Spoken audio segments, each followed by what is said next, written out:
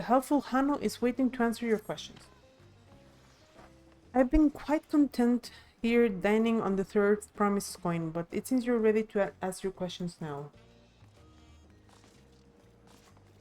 So, what is it that you'd like to know? The route to Okano.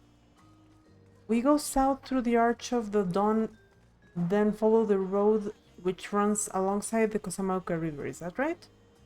It is. Be warned, however, my brethren tell me the recent storm has rendered the path even muddier than usual. The footing is quite poor in some parts. Far worse was a destruction visited upon our homes, though. Houses were torn apart and several people injured, if not killed. Even our beloved festival is in danger of being called off this year. If you do still plan on going, I must urge you to proceed with caution. We'll be sure to watch our footing then. Thank you.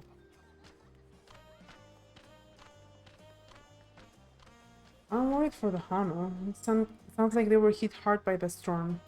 However, if we are bound for Kozama'uka, we should head over to the Arch.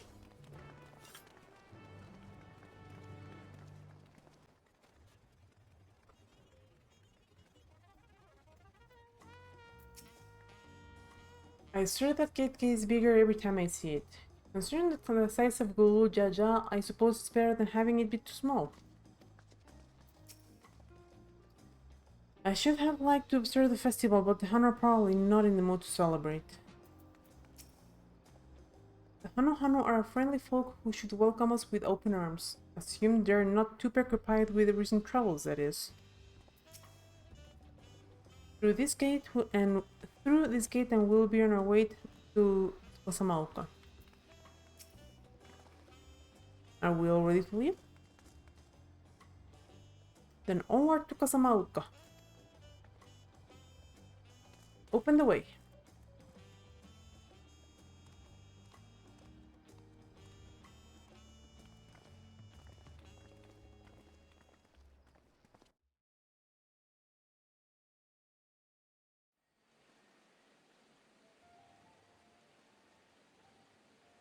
Kozama'uka, the land of rainbow terraces.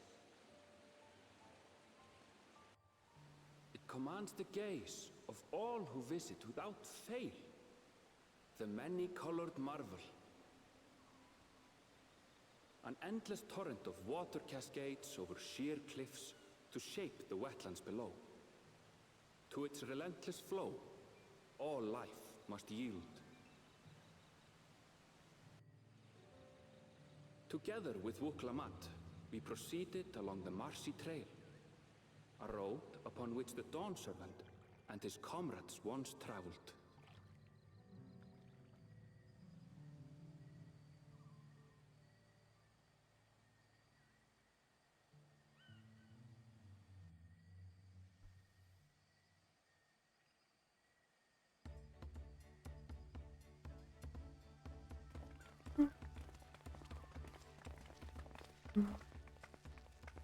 Look at those falls. Even from this distance, you can feel the weight of that water. The Isle of Ham was impressive, but as you can see, Tulihiola does not want for natural wonders.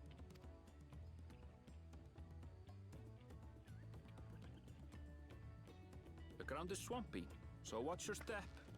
You wouldn't want to fall into a bog. I won't. I told you I've been here before. Come on. Okano isn't much farther.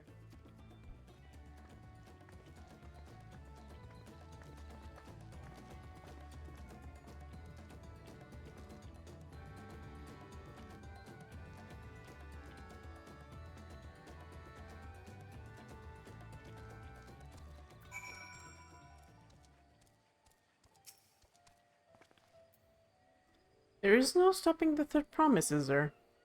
A good thing she has Erinville to keep her from getting lost. For all his grumbling, he's certainly there for her. Everyone should be so lucky to have such a loyal childhood friend. Right, let's get moving.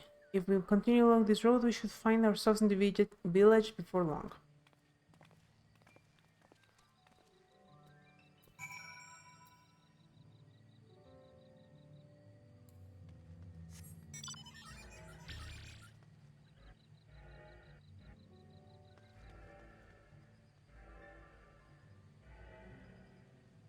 The tilting is real. Look. I wonder how it'll look when I'm actually flying.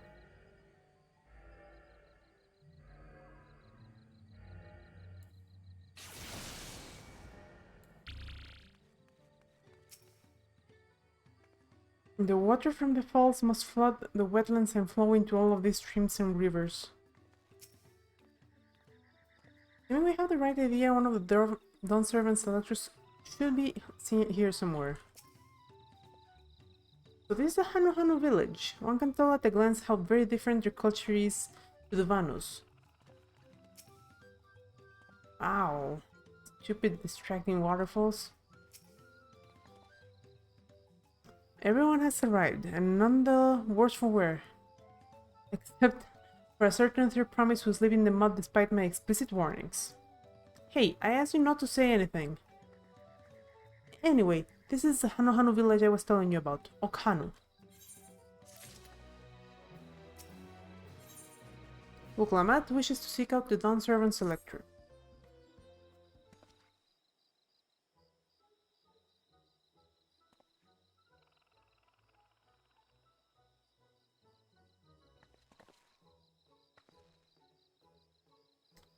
Like our friend said, the people are in no mood for festivities. I can only assume they are still recovering from the damage wrought by the storm. Indeed. Well, let's do what we came to do and find this elector.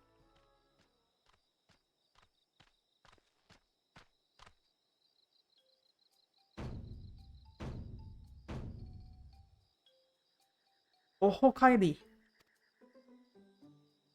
Oho what now? It's a Hanu greeting. Really you heard the last time you were here? Well, I was busy enjoying the festival.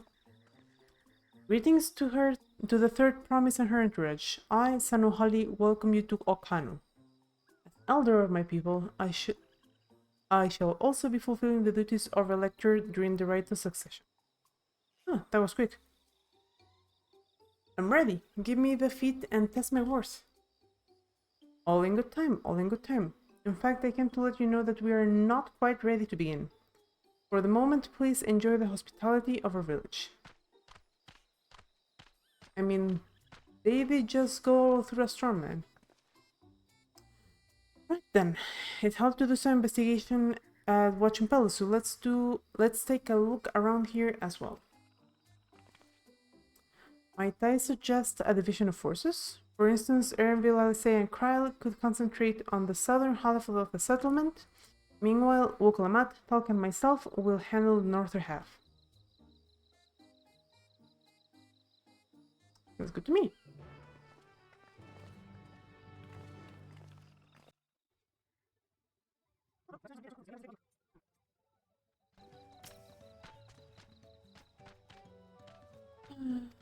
You heard about the storm? I've never seen the likes of it before.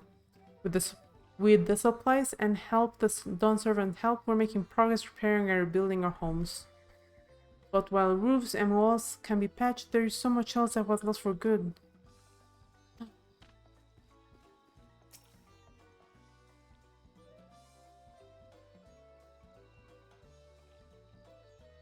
Oh man. That house took a beating.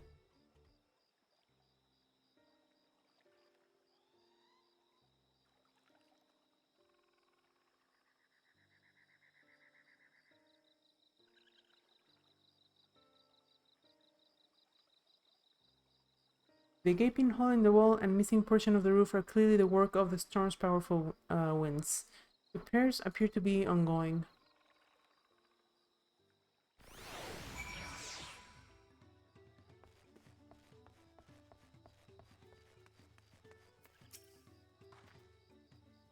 A lot of houses are still damaged and the Hanu I've spoken to are not their usual cheery selves.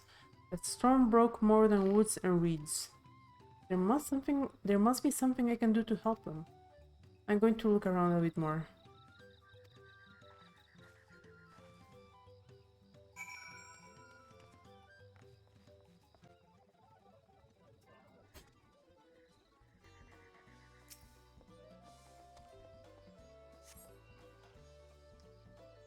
Dry and shrunken bundles suggest the reeds were harvested some time ago.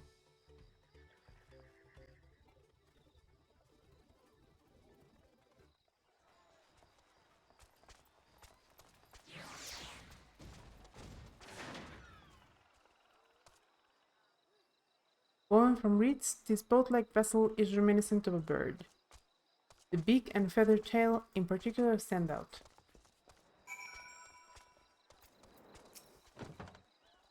Both must be woven from the same reeds I've seen gathered into bundles here and there.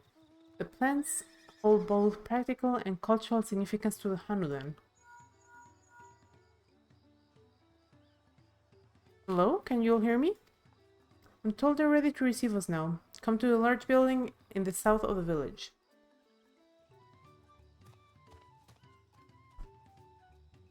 On my way. We have to hurry over too.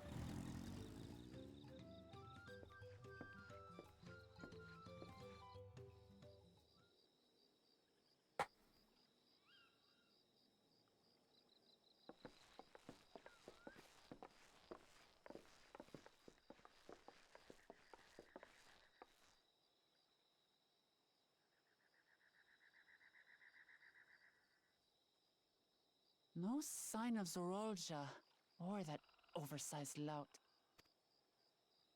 How much easier it would be if Soralja were to fail here. But that isn't likely to happen.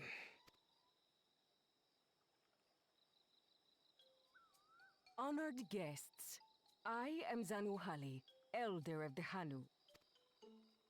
I am also an elector, charged with judging which among you is worthy of ascending the throne. Without further ado, let us talk of the feat. Not so fast. Surely you couldn't begin without us. You made it after all.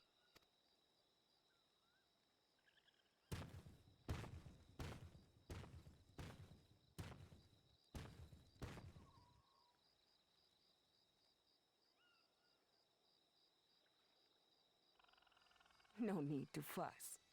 There is no time limit for this challenge. Now, if you would allow me to proceed. It is here, in Okanu, where my people forged a bond with the Dawn Servant during our own chapter of the Tuli-Yolal saga. In homage to those events, I have prepared for you the Feat of Reeds. Reeds seem to be of great importance to the Hanu. I wonder what this feat entails. We use reeds in every part of our lives, be it as food or weaving material. But look around the nearby paddies, and you will see that this season, our crops are failing. How fortunate, then, that my appointment to Elector coincided with this predicament. For surely, those who aspire to be Dawn Servant would find the matter of an ailing harvest a mere trifle to resolve. Aye, well, it is indeed the duty of a ruler to address the people's woes. Exactly, exactly. Do well in this, and you will earn my keystone.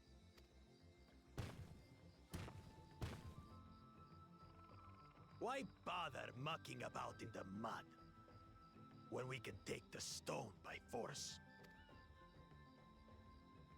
Oh, mercy me! You are a hot-headed fellow, Bakul Jaja. Some electors may enjoy going toe-to-toe with scrappers like you, but I refuse to entertain your base instincts. Arrangements have been made. Should you attempt to engage a feat giver in combat without their consent, word of your immediate disqualification will be sent to the palace. If you're still feeling feisty, then by all means, draw your weapon.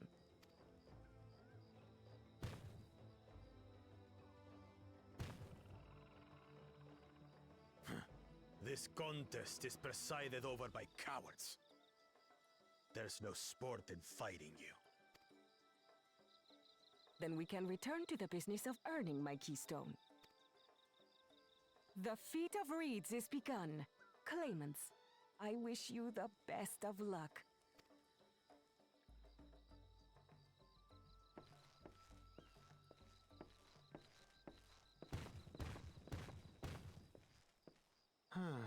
The clever kitty crossed the seas to study foreign novelties. He might know tricks we don't. Tricks we can use. What of Little Miss Mittens? You know the answer to that. Compared to the first and second promise, she's a distant third. Not even in the running.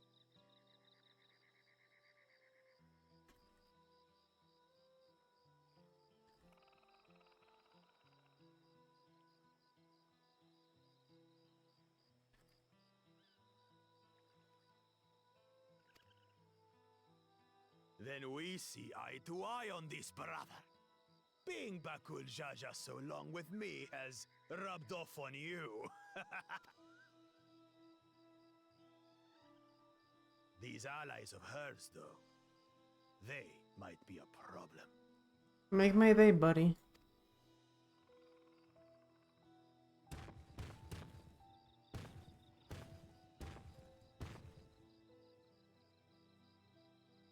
Damn it! I'm just as qualified to be here as they are. I'll show them.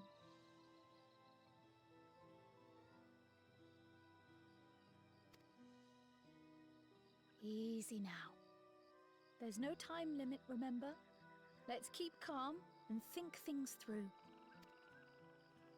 Right. You're right. I won't win against that lumbering Vidrol by losing my head.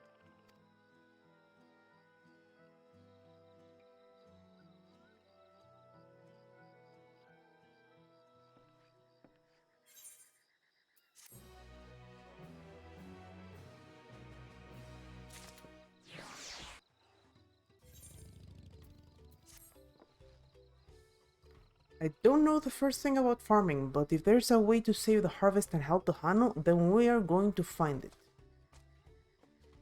I'll make Bakul Jaja eat his words. Understanding the nature of the problem will be the key to solving it. We need to examine the reeds themselves, and that deduce the cause of their poor condition. Envil, will you take us to the fields where the reeds are grown? Of course, follow me.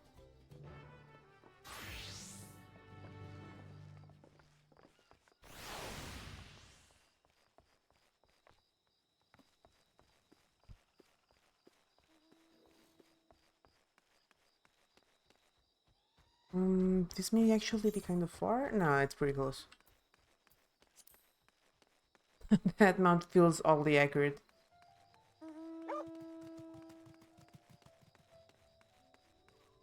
Very pretty. Oh, these are definitely some wetlands. That's massive.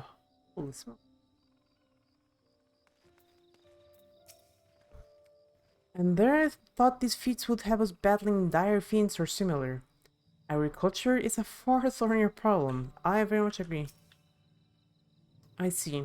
They irrigate the fields by diverting water from the neighboring river. But unlikely the reeds ever dry out. Look at these fields!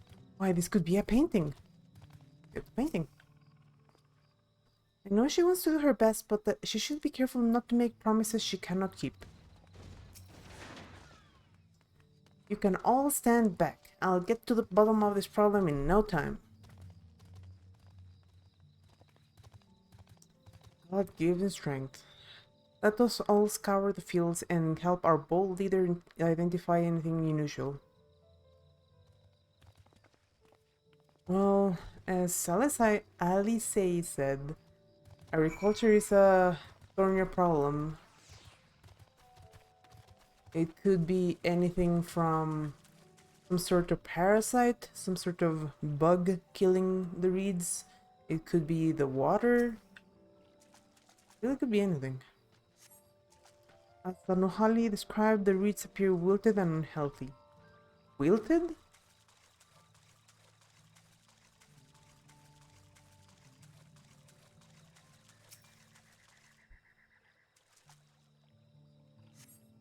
The water contains no obvious contaminants and looks fresh and clear at a cursory glance. Oh, I would say water is definitely not the kind of thing that you just want to, like, eyeball.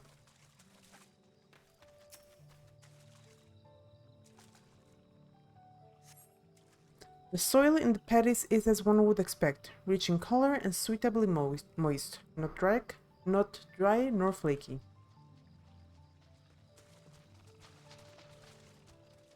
Go talk to those two.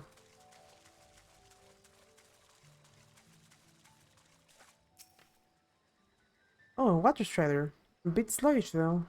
More of a water shambler.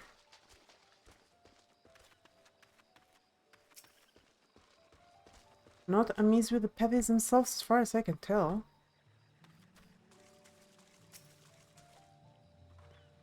I'll find the cause of all of this any moment now.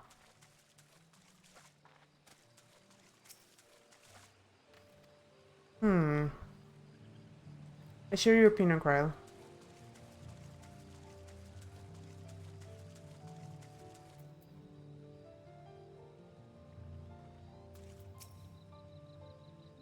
Any luck? Not really.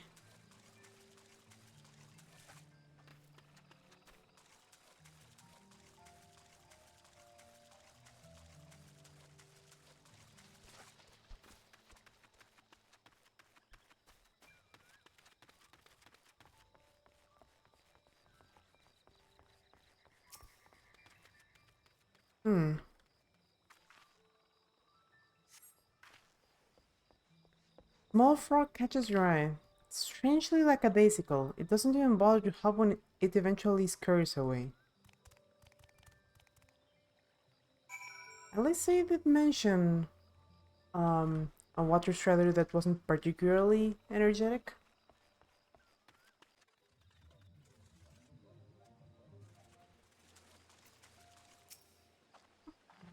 Seen enough? I'll call everyone together and we can share our discoveries.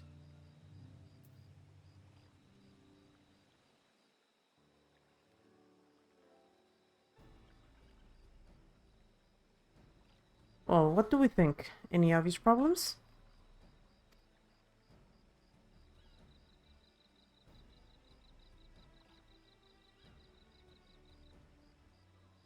I agree. The waters look to be of good quality and thus the mud in which the reeds have been planted.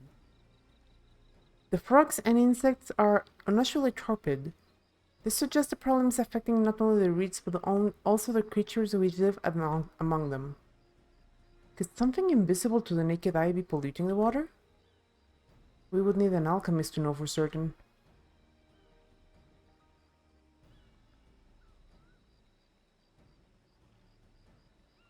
I don't have much to add about the fields, but something else occurs to me.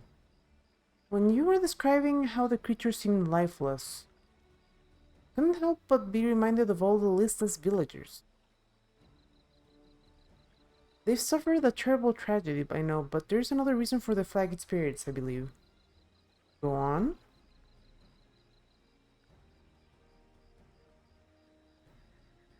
The festival! This is a traditional occasion for celebration and renewal, and without it the Hanu are struggling even more to recover. The last time I visited, the village was in the middle of festivities. You'll never see the Hanu more joyful and alive. It's an indispensable part of the culture, and its absence will only compound their woes. So I say we help them put on their festival. Give them a reason to cheer in these sad times. Who knows, maybe fixing one problem could lead us to a solution for the other. Stranger things have happened. Right?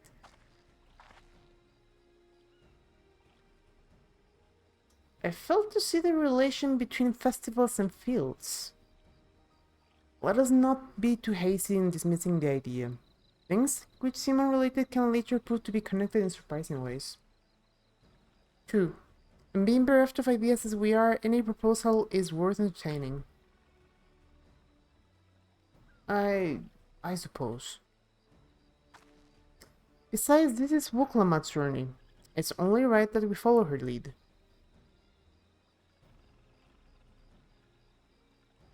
Thanks, everyone.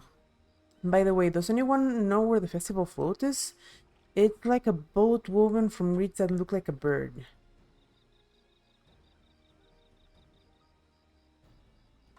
In that building to the north? Let's go and see it.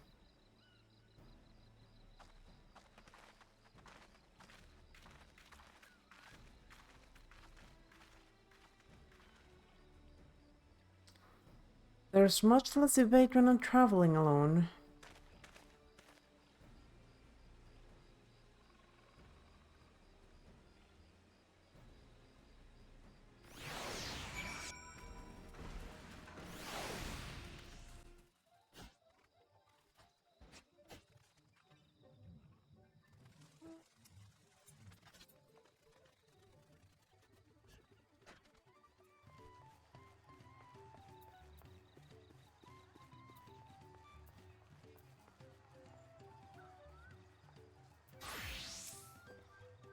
Yes, this is the float I remember. It's not... Does it not appear somewhat damaged to you? You take a closer look. Okay.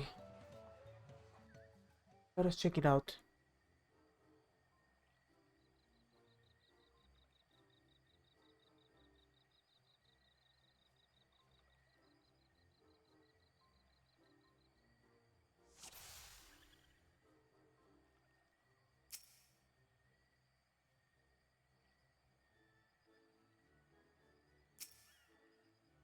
Yeah, that is definitely broken. Oh, that's definitely broken. How will I leave this great big vessel without all of the carrying poles intact?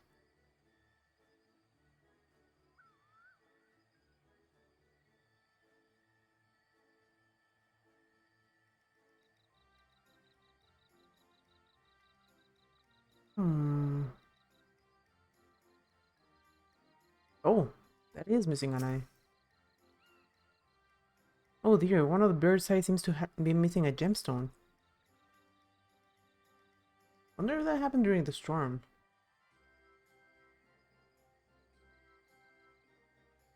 That is not a lot of magnification, what the heck.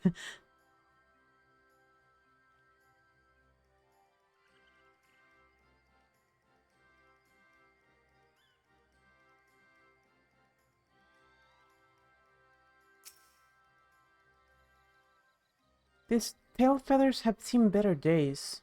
I swear the colors were a lot brighter than the last time I saw them.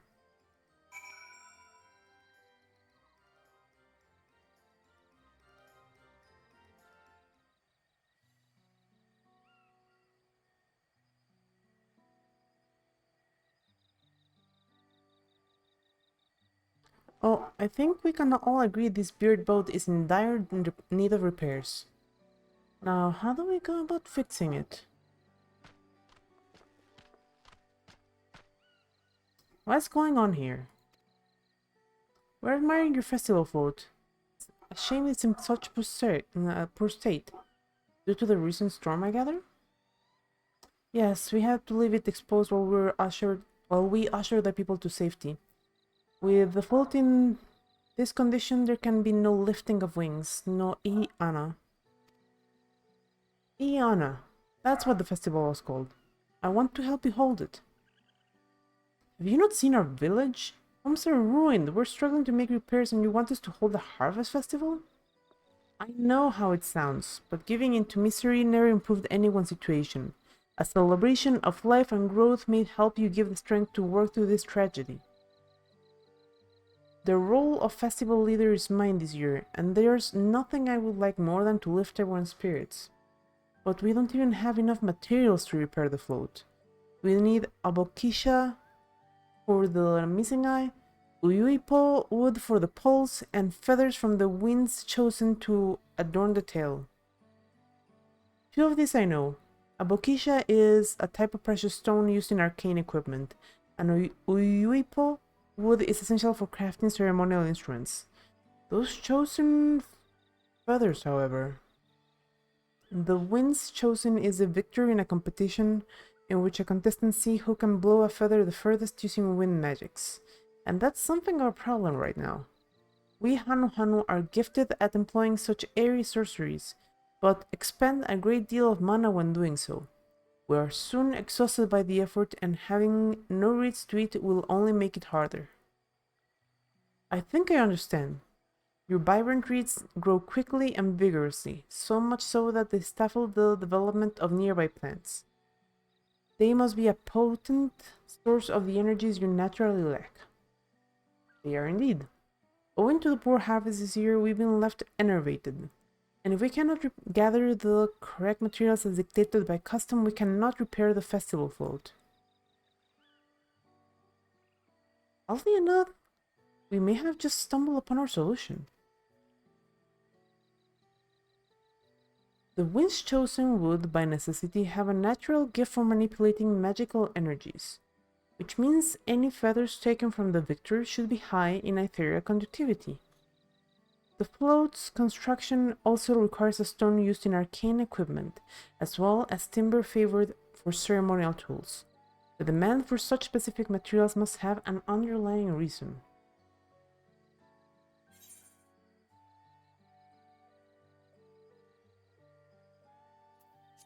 The float might also function as an arcane device. Precisely what I was thinking. This boat of reeds is in fact an arcane focus on some kind. Focus? For what? Oh, Iana is a harvest festival, isn't it? That must mean the float was made to encourage healthy crops. So if we repair the boat and hold the festival, its arcane powers might fix what's wrong with the reeds. We won't know until we try, but this is a sound theory. Celebration, prayer, ritual ceremonies, these have all been known to elicit miraculous effects. Wait, the float a tool for magic? This is the first I'm hearing of it. In the beginning, it may well not have been. After a good harvest year, there would be no reason to change it. But when the harvest was poor, new adornments were likely added, and those who performed the labor may have imbued their work with ardent hopes for a brighter future. Through years of trial and error, the Hanu would have refined their festival float into a focus for harvest prayers. Incredible. I know you're practically fainting from hunger, but reviving Iana really does sound like the solution to all of your woes, and I promise we'll do everything in our power to help you. I'm still not convinced about this focus business, but I accept your aid nonetheless. I will introduce you to the shipwright who's been maintaining the float these last few years. He has replaced both the eyes and the poles before, so he should know where and how to procure what we need. Then allow Alice and I to acquire the feathers. We will encourage the people of Okano to gather and vie for the title of Wind Chosen by sharing with them our own reserves of mana. I'll go with you. I carry some alchemical brews that may afford the same effect.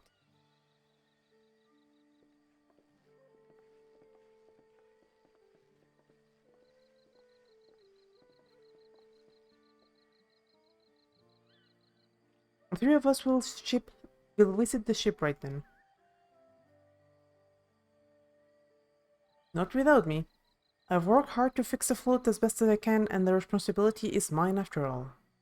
I've not introduced myself, have I? My name is Linuhanu. Nice to meet you, Linuhanu. And certainly, let's all go together.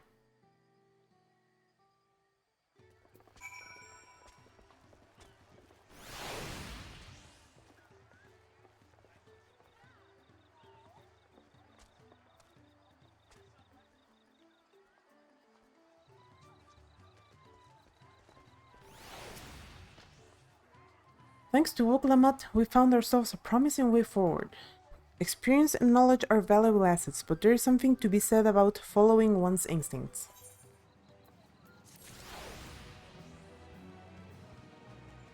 Okay, I want to check something out first.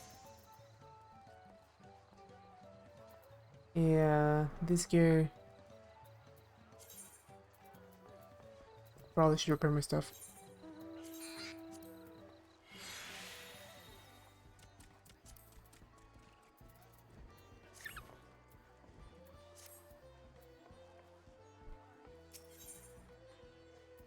Leinuhanu wishes to take you to the shipwright. The shipwright's name is Wook Avu. He's a Kshbral who only moved to Kozama'uka a few years ago, but he has since mastered our customs to an almost frightening degree. It's especially strict when it comes to manners, so make sure to offer him a proper Hanu greeting. We wouldn't want to offend him right before asking a favor. A proper Hanu greeting? Oh, that one! Don't worry, I'll remember how it goes. Then we shouldn't have any problems. Let's head to Okbekbe, to the east of here. I really hope Wuklamat remembers, because I don't.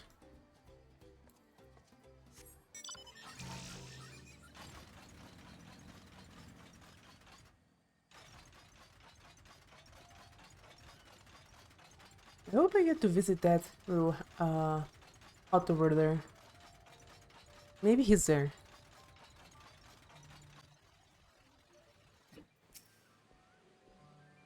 I seem to have a place here that visitors can stay. Looks cozy. Look over there. You see that big winding staircase? Yeah. This is Okbekbe, the village of all. Those who drift into Kozama'uka from Tuli-Yolal and elsewhere are welcome to live here alongside the Hanu. As for Wook Avu, he lives and works in the House of Waters High, at the top of that large tree nearby. Follow me, but I should warn you, the climb up the stairs can be challenging.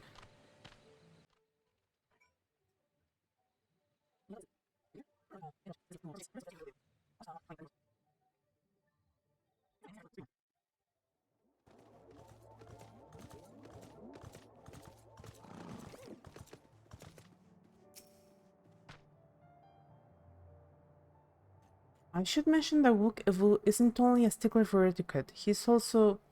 Oh, you'll find soon enough.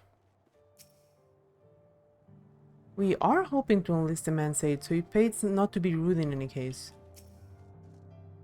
Ohokali. Oh,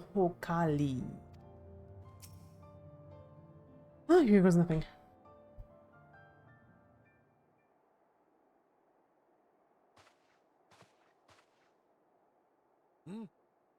What do you want with me?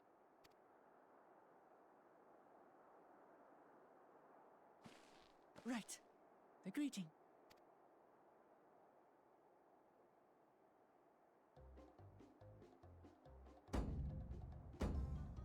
Ohokali!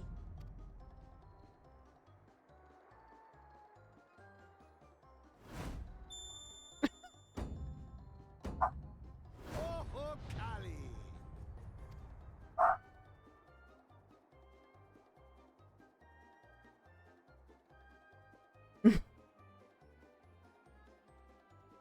Good. You brought your manners with you. We got our own little alley hole here. Do as the Hanu do. For a country as diverse as ours, the preservation of harmony demands that we respect the cultures of all peoples who call it home. Well, that explains your familiarity with Hanu customs. And you speak truth, of course. To live together means to learn about each other. Ah, I appreciate an open mind. In fact, I get the sense we've met before. We have?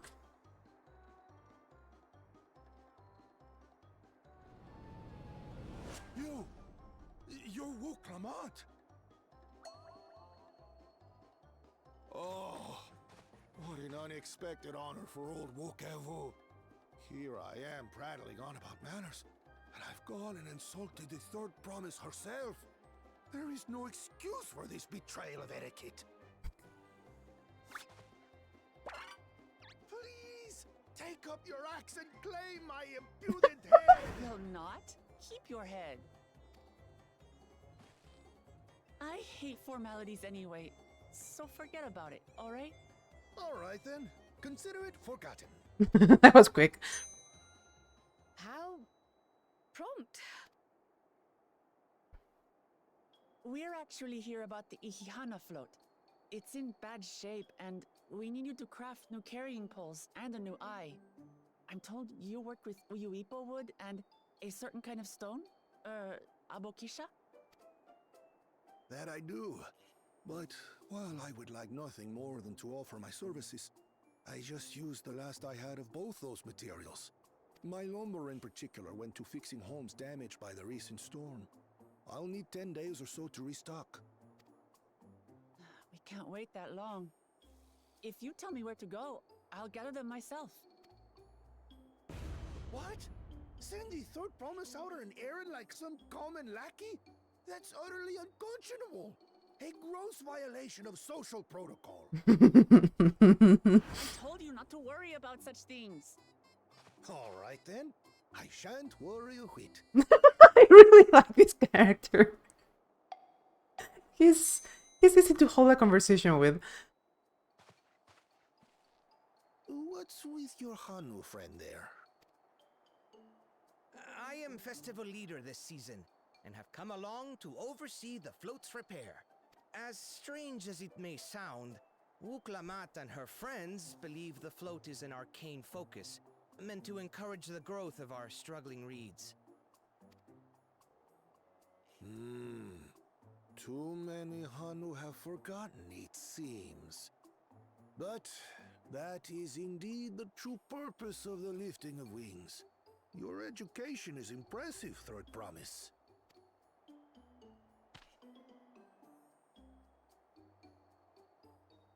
Well, maybe a little.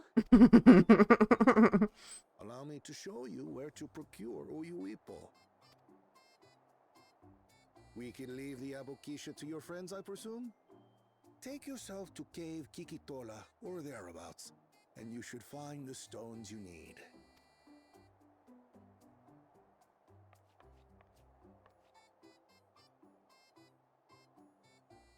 I've been there once or twice. I can guide you. That should save us some time. All right then, let's get moving.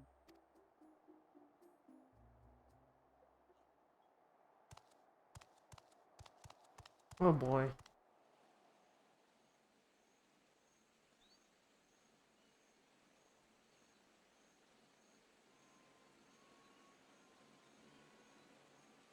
We're gonna have to deal with these jerks, aren't we? Chosen one of your rivals is making progress.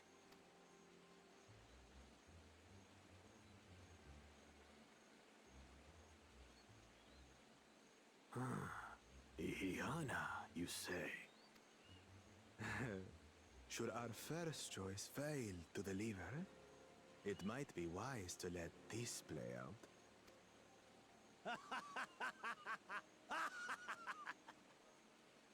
The third-rate promise is making herself useful after all.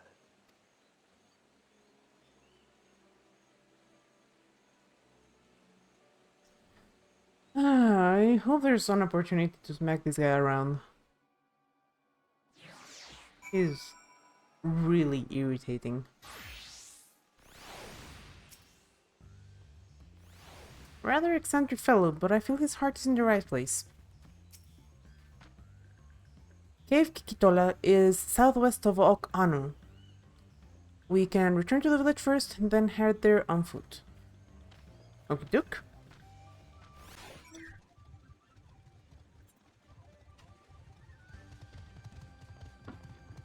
Hit me or the maps are gigantic this time.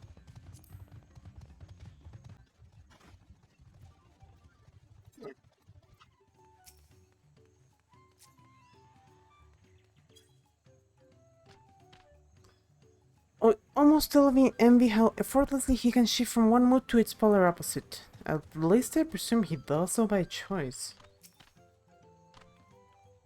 Southwest of here, was it? Let us be on our way.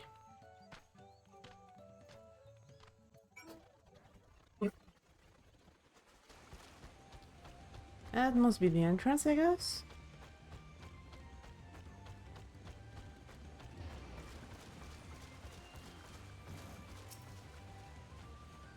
Cave Kikitola, as promised. Home to many deadly creatures.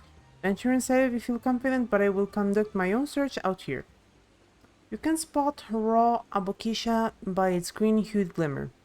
Bring anything matching that description to me. I shall help scour the inside of the cave then. You take the west half and I take the east. Oh. Let's check the map first though. I go this way? Yeah, yes.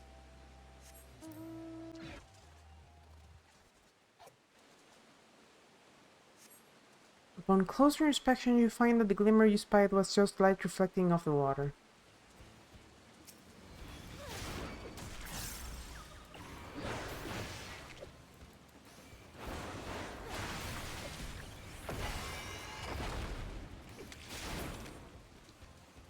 It's day one and I can already tell you one thing, it's never gonna get old. That animation just slams so good. You find a chunk of stone glowing a distinct shade of green. This seems to be the exact kind of mineral Lunuhanu was looking for.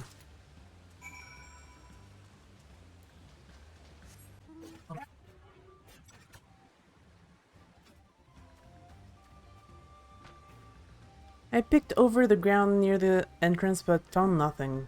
Do you have better look on the inside the cave?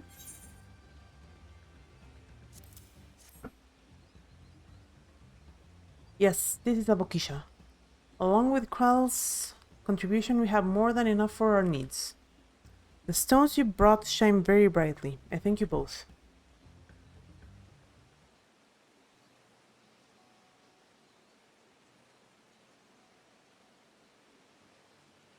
You would have been happy to know we're putting things right. Truth be told, a good friend of mine was meant to be the festival leader for this year's Iana. But when that big storm hit, he did not survive.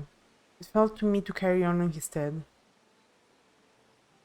That's why you agreed to Wuklama's request despite your initial reluctance. Yes, it hurt to hear, but she was right. Though I must mourn, I cannot let my grief consume me. Her words made me realize that the path to my recovery, our recovery, is already laid out before me, and I will walk it, for myself and for my friend.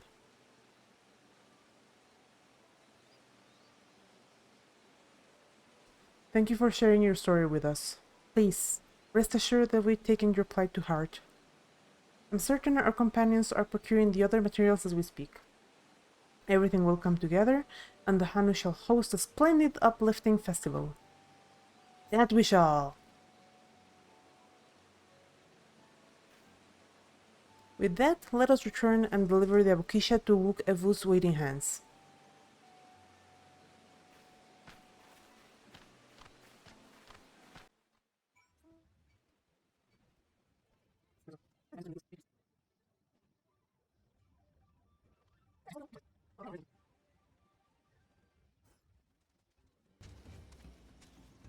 I just noticed I don't remember the name of this mount. My Fireborn, I think?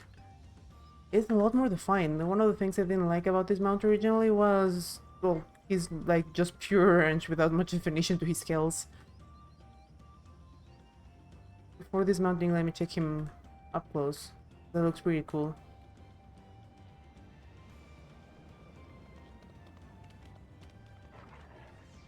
Yeah, there's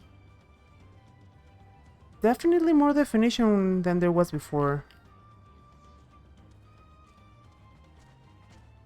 In fact, I don't think I've ever seen his face that clearly.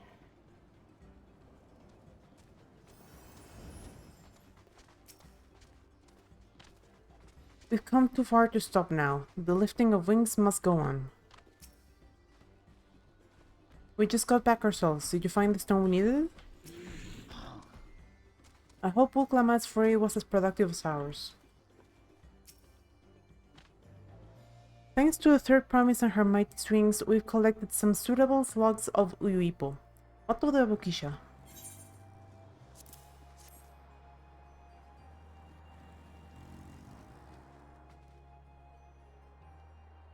Yes, these are excellent samples, a goodly quantity too. At this stage, you'll likely surmise that the lifting of wings encourages the crops to grow, but not exactly how, eh? Well, you're in for a treat. If all goes to plan, the results should be spectacular. Now, get to work crafting these pieces for the float. I could use an assistant versed in the arcane arts to enhance the Uyuipo's conductivity. Then I'd be delighted to help. Everyone else should head back to Okahanu. We'll join you at the float once the work here is complete.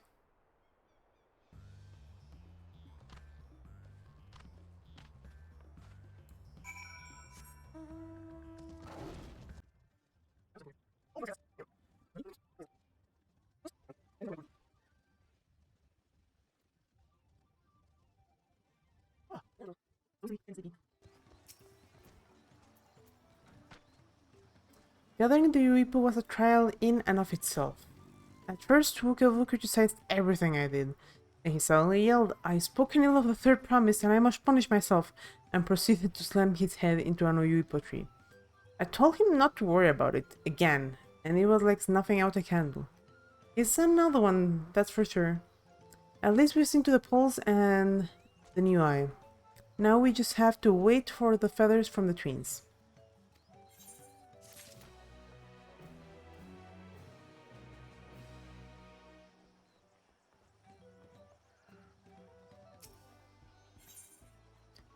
Uklamat settles down to rest before the festival gets underway. We get some rest before the excitement begins.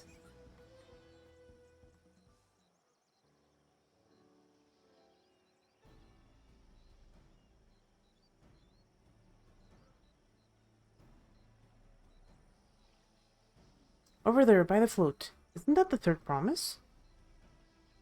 Then the rumors are true. She's trying to complete the feat of reeds by reviving Iana. The festival is a prayer for healthy crops, but does she honestly believe that will be enough to save our harvest? The second promise meanwhile barely glanced at the fields before leaving Okano altogether. Maybe we asked too much of our young claimants.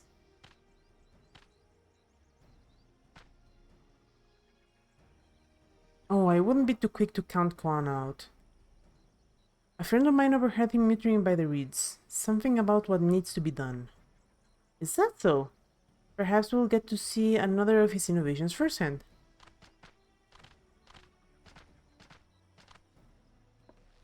That sounds like Arcana. One look at the reeds was all he needed to think of a solution. Be that as it may, our own solution is nearly ready. Indeed, as soon as the others get back, our long-awaited festival can begin.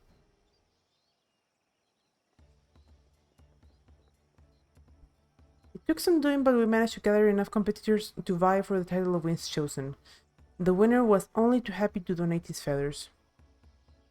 You should have seen it.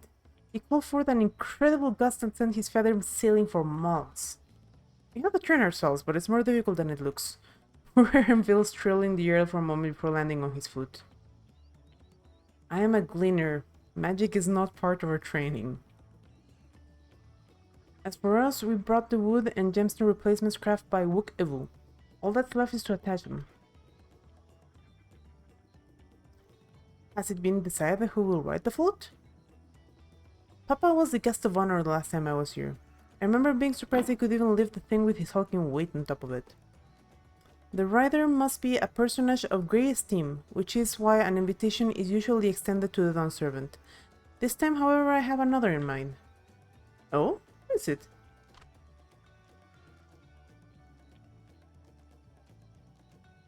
Our beloved Iana, the lifting of wings is only being held because of you and your companions. Thus do I nominate you, Wuklamat, as our guest of honor. Me?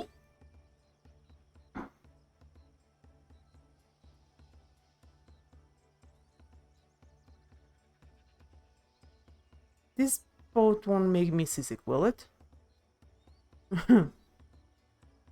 I don't think so. Then we anchor. I can hardly refuse a request from one even more enthusiastic about the festival than me. I would be delighted to ride your float. Thank you, Woodlamat. I have roles for the rest of you as well. We'll be carrying the festival float in a slow procession towards Kusanuaki, where the sacred likeness of Kishaihi is ensconced. What I'd like for you to do is clear the path of dangerous wildlife so that the procession can move along unimpeded. Consider it done. You expect me to sit still until Wukevu has finished with the float? Let me come along and help with the clearing. As you know, I'm not much for fighting. I'll stay behind and assist Wukevu with the repairs. If you're unsure where you need to go, the path I spoke of begins at the south of the village and branches off to the east. This will lead you across the bridges to the Stride of the Sun. Then we shall see to clearing it end to end.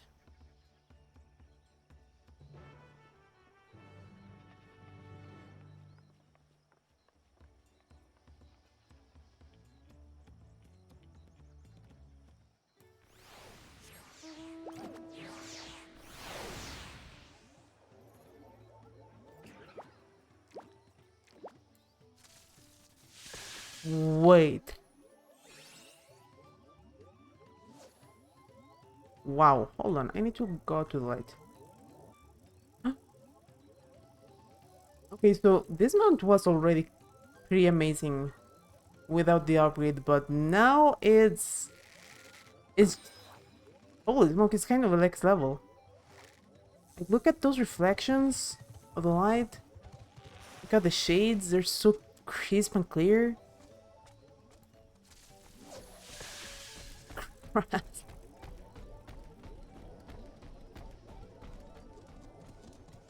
I get the feeling I'm just gonna continue being floored by this upgrade forever and ever.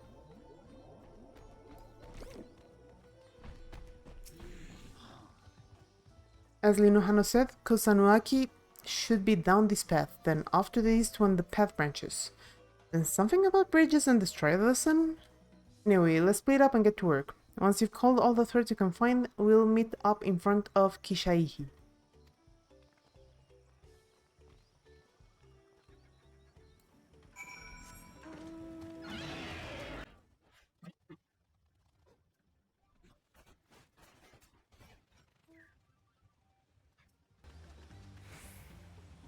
I told you, you don't need to watch over me anymore.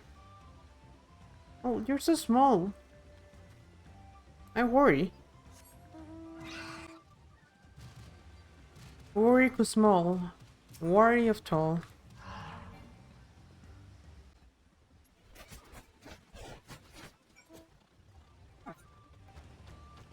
Man, and we have yet to even get into level 99 quests. Level 91, sorry, not 99.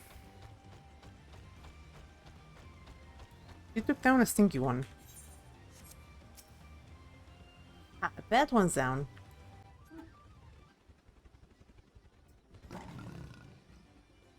At this rate, we'll soon have the route to Kozama'uka secured.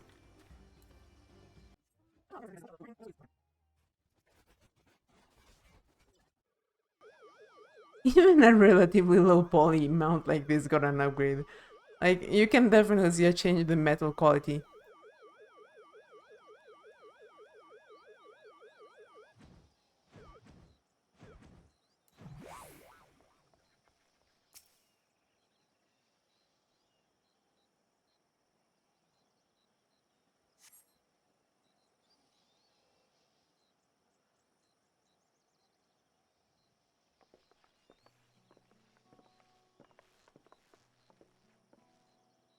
Ah, you are a step ahead of us. This must be the likeness of Kishaihi, the Hanu deity of the harvest.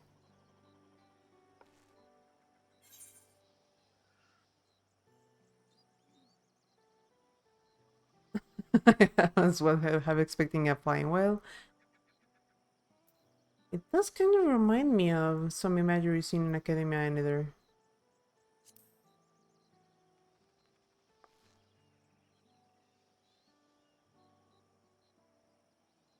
Yeah, one of the ancient creations. Possible a vestigial memory of that time endured. A subconscious recollection from the inherited soul, providing the basis for an entirely new religion. I have no idea what that means. As far as I know, Kishaihi was worshipped on another continent. This ancient faith was then brought to trial by the first Hanu. The Hanu migrated here from another continent? And mayhap the two do share a common ancestor. This is all very fascinating, but shouldn't we be getting back to Linuhanu? You'll want to know the path is safe for the procession. Right, and I need to ride on the float. I'll run ahead and tell him we're done here.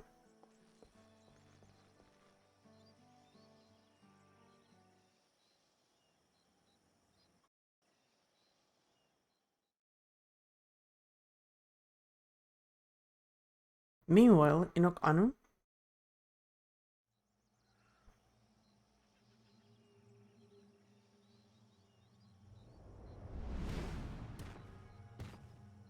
not this dark.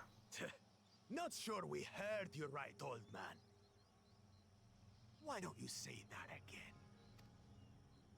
As many times as you'd like. The third promise tasked me with repairing this float, and I'll not relinquish it to an uncultured brute like you. Much less one that can't even manage a simple greeting. We wanted to handle this in a civilized way, but we're more than willing to kill you.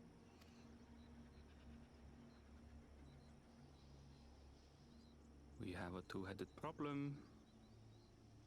Yes, please hurry. She's on her way back already? Stand back, Wukevu! I will protect the float! Are you trying to be brave, little bird? I could never have repaired the float alone. Not properly.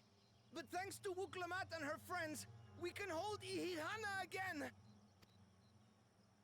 This is a priceless treasure! And as festival leader, I would die to protect it! Very well, if that's what you want. You wouldn't, you asshole.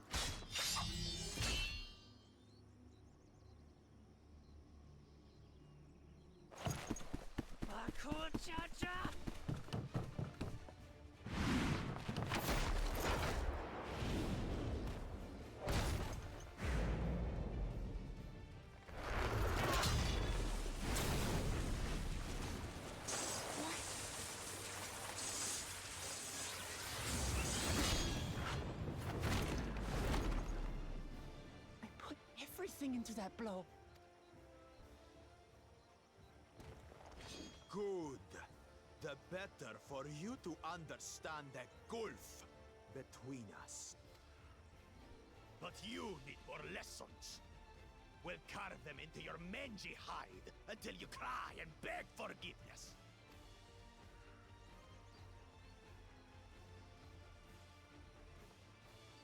Can I kick his ass now? Your brilliant plan was to steal the float and take the credit. The so-called blessed siblings are nothing but cheats. Your scorn is sweet music. Come, weaklings. We'll crush you each in turn. Or all together, if you'd like.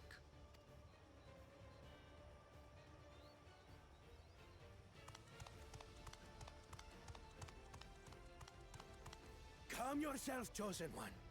If you fight in earnest, this will end in a massacre. What's more, we have word that our other prospect is on the verge of success. Then it would be foolish to expend effort sweating nuts. Lucky for you,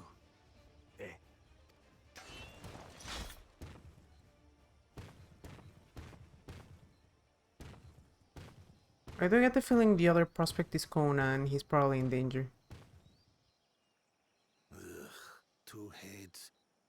I see Mamuk still clings to that loathsome hope.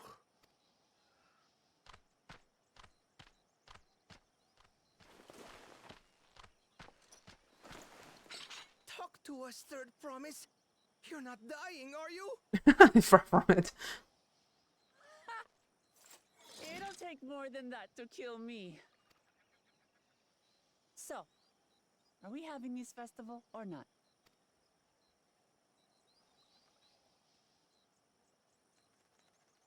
Yes!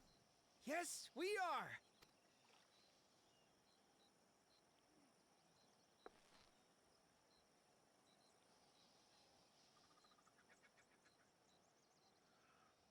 I want to change back my axe. I don't really like how the Abyssus hammer looks here.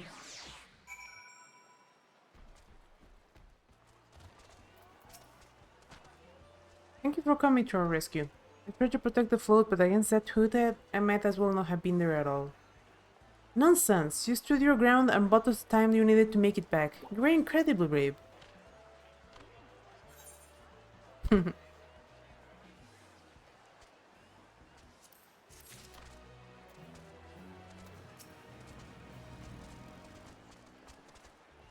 I'm glad we kept the float out of Bakul Jaja's clutches, but gods, he brushed me aside like I was a bothersome gnat. I mean, sadly I think that's just physics. Dude is gigantic.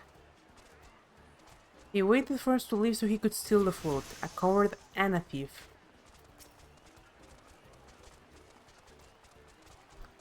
Given the nature of the right of succession aspect, such altercations are inevitable. I mean, yes, but I think Bakul Jaja specifically is gonna be trying to one-up everybody in the worst possible way. Wook wishes to spread word that the festival will soon be held. With that exciting interlude over, you'll be pleased to know that my repairs are finished as well. Before we can commence the festival, however, it would be a courtesy to inform the villagers that Ihana will be held after all. Go forth, do not forget your greetings. At this stage, I should hope the reminder is unnecessary. Ohokali? See, I remember.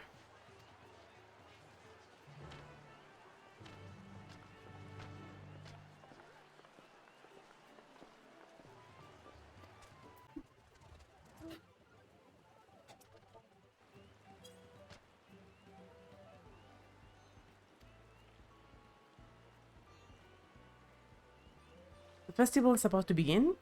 What do you expect me to say? Besides, of course I'll be there.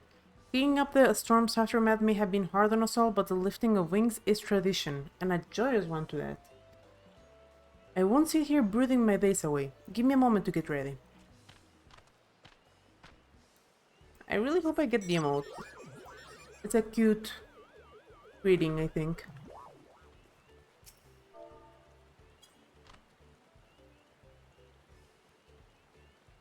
Ohokali. What? The float is fixed? Our fallen friends will be glad to know that Ihana will be soon on their way.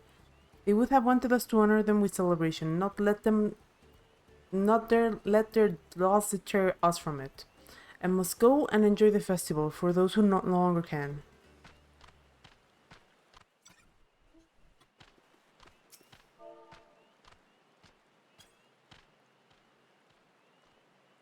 Ohokali. Thank you for letting me know. I would very much like to attend the festival, but the repairs should be finished as soon as possible. What to do, what to do.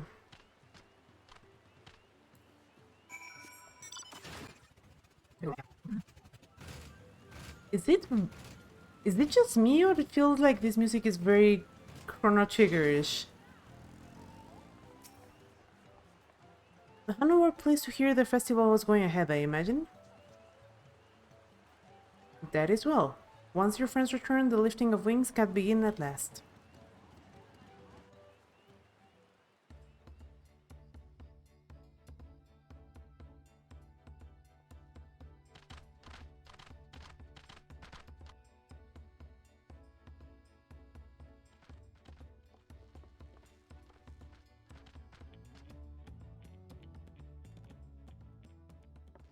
so few have come. Patience. Once Ihihana gets underway, no Hanu will be able to resist joining in. Just so. Ukewu knows well the heart of the Hanu. Have faith, Third Promise, and climb aboard the float. It is time for the lifting of wings. Right. Off we go.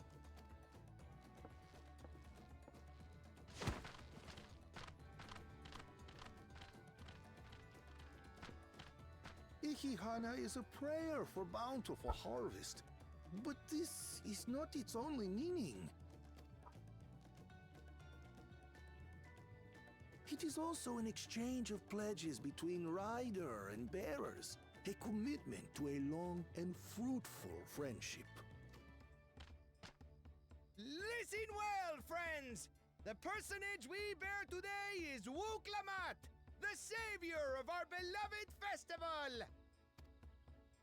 Let your shoulders burn, or your feathers fall out, but do not even think of dropping her!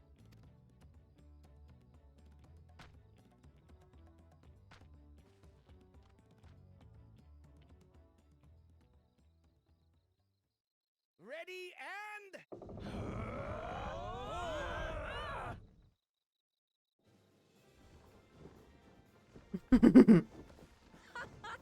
I could get used to this.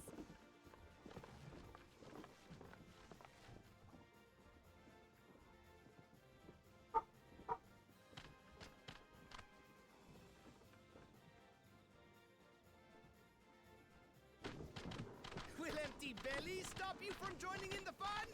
Come and help us carry the float!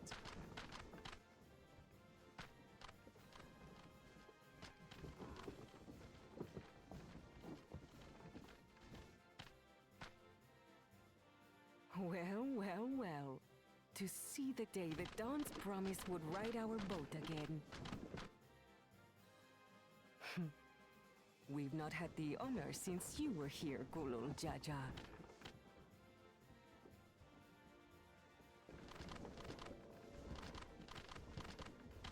Right, we've enough bearers now. Onwards to Kozama'uka!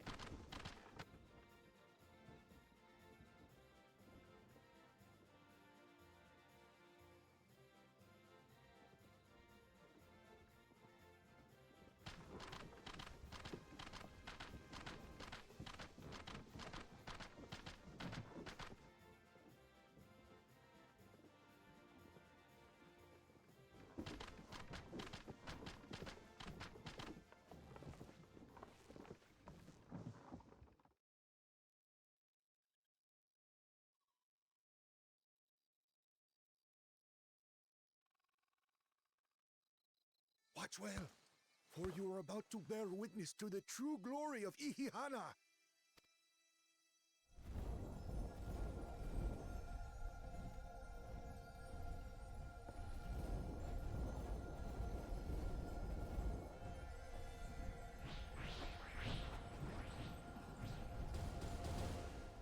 The float draws upon our life force, concentrating and amplifying the energy.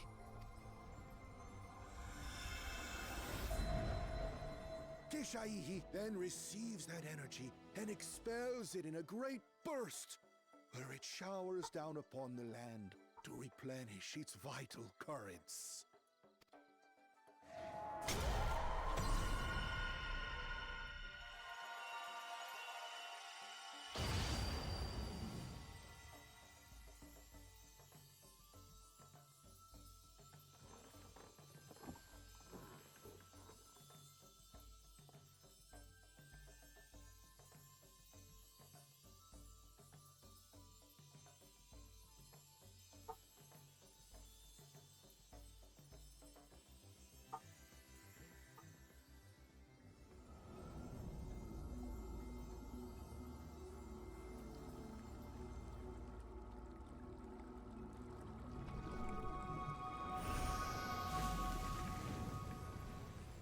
Well, that was quick.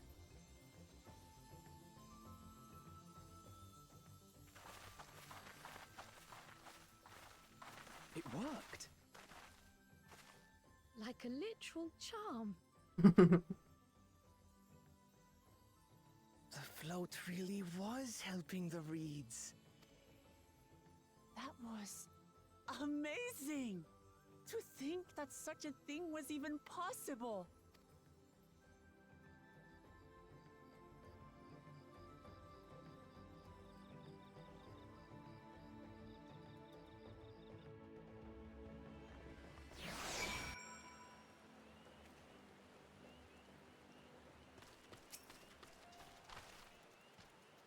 Should I have left the float behind like that? I was so excited to see the reeds. Nothing to worry yourself over. My brethren have been swept up by festival fever. Last I saw they were taking turns at the carrying poles on their way back to the village.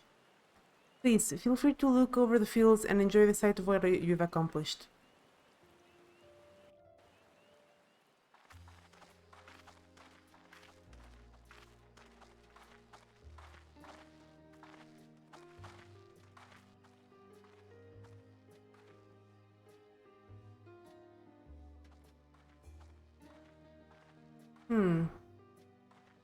Not all of them came back to life. Some of them still look a bit sickly. I imagine even the harvest magic has its limits. If the Hanu continue their festival tradition year after year, though, the entire field should eventually recover. Where does that leave us with the feet, then? You've got nothing to fear on that account. Our situation could never have resolved itself. The revival of even a single reed would have served to demonstrate your commitment to the task. That you recognize the nature of the float and found a near-perfect solution in Ihihana proves your dedication. What's more, I don't think I've seen the festival produce such impressive results since I was a mere chirper. We have been lax in maintaining the float, diluting its magic and reducing Ihihana to hollow theater.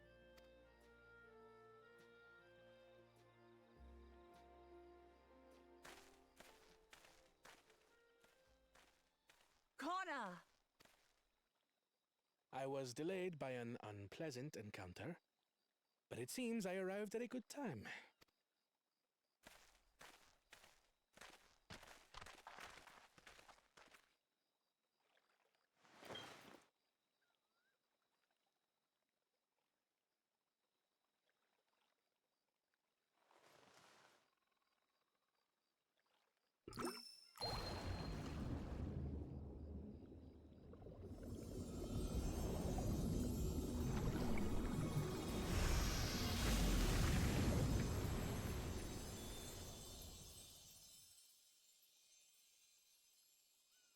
Oh, isn't that wonderful? What? You just pour in some mystery liquid and problem solved? Stagnant ether was to blame for the reed's poor condition. I assumed that was an alchemical concoction which enhances ethereal conductivity. It utilized the flowing water as an ethereal current, thereby promoting the transfer of life energies. A method I could not have devised without the education I received at the studium and the cooperation of my Archon allies.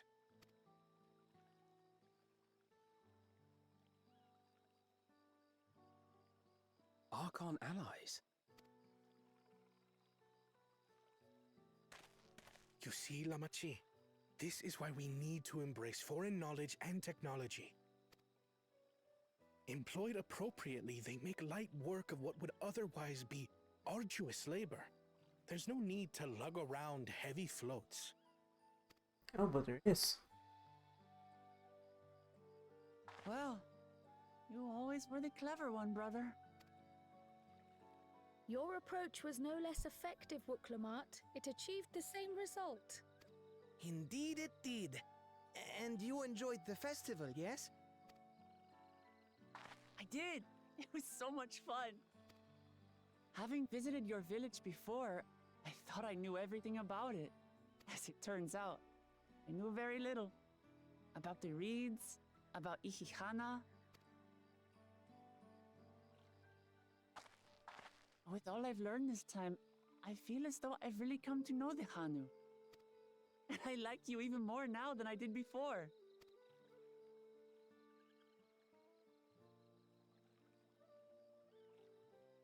The feeling is mutual. And it's not just you who had a lot to learn either.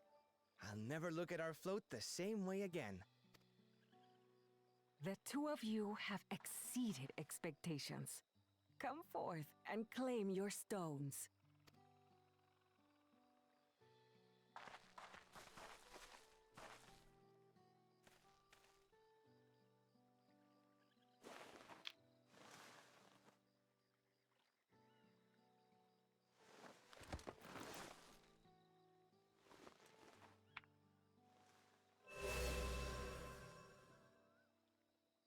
Five more to go. And on to the next.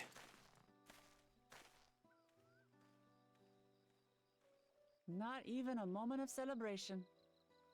That's Kona for you. Third promise? You must join us for Ikihana next season. As Dawn servant, of course.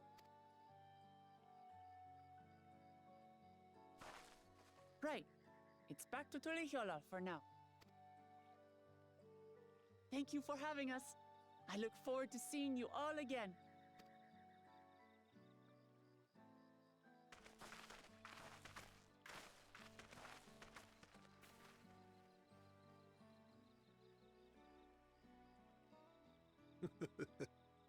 These are interesting times indeed.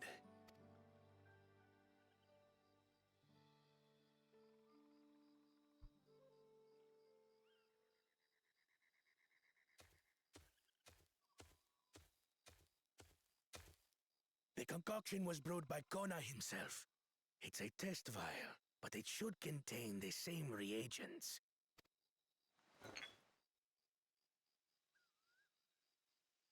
Good work. We'll use whatever we must to win.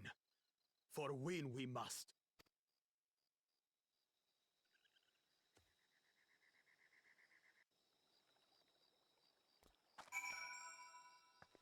I really dislike that guy. Where has Bakul Jaja gone, I wonder? And what did his follower mean by the other prospect? I'm curious as to who these Archons the second promise mentioned could be. Oh, I had been wondering where those two were. My journey has just started and already I've met so many wonderful people. Wukevul for one. He's a bit eccentric, but everyone could stand to be as respectful of other cultures as he is. And Linohanu.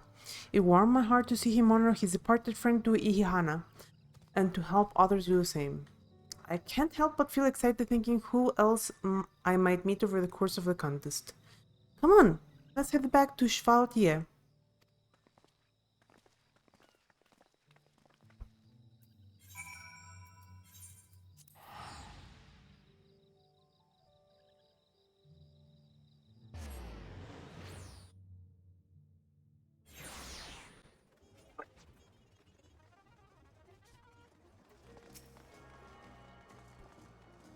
When Wuklamat declared his intention to save the festival, I feared where it might lead us.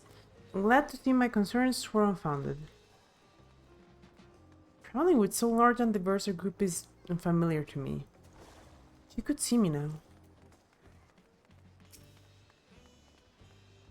Hana's festival must be as central to their traditions as the Sundrop Trance is to the Vanu. I have not forgotten our obligations to Wuklamat, but it's moments like this where we can immerse ourselves in the cultures of others that fill me with anticipation for the new experiences this adventure will bring us. I pray we don't cross paths with Bakul Jaja at the next feat. But even if we do, we've made a good start on these challenges. Hopefully we can keep it up.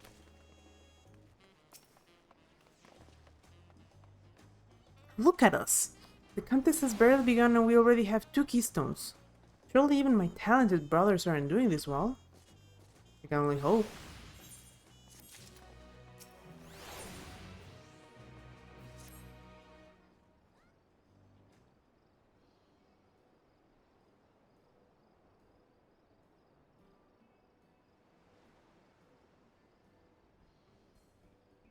We've now won keystones for both the feat of reeds and the feat of gold. Surely that means our approach to the contest was the right one? So it would seem. By continuing to retrace Gulul Jaja's journey as presented in the saga, we should find the remaining electrons in turn. Then let's visit the giants next. Like Ryle said, the fact that they were searching for the Golden City might mean they know something useful.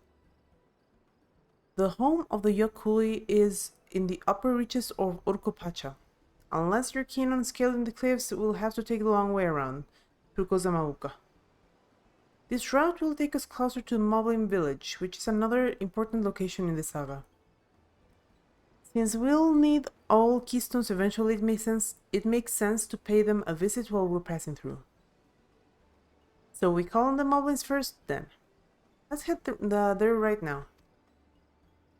I'm afraid right now is going to be a problem.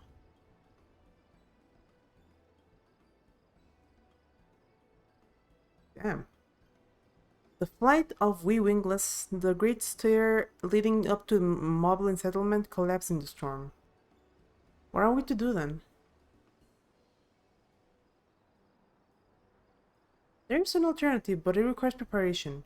Until it's ready, you could rest at the cabins or see more of the city. Whichever you prefer.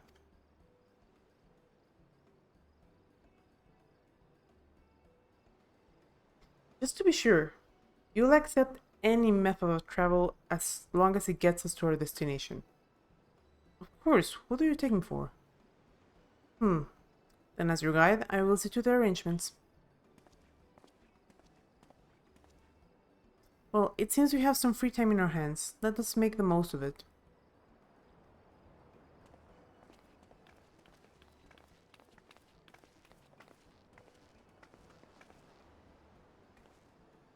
I need to get my axe repaired. I nicked the blade pretty badly when I took a swing at Bakuldeja. That reminds me, I never got around to introduce you to Ropley, did I? He's a man in charge of Wachumeki, and a good person to know. Want to come along? Let's go then.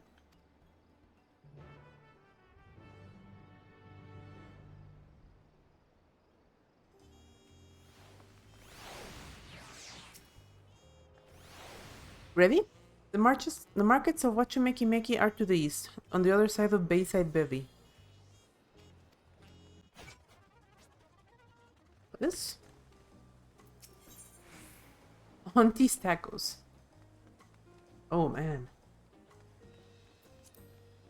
This is Auntie's Tacos, named for its owner here, the lovely Tisol. If you're after the best tacos in Tuliola, this place sits at the top with Shvalatia. You say that, Third Promise, but you only ever eat old Brook Evu's food. Come on by mine for a change. Sorry, Tisol, it has been a while, hasn't it? I swear I'll stop by for a bite once the contest is over.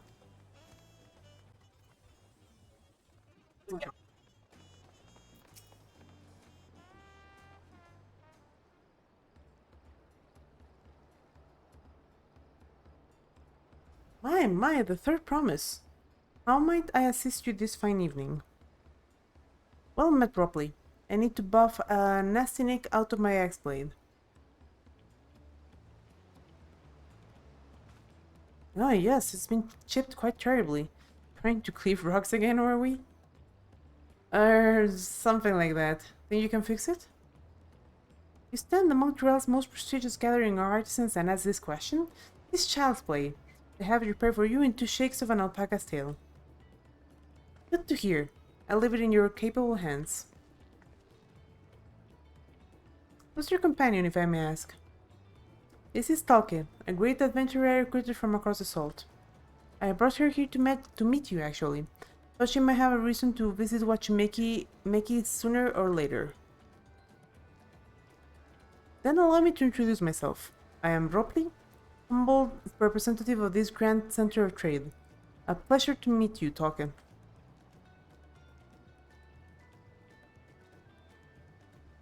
You there! Stop dithering in the shadows and announce your business already.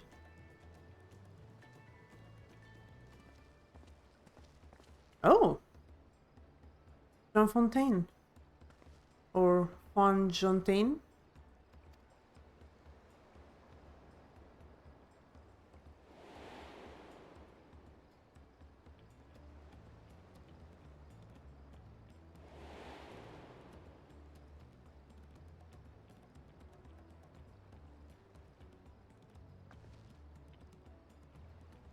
A jewelry maker you met on the voyage over? Oh, I remember. I spoke with him too. Fontaine? Yeah, that was his name. You've been loitering like a flighty admirer who can't pluck up the courage to confess his feelings. Out with it then. Why are you here? That is to say... No! Ask for a job, man! And we're no closer to solving that enigma. I wonder if he could use someone to talk to. I say we go and ask.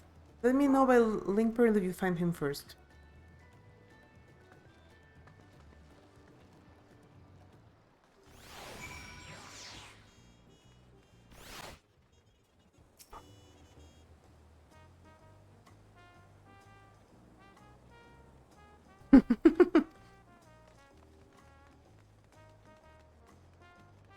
That's always the way of it, isn't it? There's like this massive taco place that everybody loves and it's well deserved, and then there's like that small, super up and coming competitor.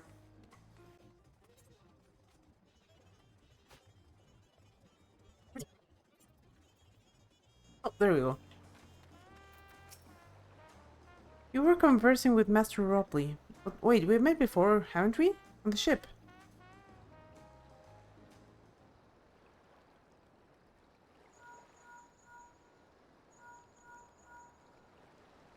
You found him? Good, I'll be right there. Why did you run off like that? Do you have business with Ropley or not? Please, you needn't concern yourself with my affairs. I'm undeserving of such attention. What are you going on about? I beg of you, do not ask me to explain. Do not. Sorry, but the more you tell me not to, the more curious I become. Besides, you look like you need a friend. You're hard to kind. So be it. I suppose I can share with you a morsel of my mystery. Before I came to Tulayolal, I worked as a goldsmith at the most prestigious jewelry maker in all of Ulda, the same aesthetics. Oh, it started off well enough, but as the days passed, everything began to go wrong. Compared to the masterpieces of my talented colleagues, my products were lacking. Mediocre. I lost all confidence. Crippling doubt possessed me, and any veneer bravado I tried to put forth soon cracked beneath its weight. Thus did I take ship, hoping to find a fresh beginning on new shores. Yet, as you witnessed, I lacked the courage to even approach a potential employer. You stand before a man wallowing in the wreckage of his ill-spent existence. Right then. You offer the morsel, then serve us full course. You must have really wanted someone to hear your story. If you like, I could try to give you some words of advice. Then, you have experience with my predicament? I feel incredibly inadequate compared to your undeniable superior peers? Oh my... Bro, did you have to go that far in? That hurt. Well, you put it that way,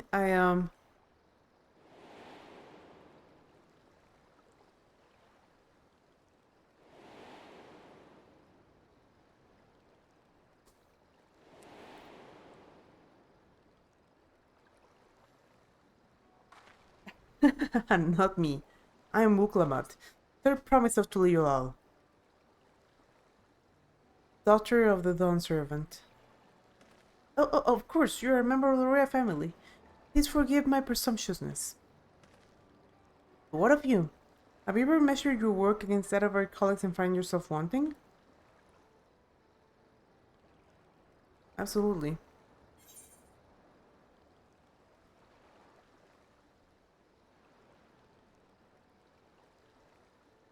but you can't measure your worth by the success of others.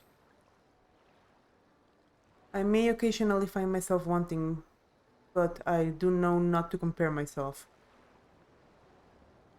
How can I not? Should my work not meet the same exacting standards, no new commissions will be forthcoming.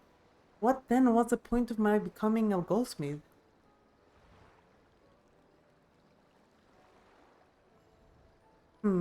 Looking back, it was my father who inspired me to take up the trade. His exquisite creations brought radiant smiles to the faces of the clients, and I admired him deeply for it. But in the course of striving to be as great a goldsmith as him, I lost sight of my original motivation. All I ever wanted was to spread joy through my craft, as he did. Perhaps I will give this one last try. Thank you both for reminding me of what is truly important.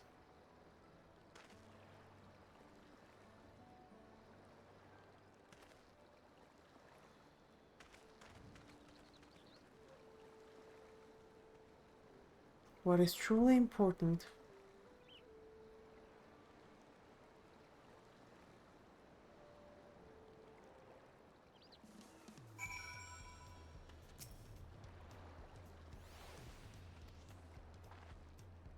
Oh, sorry, Tal.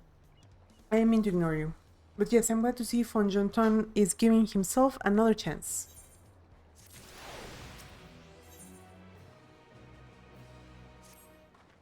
I can't help but wonder if Von Jonton will follow through.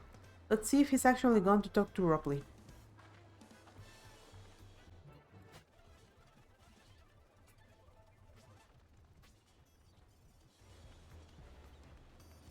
Gods, my tongue is on fire. And I love it. This woman knows.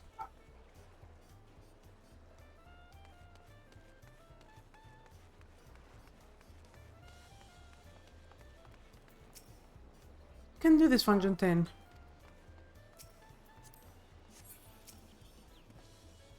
It was kind of you to come, but you needn't worry. I found my courage.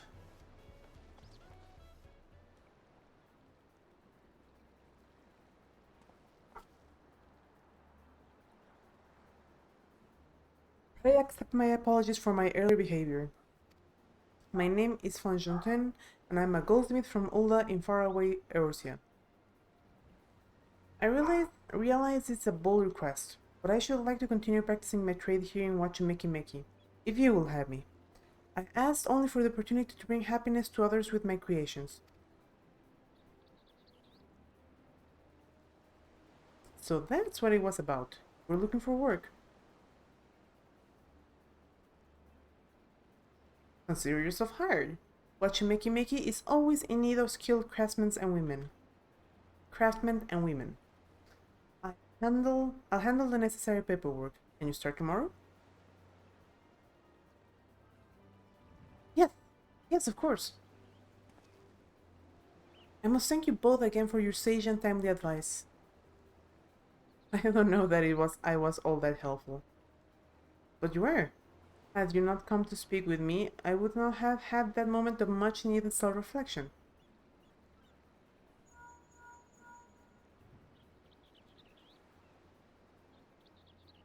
The arrangements have been made.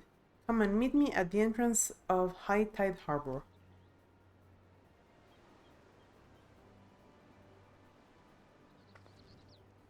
Oh, I almost forgot. Do you have my axe ready, Ropley? Ready and waiting. Behold the sublime touch of a Wachimekimeki artisan.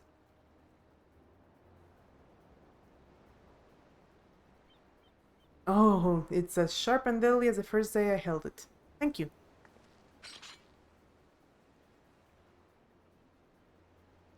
Well, good luck to you, Von Jonton.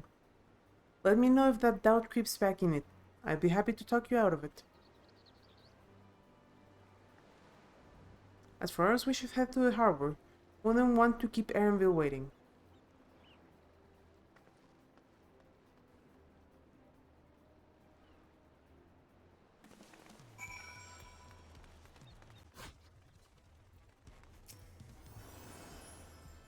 I want to re-examine the Tuliyola saga. If we continue apace, we shall soon come face to face, or rather face to knee, with those enormous Yoghui. I am told some of them tower even over the hulking Gulu Jaja. All that waiting was making me hungry, so I tried a taco from both Xfalayav and Auntie's. I think I prefer Tisol's spicy flavors. I wonder what Erinville's alternate meals of travel is. I wander through the Bayside markets and found earrings almost identical to mine. They indeed seem to be a common travel charm, just as Mabel described.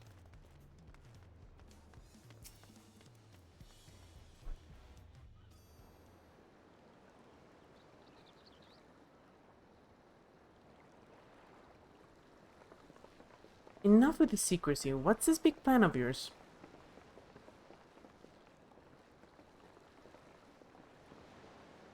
Look there. That is my big plan.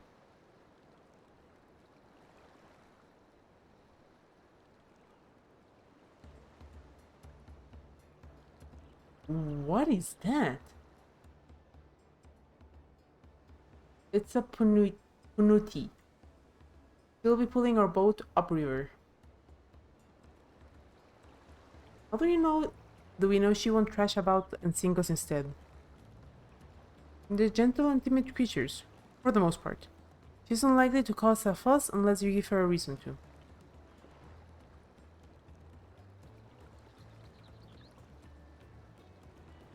First alpacas, not now punutis. We're relying on a lot on animals for this journey. We should be thankful we have an animal expert as our guide then.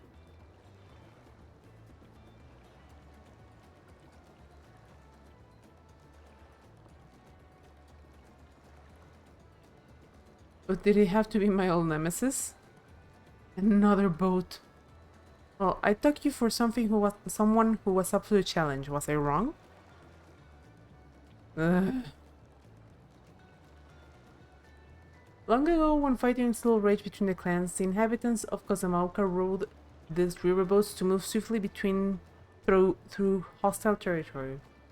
But the vessels see little use with who are now at peace, so I was able to borrow one of the few which remain.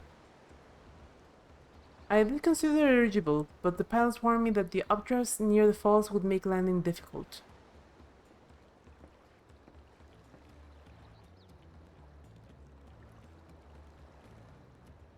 You said you borrow one, yet there appear to be several in the water. Kona!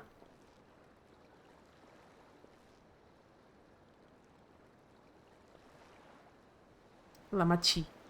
Traveling up the river, I presume? Seems that way. Does this mean you've earned 2 keystones already? I can't believe how well you managed despite undertaking the contest alone.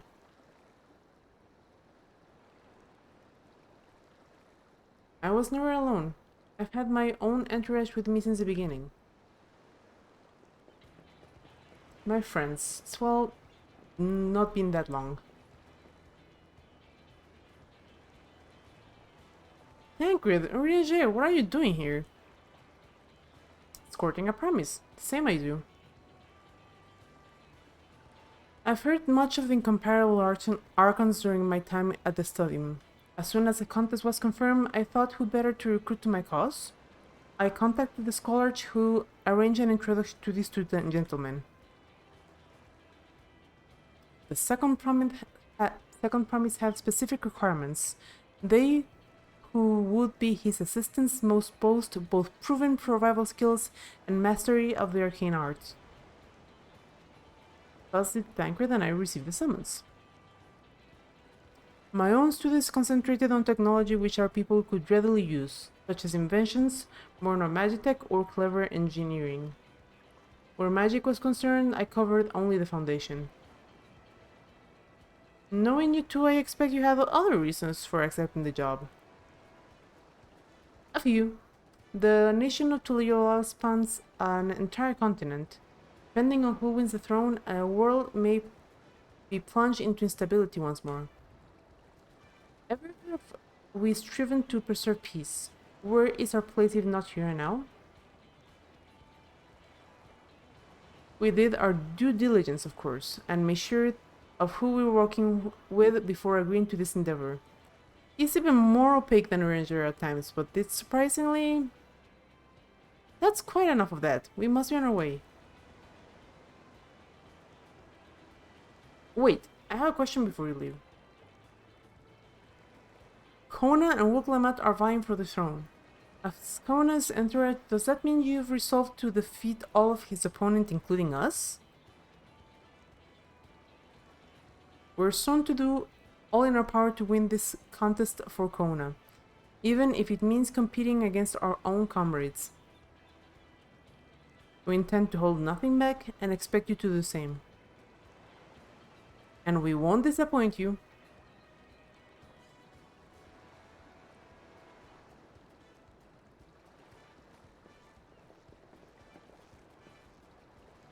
I thought you were taking a boat. Even if even you had been forced to travel on water, then the others will be doing the same. I would rather walk than risk confrontation on a leaky barge with no possibility of retreat.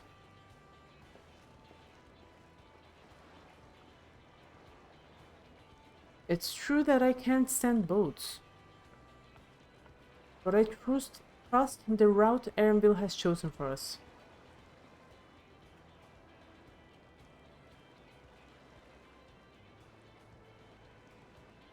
Leave the handling of the punity to me.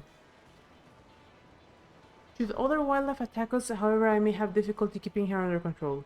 Do your best to draw them away as far as from the front of the boat as possible.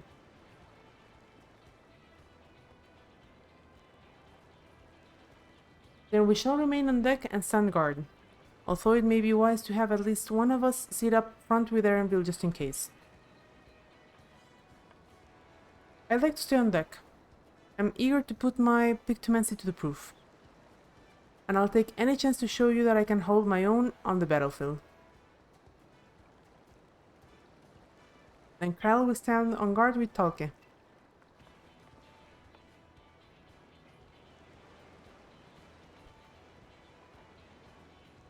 I'll keep Erenville company then. With my blade, I can respond more quickly to threats than Alfino. Thank you. If a fight breaks out, I'll try to stay out of your way. Then I shall endeavor to provide aid where it is needed. I can do that as well. That should cover most eventualities. Secure your gear and board the boat when you're ready.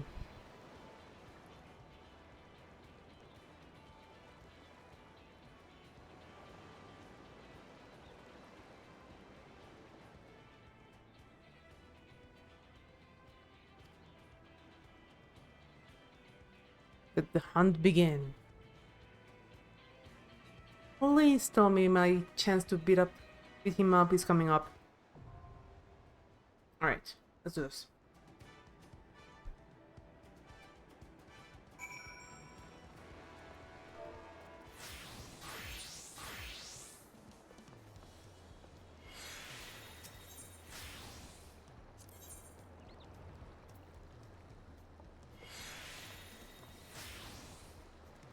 Well, if those are our only options, then Intrepid.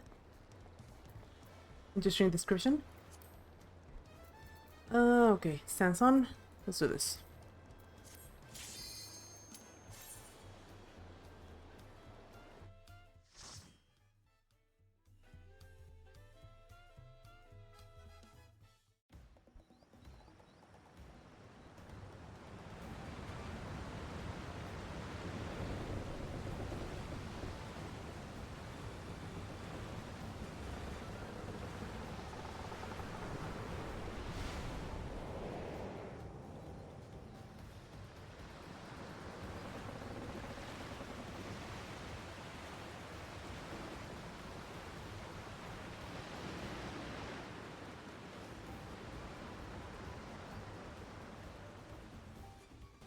Boss battle, okay. Prime Panuti. Alright, here goes nothing.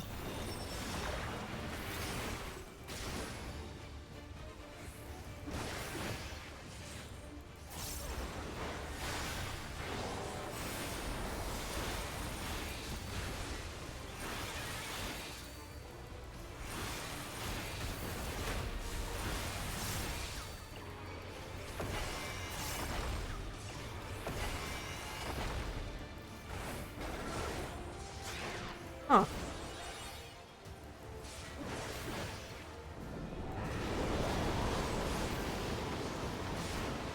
Whoa.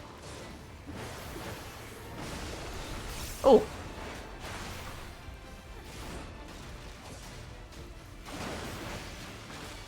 There's a lot of stuff going on at the time.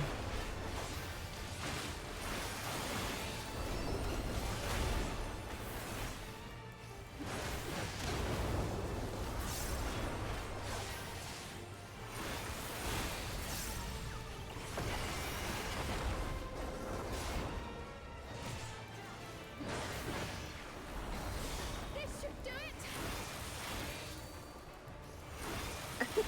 So cute.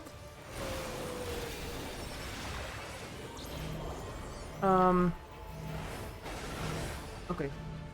Oh, what the?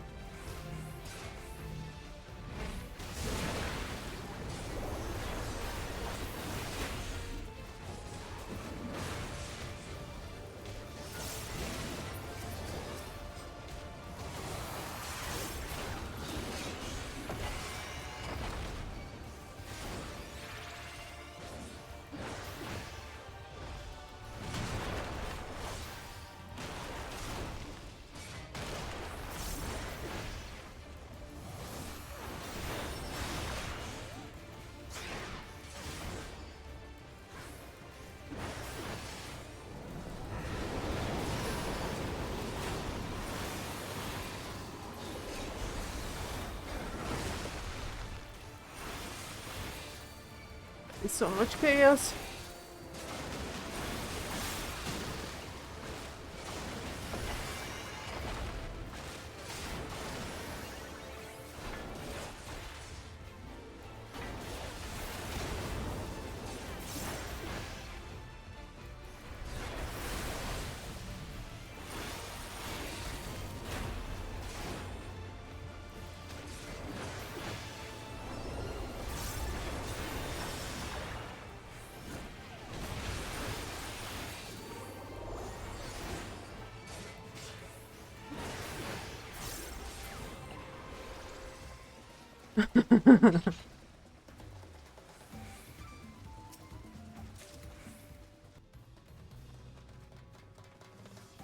Is he asleep? Drowsy.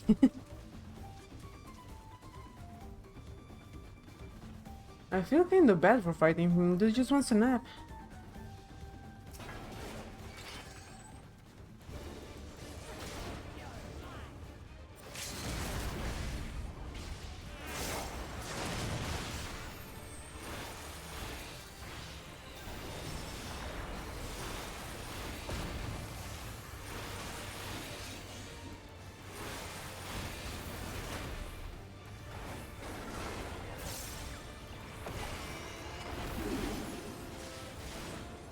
Drowsy dance.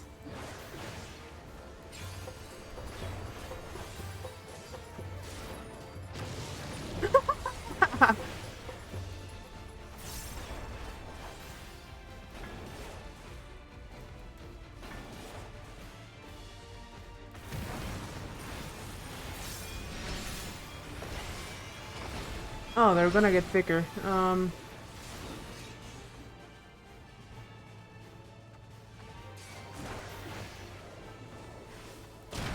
Ow.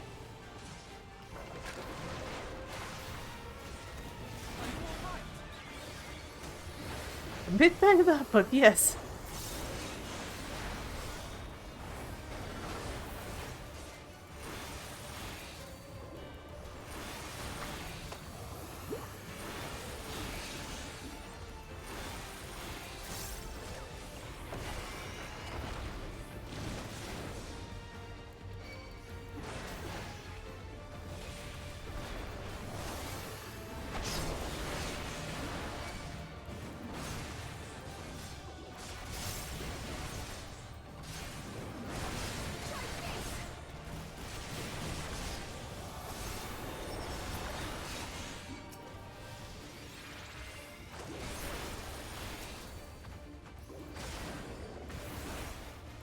If I'm not saying anything, it's just because I'm sort of in awe.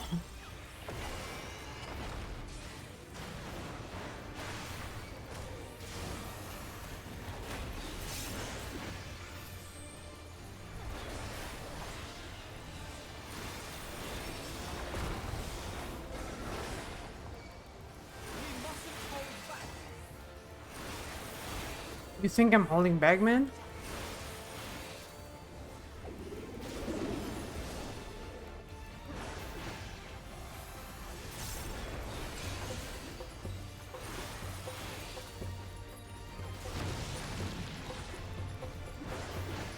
The dance is kind of amazing.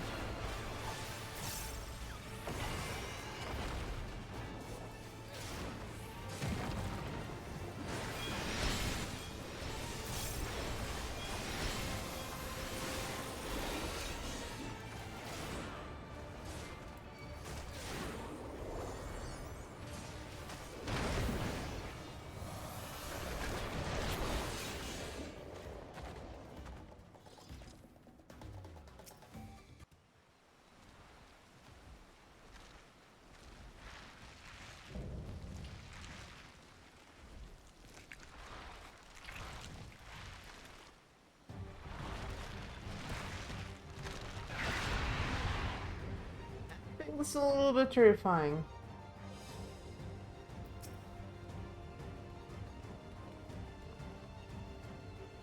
Apollyon. My axe for a giant boot. I feel like this is the kind of bug that you put the giant boot on and it just twists your ankle.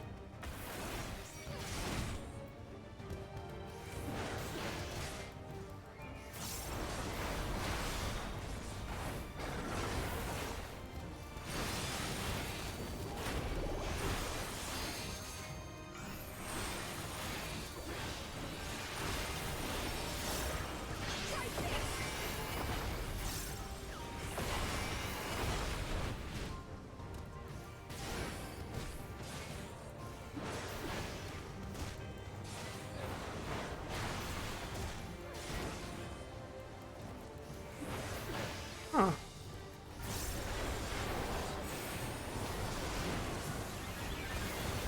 Oh!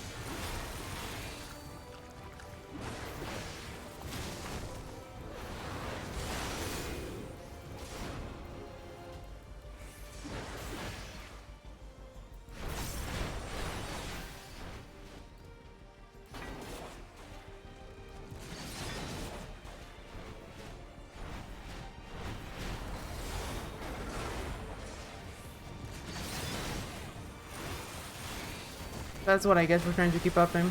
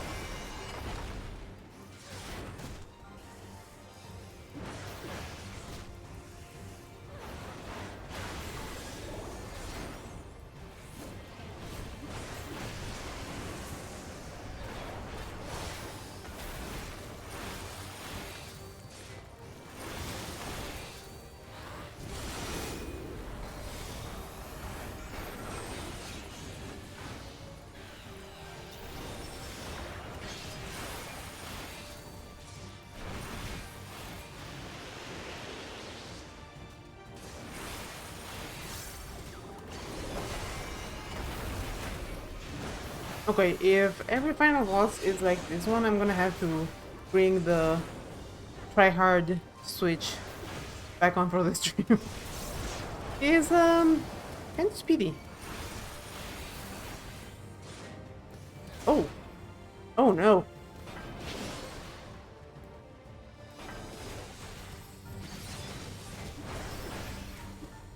Oh no.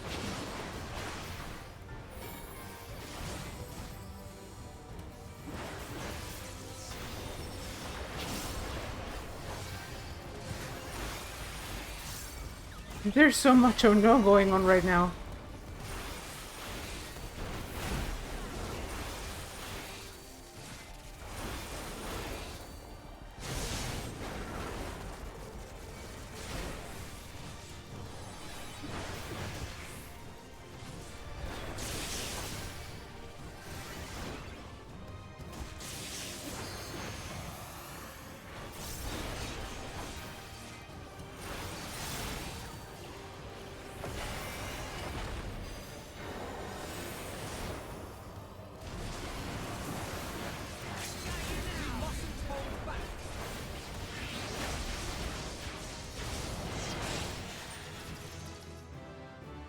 You.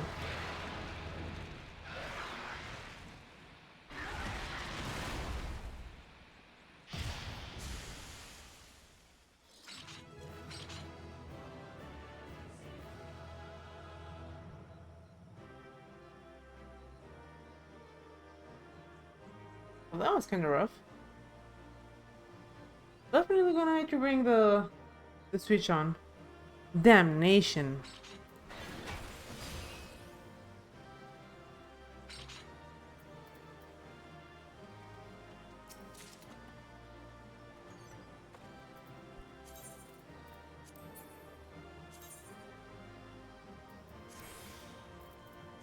With all recolors.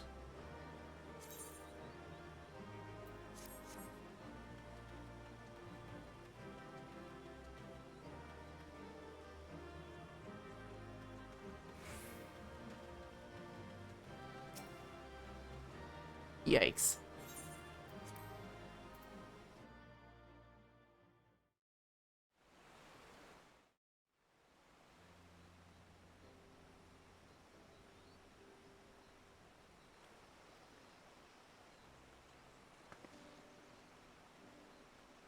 This is as far as we can go on foot, it seems. We'll have to head back and see about fixing the boat.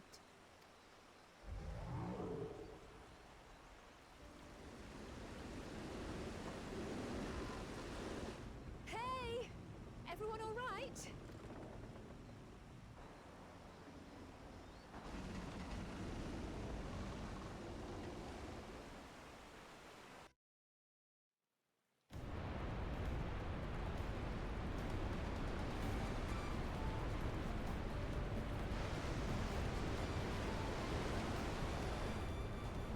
I was worried we might not catch up to you.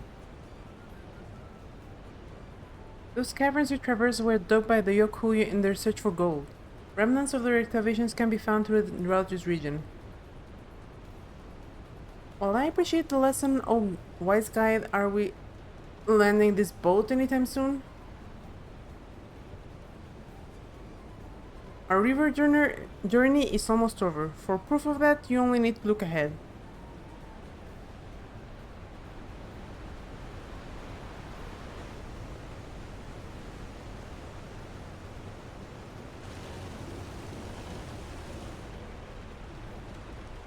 The falls were impressive enough from a distance, but it's almost too much now.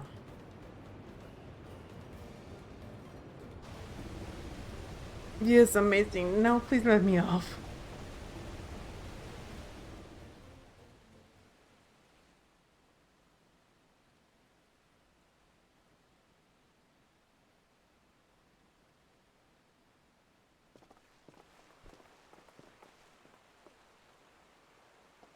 No more boats.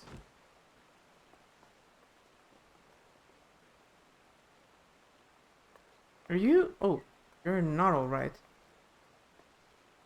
I should be surprised if she was. Even without the nausea, we're all spent. There is a mountain shelter nearby, a resting spot for those who have ascended the stairs. I suggest we make use of it. That would be a welcome respite. Have you the strength for a short walk, Kuklamat? We can rest along the way too.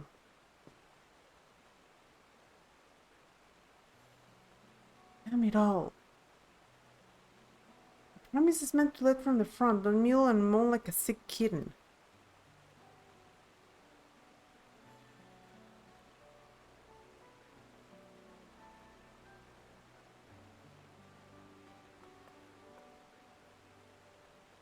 Uklamat.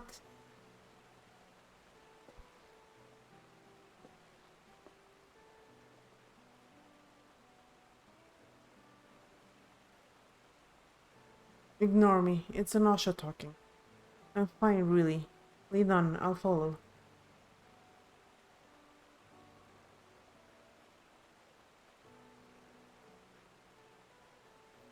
Very well.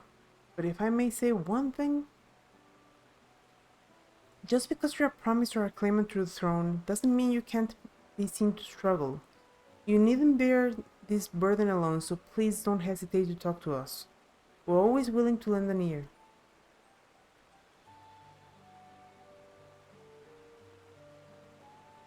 But Kryl,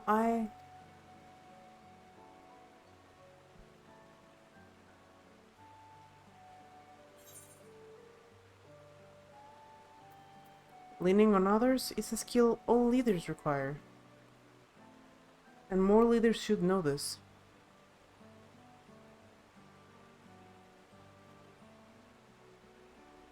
You as well, Talcott? I've always believed this is my problem alone, but perhaps you have the right of it.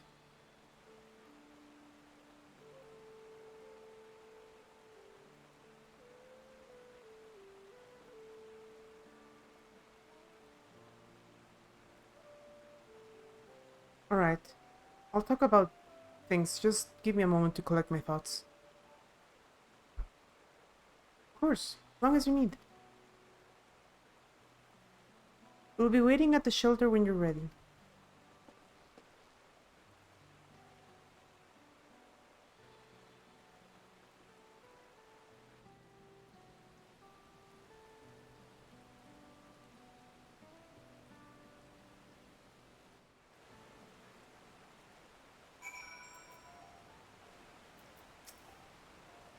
I've long felt that I could never tell anyone when I was confused or hurting, that admitting to weakness would be shame to Papa's name. But if you say you're willing to listen, then there are things I would like to talk about. Come on, let's catch up to the others.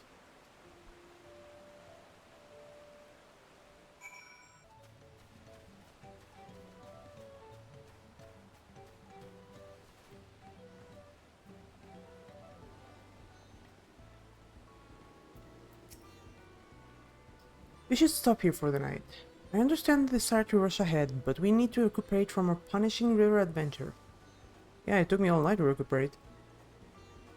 Then let's settle in. We'll need a cook fire and there's meal preparation to be done.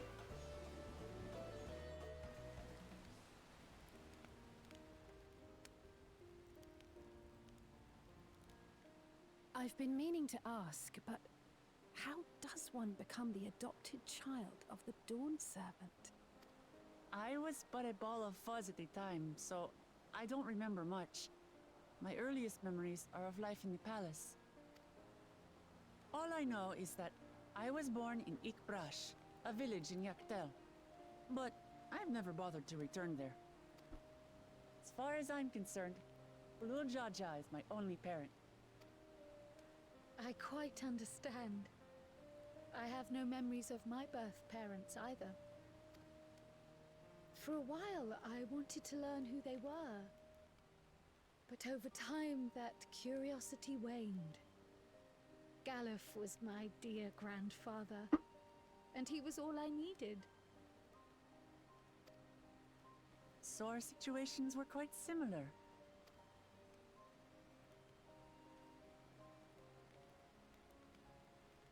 Even though Papa already had a true-born son, he raised me and Kona with no less love.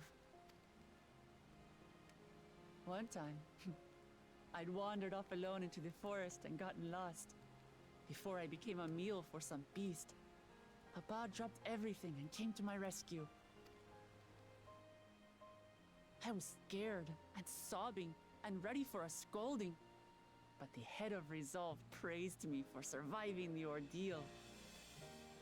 I did get my lecture from the head of reason, though. He went on and on about the dangers of the jungle and all the horrible ways I could have died.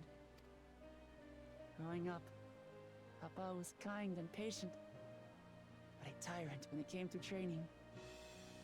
Now, of course, I realize he was preparing me for my duties as a promise. For all the good it did. There's so much I failed to learn about my own country. Whether it's alpacas or Ihihana, I hardly know anything. I've lived such a sheltered life, yet convinced myself I understood Tural and its people.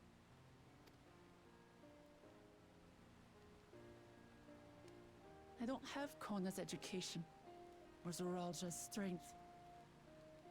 I'm all bluff and bravado, not fit to bear my title.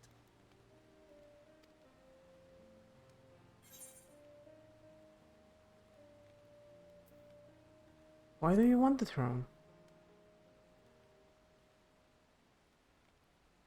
Why?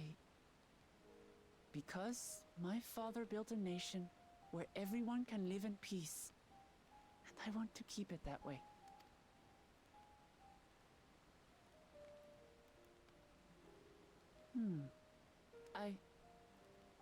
I think I see what you're saying. My reasons for joining the contest have nothing to do with my brothers. It's always been about the Turali and what I can do for them. You said it yourself. How important it is to properly know something. To hear the voices of others, empathize with how they feel, and think how best to serve. In so doing, you'll come ever closer to being the person you wish to be.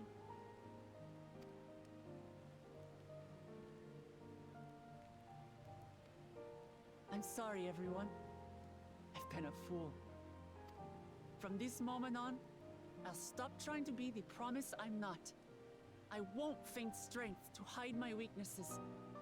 Step by step, I'll learn all there is to know and love about Tulihyolal and my fellow Turali.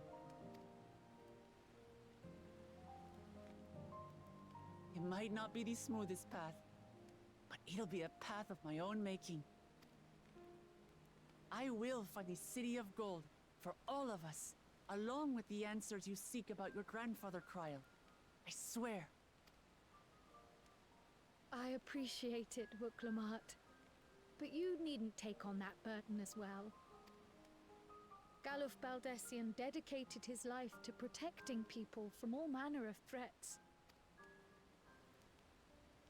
As his granddaughter, I wouldn't wish to endanger others for the sake of a personal investigation. So let's just concentrate on winning the contest. We have a shared goal, and, if at all possible, I'd rather we enjoy the journey.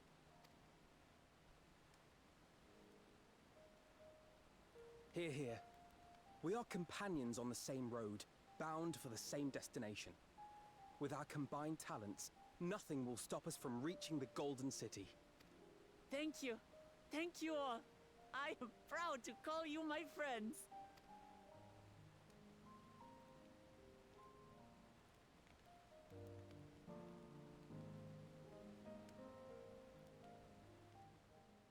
I have my questions and my doubts about Turnville, but I'm warming up to him. Oops. Thank you. Thank you all. I am proud to call you my friends. They seem to be enjoying themselves. Are you sure you don't want to go and say a word to your sister? That's not Tancred's voice. Nay, there is no need for that. But what of you two? Wuklamat's allies are your comrades. It must feel strange to be rivals. Helping you has made us rivals, aye, but we're not about to break into fisticuffs over it. Unless, of course, it is a matter of winning or losing the contest. Then I'll have no qualms about putting Alizé on her rear. Despite our long history, Never have I been given the chance to test myself against our companions. The thought stirreth within me a most unexpected sense of competition.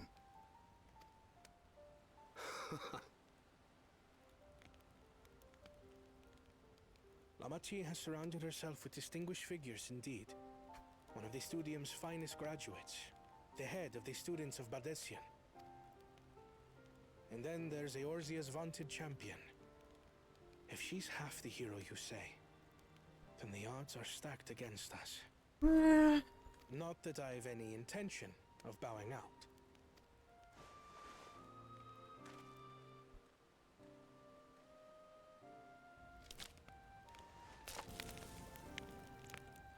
Our time in Urkopacha only served to strengthen my resolve.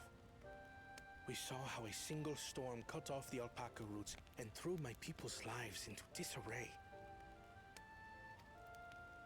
Such uncertainties are why I advocate for the adoption of Sharlayan innovations, that Tuli Yolal might know greater stability and prosperity.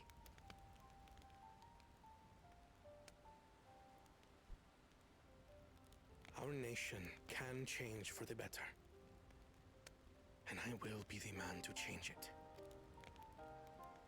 Well, it's a start. I imagine your experiences on this journey, all the things you'll hear and feel and think, will help you refine that approach.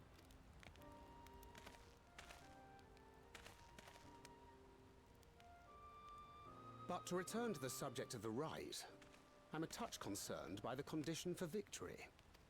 The claimant who breaks the seal becomes Dawn Servant, not the one who performed the 7 feats first. The would-be victor need only possess the 7 keystones. That is correct. As the contest wears on, we must brace ourselves for greater conflict.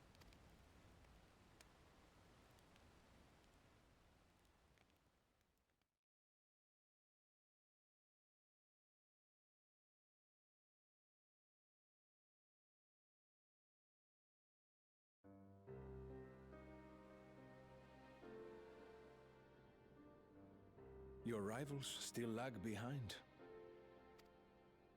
The second and third promise may have recruited competent lackeys, but none compared to you. How can they hope to compete with the resilient sun? The only child ever sired by a two-head. Only the ignorant or foolish could fail to see that you were born to be Dawn's servant. Such titles mean nothing.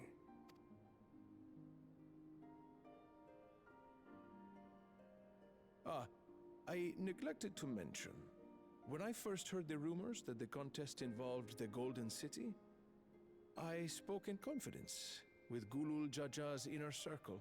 They all agreed on one thing. Whoever reaches the City of Gold will attain a power so great, it can dictate the course of history. If this power truly exists, then I humbly beg a fair share of it. Time is passing, and I would put my plans in motion without delay. The useless tool is cast aside after all. And just so there is no misunderstanding, you consent to this course, no matter who is made to suffer. Concern. In battle, everyone bleeds. The Dawn's promise is no exception. What better lesson to teach our people the folly of war?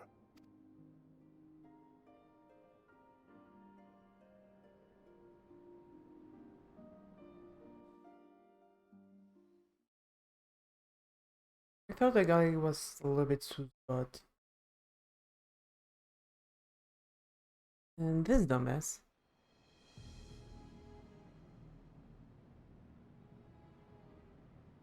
I was hoping for a good scrap, but this bloated sack of bile was no challenge at all. I wonder if the house cat is dead yet. Be a shame to lose a plaything, but we'd still have 2 more. If I may ask, Chosen One, what are your plans for Tuliolal after you take the throne? Plans? What makes you think we care about all that? We care only about the contest and proving our superiority. That would surely please Mother and Father. Yes, and when we become Dawn's servant, we'll drive out the weakling masses and invite our king to live in the city. Fine idea! Our family deserves better than that rotten jungle. But do it then. We must catch up to that one-headed pretender and remind him of the natural order. I made it. I thought we were missing someone. Where have you been? Oh, I feared I was done for when I fell from the boat. Yet, somehow I made it. Oh, my arms, I can barely lift them. If I could just rest a moment. You expect us to wait for you? Those who can't keep up will be left behind. My brother has spoken. March, or be fodder for the beasts. But I followed the teachings. Everything I've done, everything I've sacrificed, all has been for the blessed seedlings. Wait. Don't leave me behind! I'm begging you!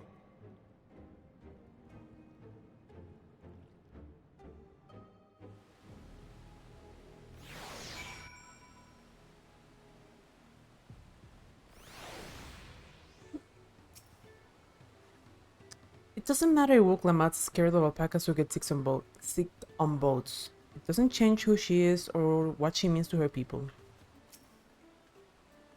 I have some small experience with the pressures of leadership and crumbling beneath its weight, as you all know. If anything good can be said to have come of my failures, I hope it's my capacity to help others avoid similar mistakes. It is good to see Wuklamat more sure of herself. I'm glad we could take a moment to talk things through. Wuklamat seems much happier for it. Being able to say those things has brought me such relief. It's like a stone has been lifted off my chest and I can take a full breath at last. I don't want to encumber myself again like that. I want to be better. Will be better. For myself and my people.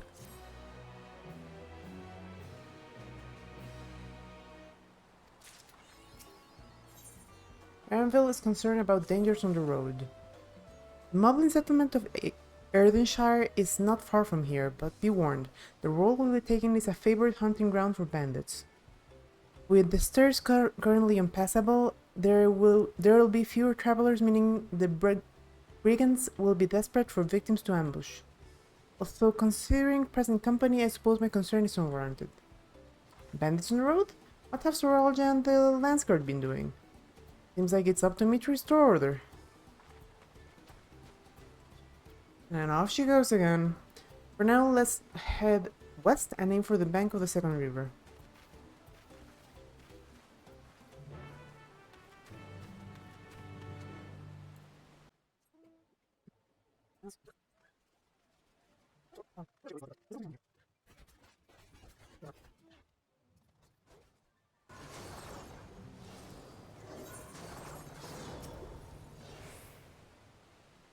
Well, where are these bandits? Apparently they're not foolish enough to attack a party of this size. Erdenshire is just a little further ahead, on the opposite bank of Miyakabek Soma.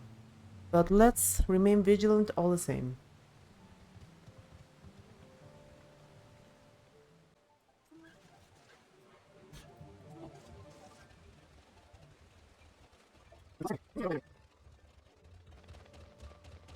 That?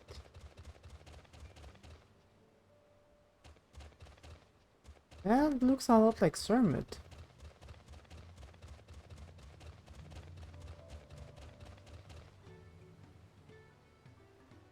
I don't think I've ever seen Sermit in this game.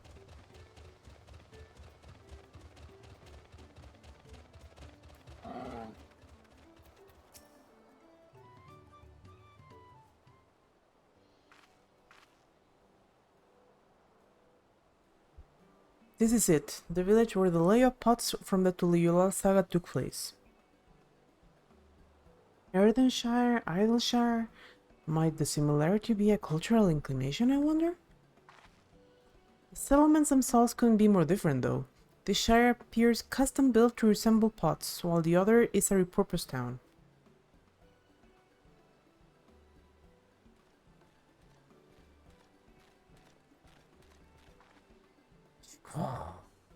Welcome to Ardenshire. Do I have the pleasure of happy greeting the third promise and her retinue? That's us. We're looking for the Dawn Servant Selector if you happen to know who that is. You are exchanging tongue flaps with her right now. Redirock is the elector you seek. Oh, that's helpful. We can cut straight to performing the feat. As much as Redirock would like to do just that, we have a much more pressing worry. The storm which hit our village shattered the cliffs and dropped rocks on our brain cases. Many help hands for the potsworn were injured. This is no time for feats or metal tests. I'm sorry to hear that. Trailing what the storm did to the stairs, I feared you'd been caught in its path. Not to change the subject, what are the potsworn? Goldsmith contracted to work for the Moblins. The word comes from the pot-like workshops where they practice their craft. The Moblins provide these potsworn with tools, materials, living quarters, everything the artisans could possibly need. This allows them to concentrate on producing what is widely known as the finest gold and metal work in Tyrol. This is unacceptable. I was promised no distractions. If this is the best they can offer, I should have never left Wachumeki.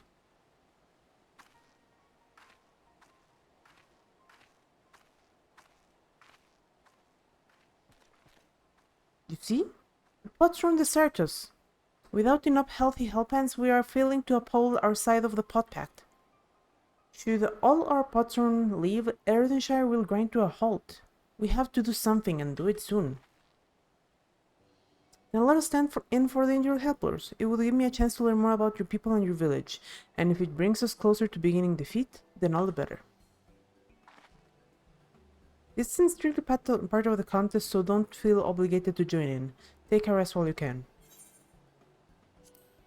Of course I help. I was hoping you'd say that. I actually wasn't sure I could do this on my own. We'll all help. I doubt any of us could just sit around and watch. We'll take every help hand we can. Redirock swears that once the potsworn have their perfect workshops again, we will commence the feat with all haste. You and the third promise can assist help hand Rakorok.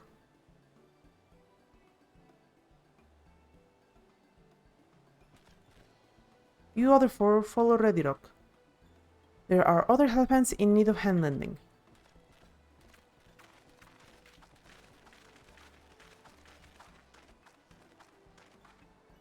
I really appreciate you pitching in.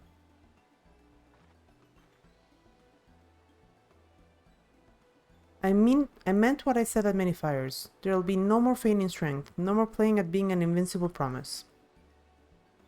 If there's one thing I've learned on this journey, it's how practiced you are at aiding those in need. And I mean to make the most of having such an incredible mentor at my side. Now, let's find this Rakorok fellow and see what we can do for him.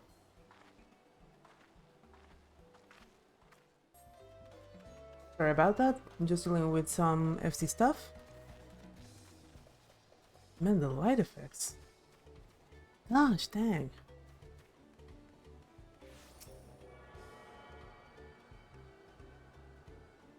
It's so pretty.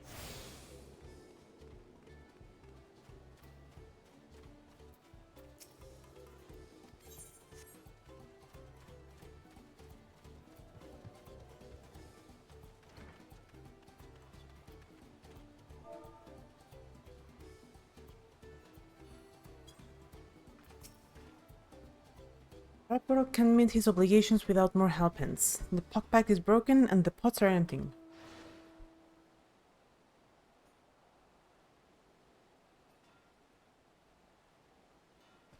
You've come to aid Drakorok? Drakorok accepts your hand landing with joyous fuel smiles. If we can offer the patron their promised good living, we might save the day yet. Whatever you need. Okay, what are... Just barely getting there. Oh, on that note... Well, no, never mind, I looted... I have a hecton of weapons I need to... I just remember I have a lot of weapons I need to... desynth, but I'll do that outside stream.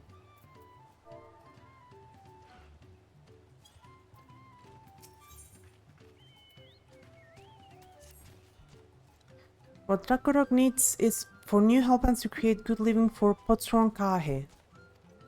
The helphand assigned to Kahe was hurt during the rock rain, so Ragnarok took over, but he knows nothing of Kahe. What does Kahe want? What does Kahe need? Helphands do not bother the Potron with stray tasks. Our job is to observe and anticipate, to prepare things with guessthink. Please, guessthink with Ragnarok. Find out what Kahe is lacking so we can provide it.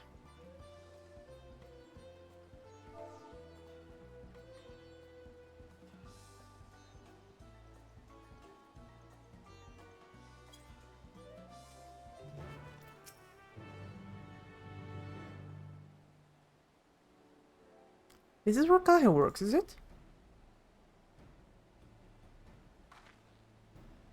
Let's take a peek inside then.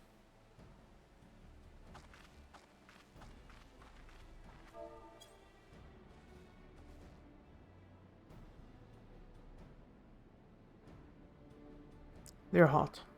That must be Kahe. It would be a lot quicker if we could just talk to him, but that's not the way we do things around here, apparently. We'll have to let him be and try our hand at some guessing.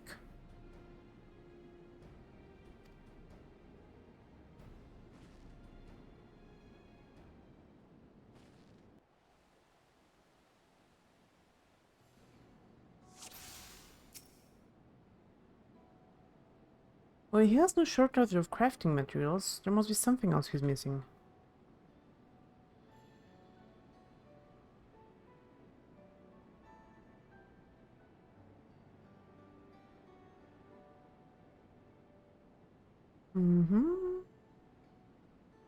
Interesting architecture.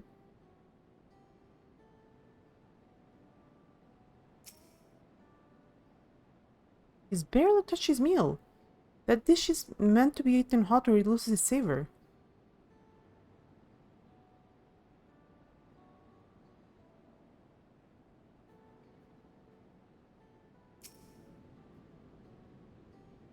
It must be boiling sitting so close to the furnace, and there's no airflow to speak of.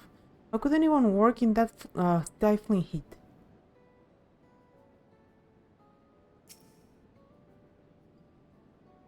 Those tools are looking pretty worn down. Maybe it's time for some new ones?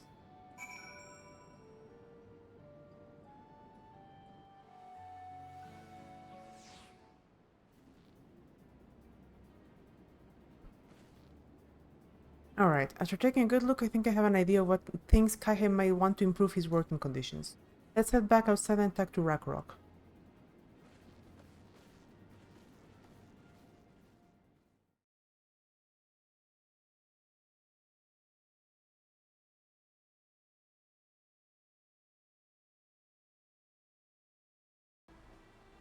But our food is very mouth-pleasing. Why wouldn't he want to eat it?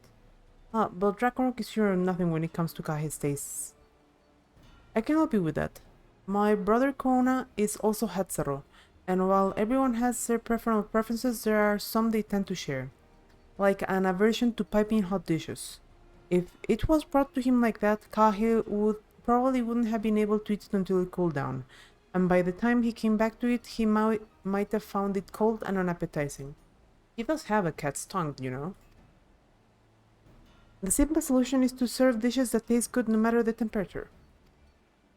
Ragnarok would have never thought of that. Would the third promise mind explaining these things to our cook? Not at all, but I don't think that was the only reason Kahe couldn't concentrate. The Hatsaro homeland is hot and dry, but even Kahe seemed to be suffering in front of that furnace.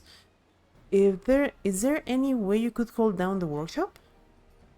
Oh, we could try a drafty shard. That would make a lovely breeze. Do you know where I can get one of those?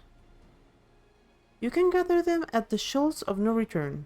There are many old boats there abandoned by those who gave up on their search for the Golden City. Interesting lead. So we salvage them from the wrecks. Could you handle that for us? Heck yeah.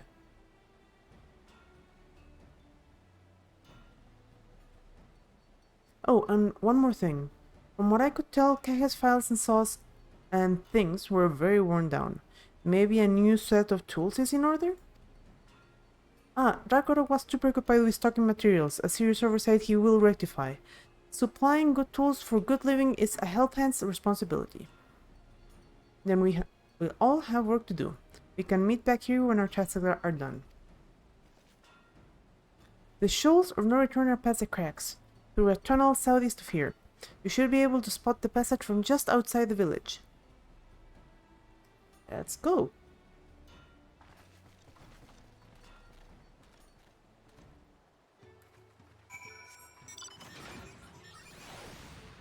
Let's see.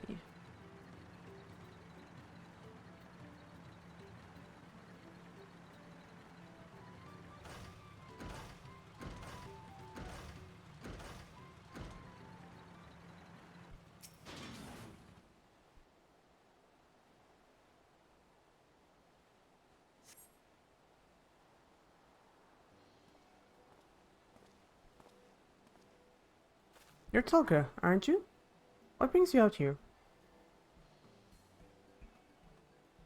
Ah, the issue with craving for the pots run. They approached me with this problem. I suggested they commission artisans in Charlayan instead. The quality of craftsmanship would be guaranteed after all. However, the Moblins did not care for the idea. Surely it would be more effective to engage an uniformly trained collective. I cannot understand their fixation on individual contracts. Perhaps a custom will make more sense once we begin the feat of pots. Until then, we've been deemed unfit to assist in the matter of help hands, and are instead tasked with tending to the injured. We were on our way back from procuring herbs for Riange, in fact. Settlements in Kozama'uka, too, have been isolated by a storm's destruction. What would have become of the wounded had we not found a way here? Should I become Dawn Servant, one of my first acts will be to establish reliable trade routes to the capital. When I imagine how much good we can achieve with Charlayan technology... Man, you're way too fixated in Charlayan. My apologies, I have much to consider. If you will excuse us, we'll meet again soon, I'm sure. Take care, Talke.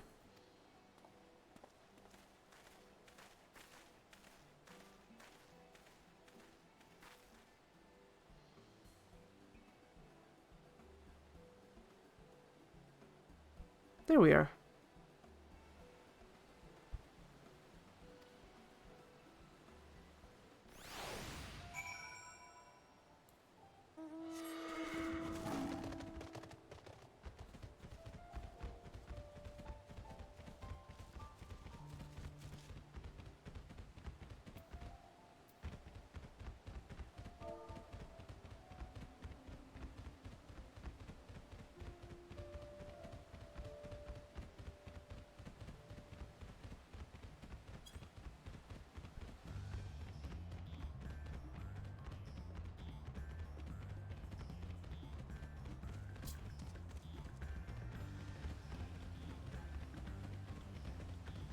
I spy a ship.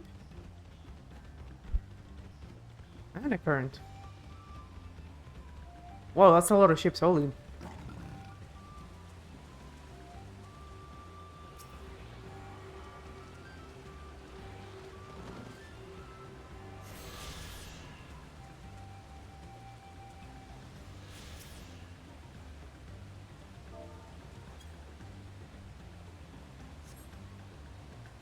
This is not the crystal I need.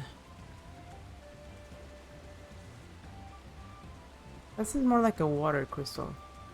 This is a veritable ship graveyard.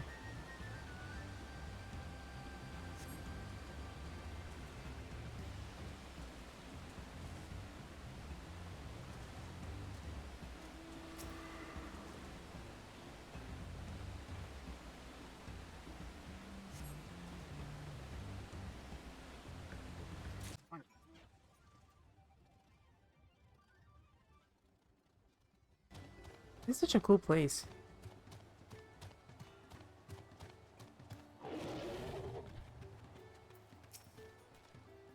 Is that a cool breeze Ragnarok feels?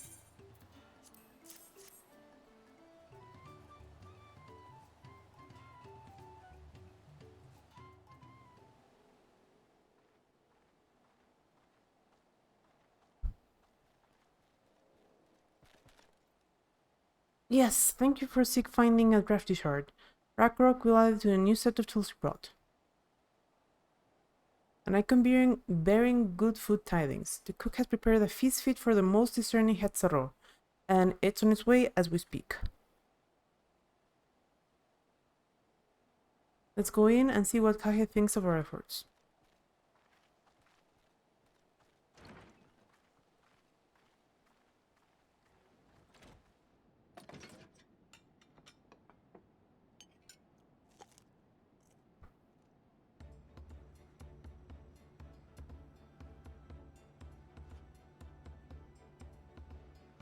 My man has got a chin.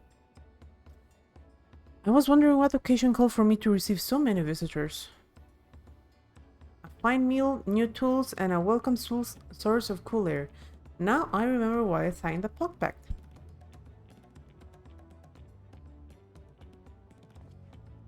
I am grateful for your kind considerations. Allow me a moment or two, and I'll reciprocate with a piece worthy of a potshorn.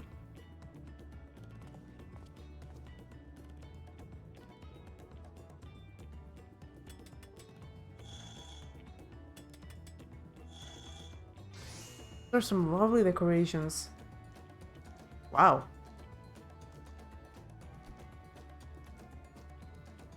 An oil lamp to brighten the halls of Volok Shunsa. The craftsmanship satisfies Ardenshir's reputation for quality, I trust? Such luster, such brilliance. Truly a gift fit for the Dawn Servant. I'm glad you like it. Considering the time I've wasted till now, I hope to continue crafting at this improved pace. I have a contract to fulfill after all.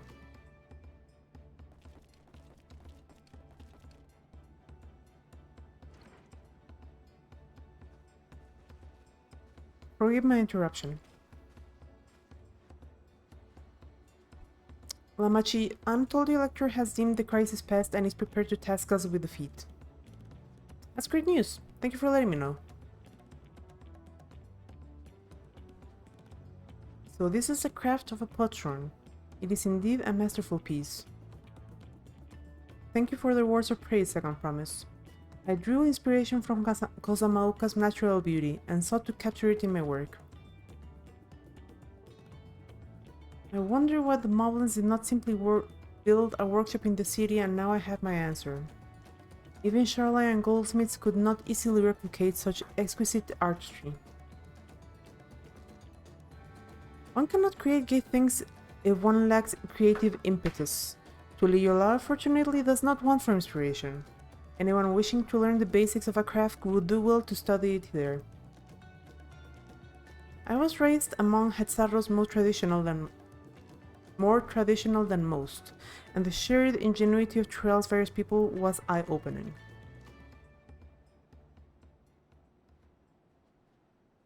You lived as a traditional Hetzaro? I have few fond memories of nomadic life.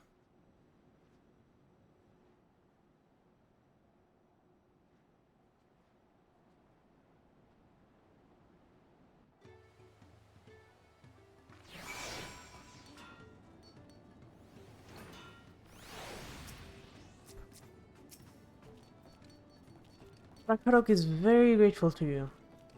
I thank you both for your hard work and clever guessing.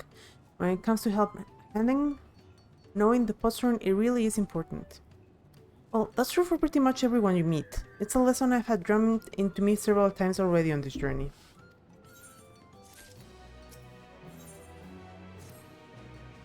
The Elector bids the claimants assemble in the large building on the west side of the village. I will head over after finding Thancred and Oriange.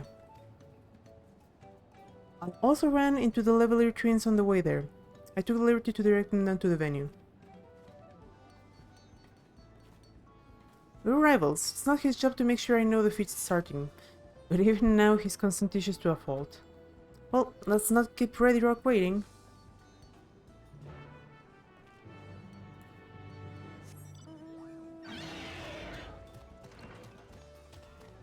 One thing that mildly bothers me about Kona's fanboying for the Charlatan is he doesn't seem to be aware they're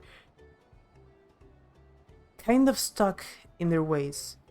They definitely hold the knowledge of the world, and that is basically undeniable to me. But something that very much bothers me about them is they almost doomed us all with their inflexibility. And that is not to say that they shouldn't be given more chances, if anything, because they're the most knowledgeable people in this world. They definitely are an important part of Eorzea. But I have my doubts about them. Ready Rock thanks you for assisting Helpan Ragnarok. She will announce a feat once the other claimants arrive, so please be patient a while longer. Please look forward to it.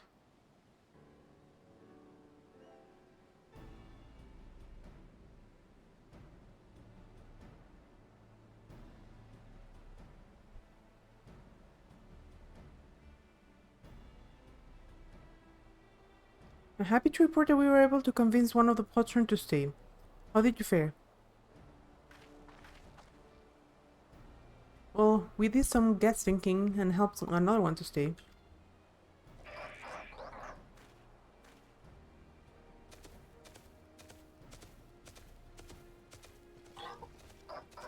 Welcome to Ardenshire, First Promise. We support your plans for South Crossings and the new Potron they will bring. Hail the mighty Sorrel Jaw. He cleared many piles of rockfall as they were pebblestones. The resilient son of Dawn Servant. Sorrel Jaw was clearing fallen rocks? I'm surprised he was volunteer his time for anything unrelated to the contest.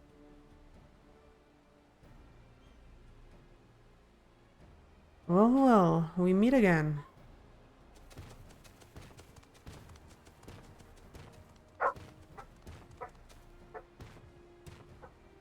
Just in time for the feat to begin.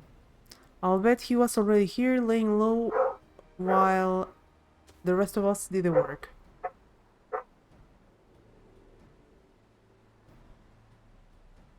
Claimants, your attention, please.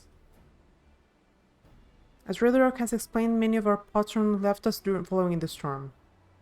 The precious metal work crafted by those artisans brings in much jingly shine from across the salt. Should our stream or trades dry up, Ardenshire will suffer. Truly, your love merchants will suffer. So Redrock sets you this feat. Each of you are to find the one clever hand goldsmith to bring back here to us. So we're to recruit new patrons. Makes sense for the feat of pots. Calling this a feat does not justify taking advantage of the claimants and their influence. How does finding workers for you demonstrate their worthiness to the throne? How does it not? You are free to refuse Ready Rock's request. She will be happy to inform the Dawn Servant of its Sorrel Jaw's disqualification. The right is a means to an end. The steps we take to get there are not important. Then Ready Rock declares a feat of pots begun. But remember, a pot bet must be agreed to willingly. No grab snatching or deceitful tongue flaps.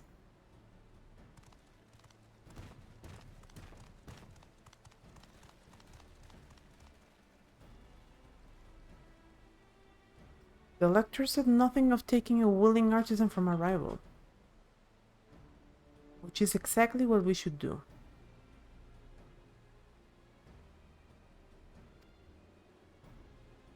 A fine suggestion, brother. I'm glad you think so, brother. Come, let us lay our plans.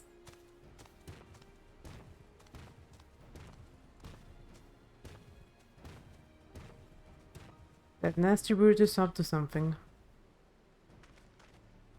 He may seek to lay us again as he did on the river. We can but remain vigilant while we plot our course. What do you think, Wuklamat? Have you any candidates in mind to satisfy this feat? I know some artisans among my supporters, but they're all in their twilight years. I couldn't ask them to give up the comforts of Tuliyola to live in this remote village, no matter how beautiful the scenery. Meanwhile, Kona probably has 100 young craftspeople to choose from. Not that I'm comparing us, you understand, that's just statement of fact.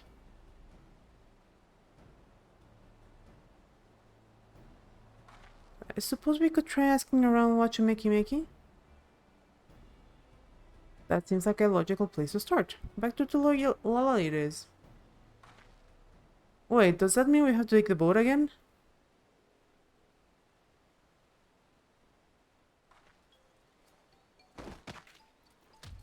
Oh no, I can't do it. I can stomach another boat ride. We have an Aetheryte right behind us. You said I should share my burden, so I will speak plainly. Through this, I get really sick of boats. We know.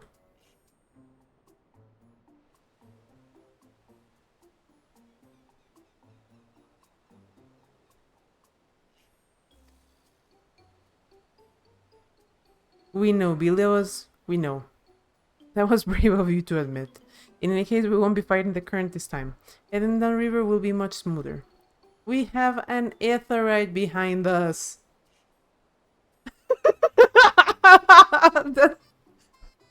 Okay, that got screenshot. Like, that needs to become a meme.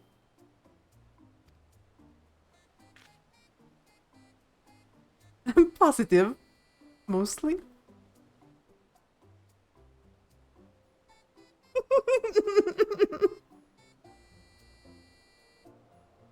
I need to die on this tiny hill. We have an Aetheryte behind us.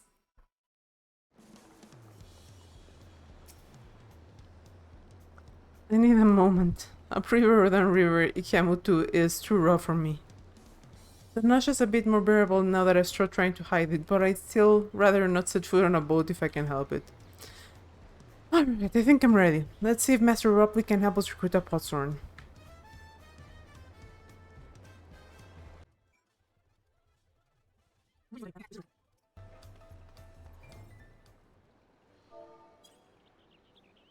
Greetings, Third Promise. What brings you back to Wachumeki? You've not chipped your axe again, have you? No, Master Ropley. Actually, I have a favor to ask.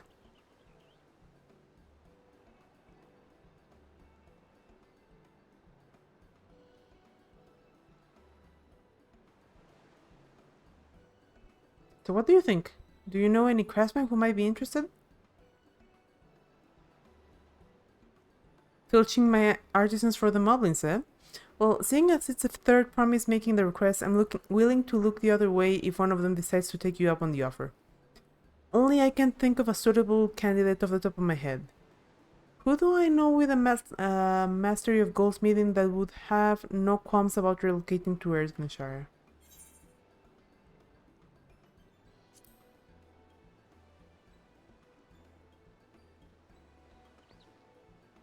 Do you mean Fonjantan? He did say he was employed at some fancy jewelry store across the salt. And considering the distance he's already come, I'd like to think he wouldn't mind moving a little up the river.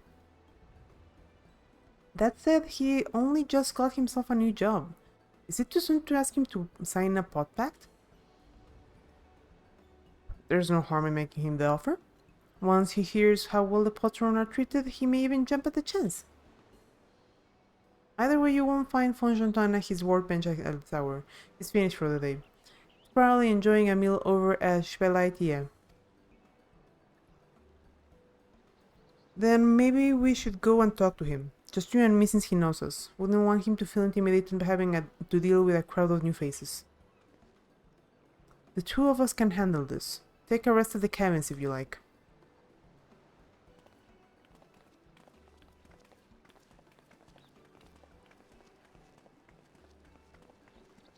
Right, let's go and see a man about a pot.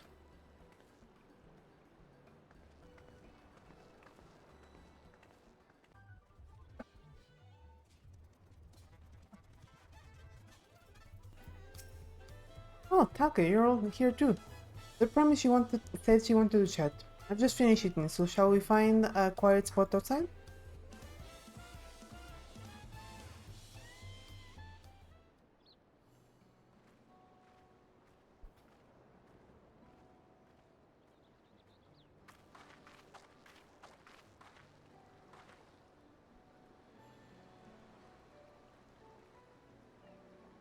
The last time we talked on this beach, you were in a miserable state. Yes, I was, wasn't I? A lost soul until the two of you came along and helped me rediscover my purpose. My new place of employment has been most welcoming, and for the first time in a long time, I feel content with my lot in life. That's wonderful. So, what is it that you wish to discuss?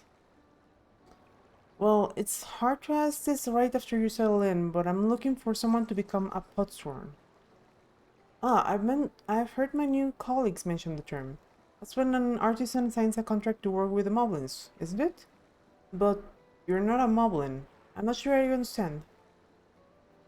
It's for a feat in the rites of succession. I need to bring a new potsworn to Erdenshire. So that is the way of it. We've barely met, and after pushing you to work at Wachimiki, I'm now demanding you throw that away and sign a pot pact instead. It's a selfish request, I know. I have something to tell you through promise. The other day I completed the necessary procedures for immigration. I'm pleased to say I am now an official subject of Tuliulal. I've since endeavored to learn what I can of my new nation, beginning with the right of succession and its claimants, including you, of course. Now, you will recall that it was my father's example that led me to pursue goldsmithing. He was at East End when Guardian forces laid siege to the settlement, and in the ensuing chaos, he was slain. War took him from me in an instant, the man I loved and admired. I never wish to suffer such a loss again. And so, as much as I am indebted to you for turning my life around, it is as a fellow peace-loving Tuliolan that I want you to win the throne. If I can help you achieve that by setting a pot pact, then I shall gladly do so. Enchante and thank you. I shall return to Master Rupley and inform him on my decision. Allow me. I'm the reason you're leaving, so I should be the one to deliver the news.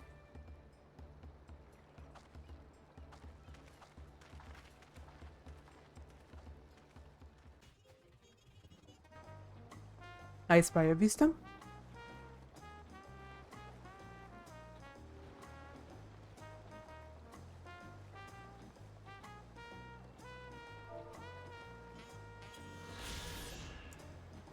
Due to the abundance of reefs in Tuliol's coastal waters, maritime visitors are forced to anchor their ships out at sea and board smaller vessels to make safe landfall.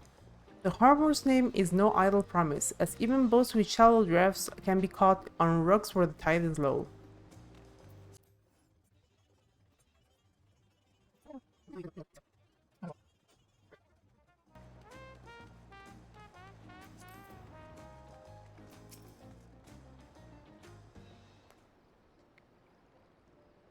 Master Ropley, I'm sorry to have to tell you this, but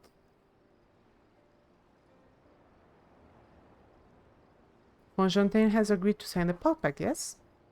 While it is a shame to lose a capable goldsmith, to have one of our own handpicked to serve the third promise is a great honor for Wachumeki. I appreciate your understanding.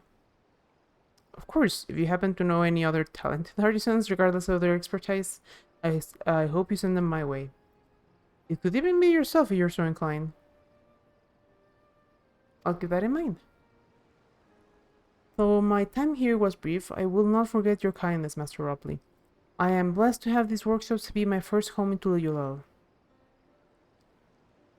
Come back to us if the moblins could let you loose. You'll always have a job at what you making.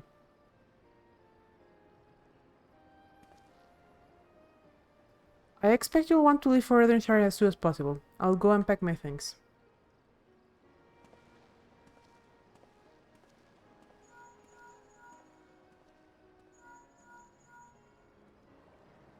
What became of Fontaine? Were you able to find him?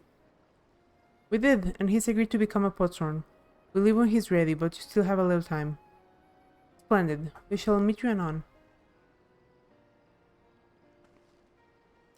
I had plenty of reasons to win the contest, but now I have more and more.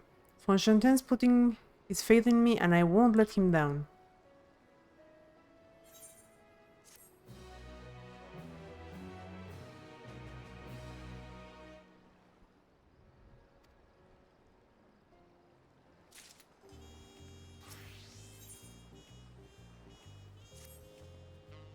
Right then, I have some things to take care of at the palace. While you can pass the time however you like, I suggest you head back to the cabins. After all, even heroes need to rest, and we still have a big journey ahead of us.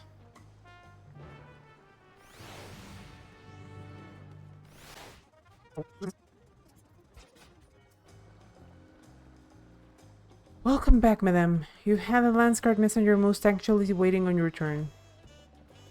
Falke of the Third Promises Entourage, I've been all over the city waiting for you. The Dawn Servant summons you to the palace. You are to present yourself to the gate guard stationed outside Sunperch at your earliest convenience. Oh, and one more thing. You are not to mention this visit to Wood Lamotte. That's worrisome.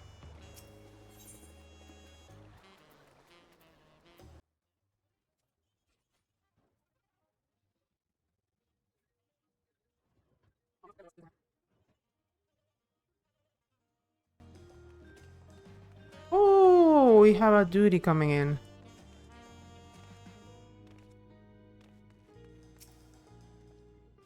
Dawn Servant awaits you within. While I was not informed of the reason for your audience, in terms of attire, I will suggest full battle regalia. Okie doke.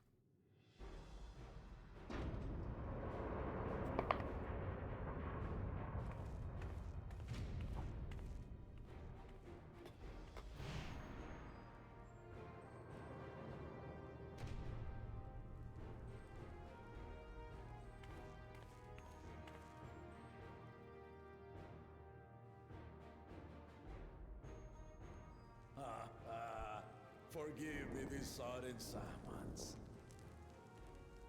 When I learned my daughter's champion was back in the city, I couldn't resist the opportunity.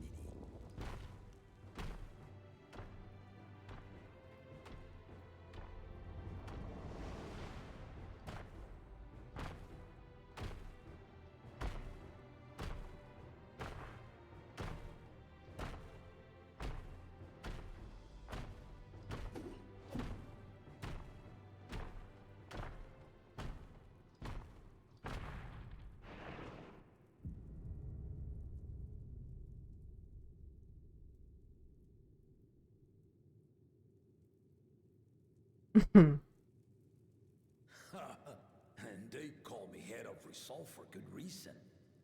Old as I am, I have not lost a battle worthy of the name since the day I took the throne. And I've been craving a proper challenge. The lance wielder, Estinian, he fought well enough, but our bout was ended before a victor could be decided. Judging by the sailors' gossip, you are a warrior of renown in your homeland. Yet I wonder, with all your deeds done and victories won, are you warrior enough to stand against me? More than enough, man.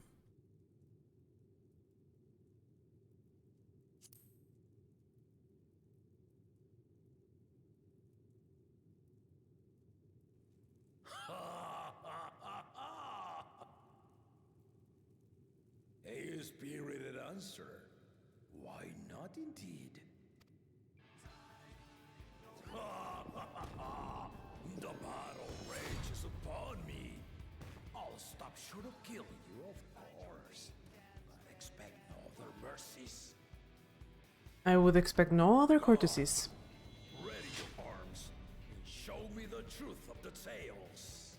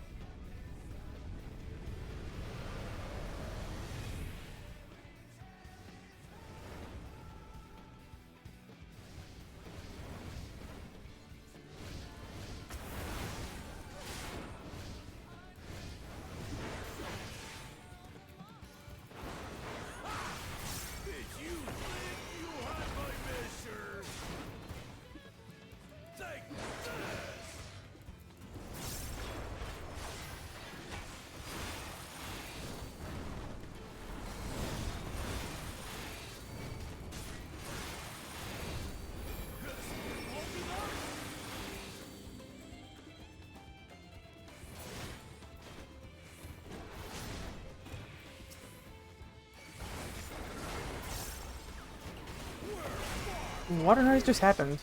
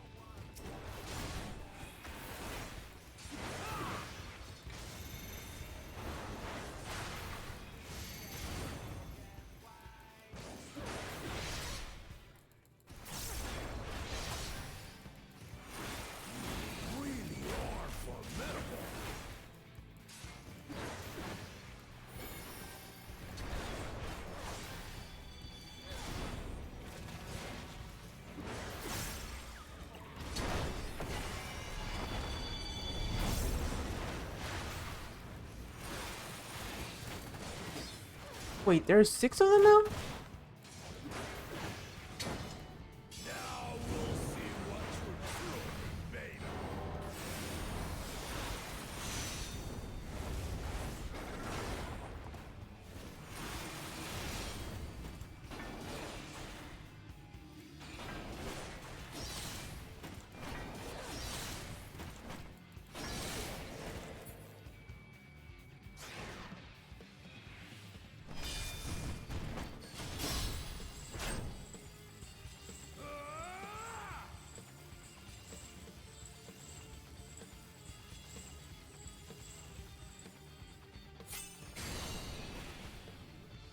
Nitus. That will do. You've shown me more than enough.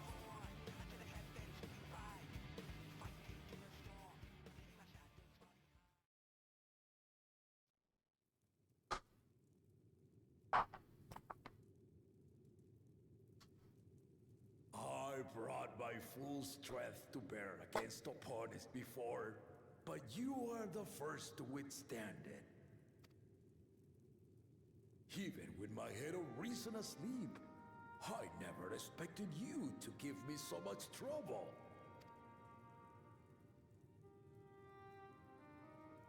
Estinian did not exaggerate.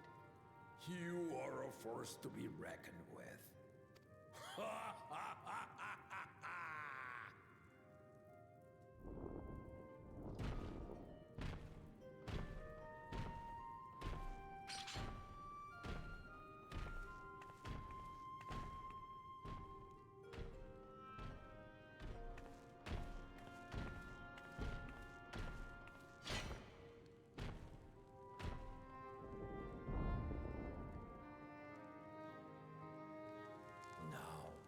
Confession.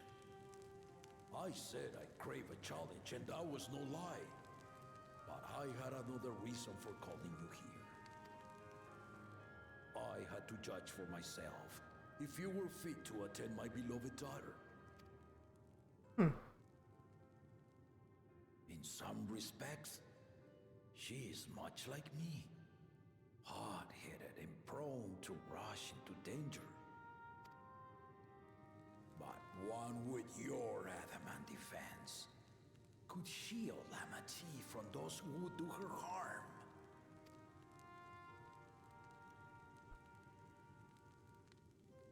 Will you hear my question and answer me plainly?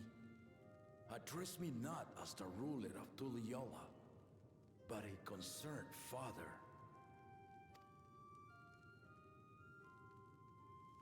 Thank you.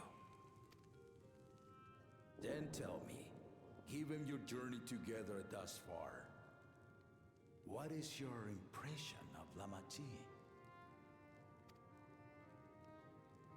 Whether he be as their promise or just a companion on the road.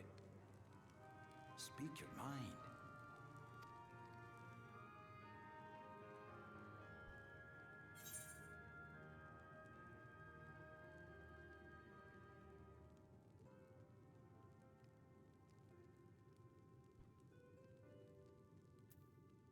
I have to be honest.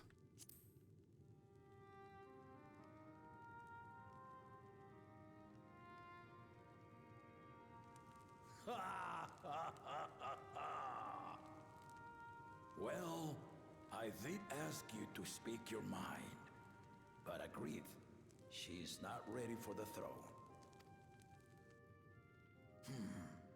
Lamati thinks she understands our many peoples, their histories, their cultures, their beliefs.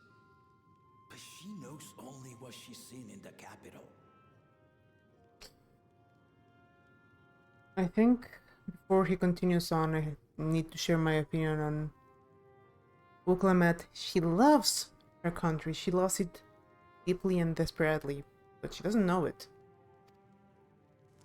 And it's not only her who concerns me.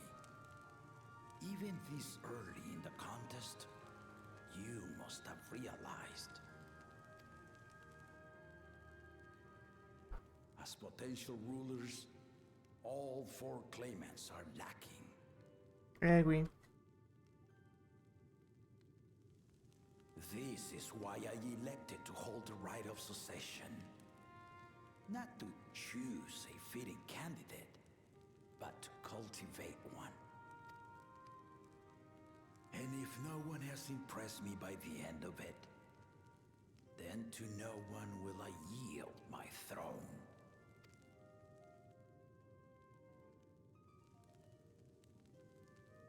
As a parent, I pray that my children rise to the occasion.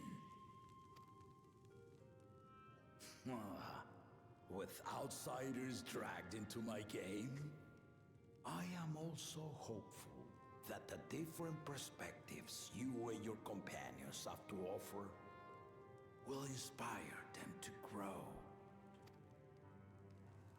I imagine you in particular have traveled many lands, know many peoples and cultures, loved them and being loved in turn.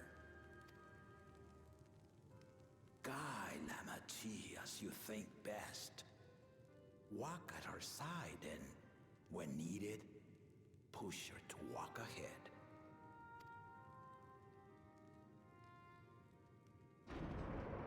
I knew it.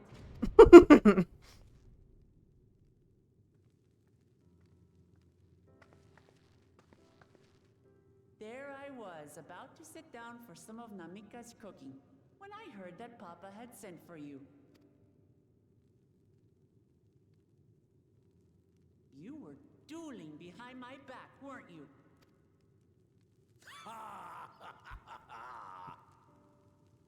I see there is no point in denying it. You needn't worry, daughter. I took care not to inflict lasting injuries. Oh, those are some big words, Lizard Man. You and your ally may return to the contest without disadvantage. No harm done. I swear, just as I was learning newfound respect for my father. Let's take our leave of this battle-mad oaf before he calls on the rest of my entourage.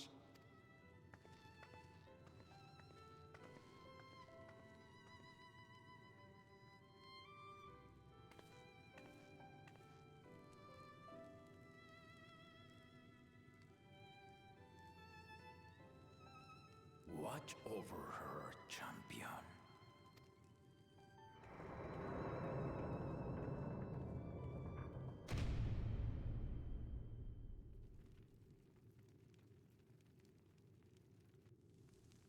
Kona's recruits are no less sharp, as one might expect of Galof's countrymen. They saw the flaws in our claimants from the outset. The other two, though, they dismiss comrades willing to point out their shortcomings, and no good can come of it.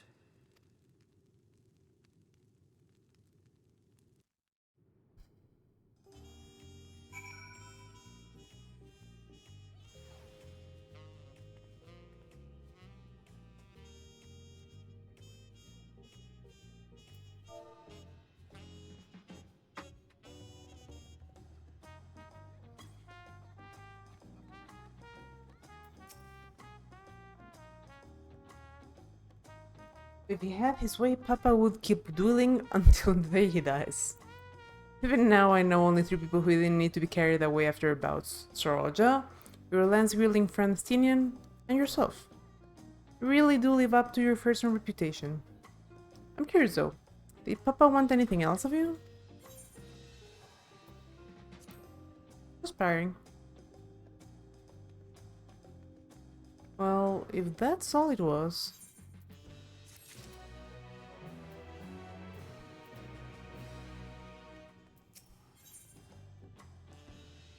Uklama thinks it's time to gather her allies for the road ahead.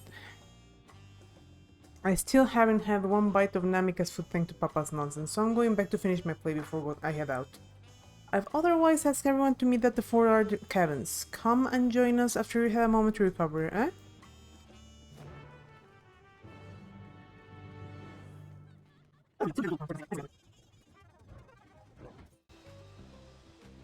I can only hope that among my solo battle duels, there will come a chance to kick that other two-headed oaf's ass.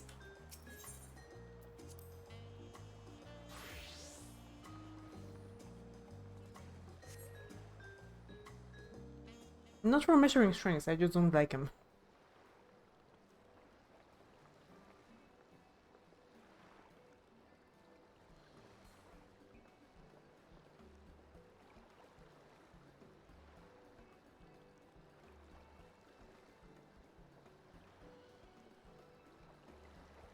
Sorry to keep everyone waiting. Is that it? You're all set to go? I left Jerusalem prepared to travel in search of work, so I have few belongings to begin with. Bidding farewell to my fellow artisans took rather a lot of time, however. Again, I appreciate you making this commitment for Jontan.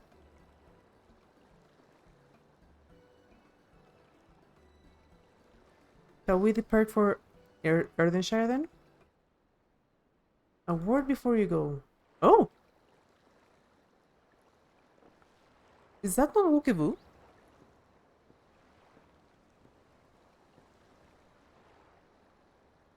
What are you doing here? Oh, I spent my days correcting manners, and here I am perpetrating the grave offense of delaying the 3rd promise's departure. Please, no seppuku. You're fine, Wokevu. I'm sure the man's be so gruesome. Besides, I told you that kind of thing doesn't bother me. Alright, I won't let it bother me either.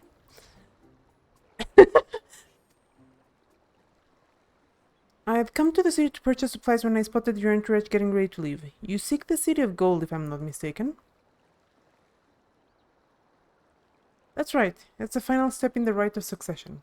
If you know anything about the subject, I'd love to hear it. Then allow me to be of service. As you know, legends of the Golden City have been passed down in Tural for 1,000 years. Yet when it comes to describing the place itself, the stories do not always agree. Some portray it as one might expect. a glittering metropolis of golden towers.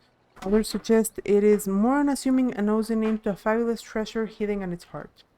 Every telling, however, has a common thread. Those who go in search of the Golden City do not return.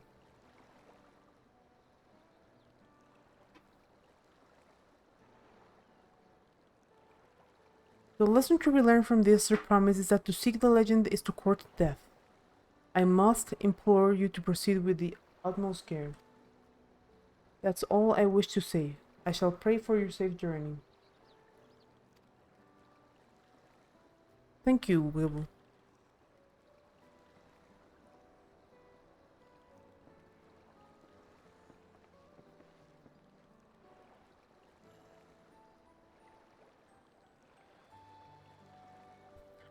What are we to make of these cautionary tales?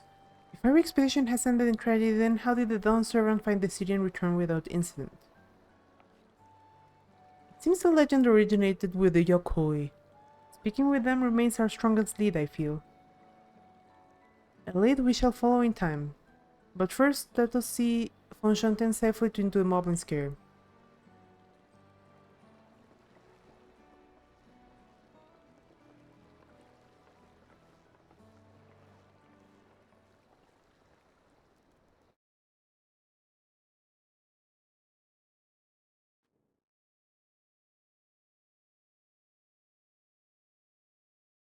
In Kozama'uka.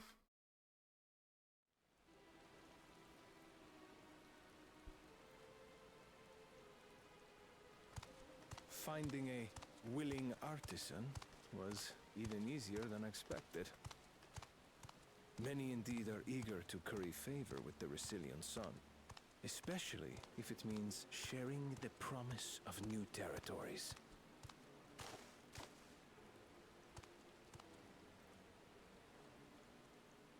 Those who prove useful will have all the land they desire.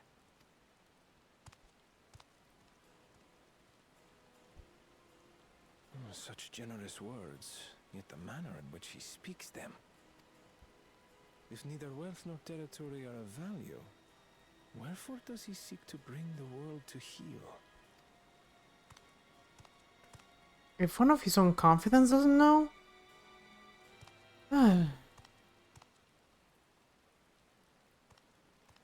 Step aside.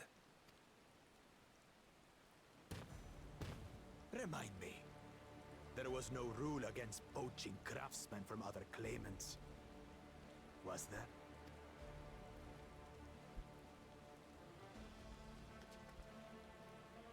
Do not be foolish, Bakul Jaja. Foolish would be carrying on with these dull feats when all I need to win are the keystones. And besides, it's long past time I humble this arrogant one-head. The Dawn Servant may have sired you against all odds, but there is nothing blessed about your birth. Only a two-head is fit to rule.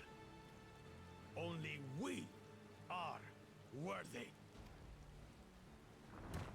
Draw your weapon! Face me in battle, and learn your place.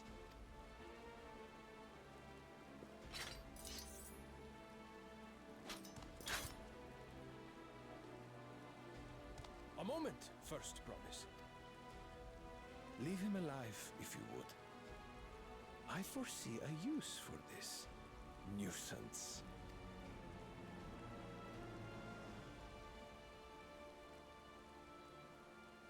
Too scared to make the first move? Then allow me!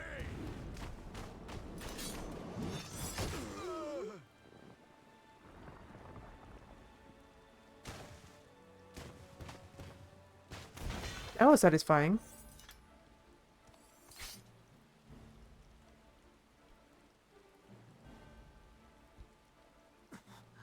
But he's just a runt.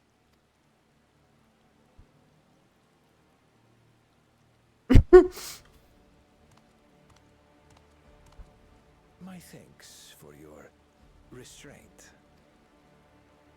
I can kill him whenever I please.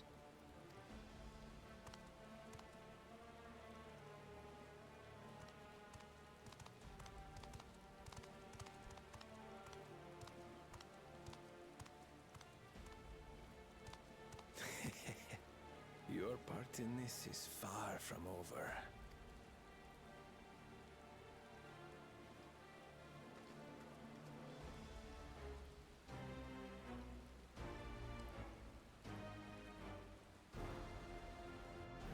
For having a mystic head, it feels like Bakuljaja has no idea how far behind he is. We're back, and we brought with us a willing potshorn. This is von Jonten, a talented goldsmith who once worked at Estima Aesthetics in Ulda. Wonderful, impressive. You are first to return with your promise.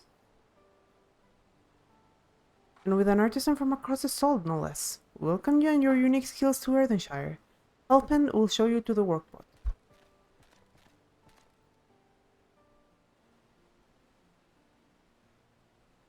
This is it then. I look forward to hearing you proclaim Dawn Servant. Thank you, von Jonten. I'll be sure not to disappoint you.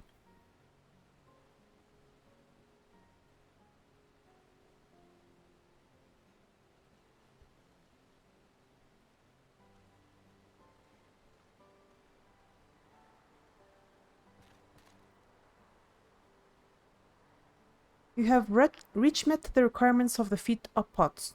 Red Rock presents your keystones with joy smiles and will wishing.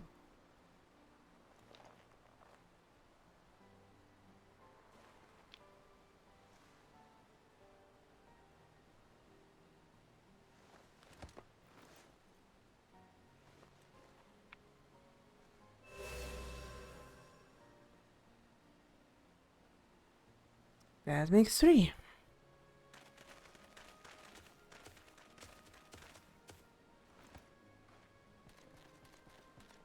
Mod portrait candidates? Come, come! Tell Ready Rock your tales.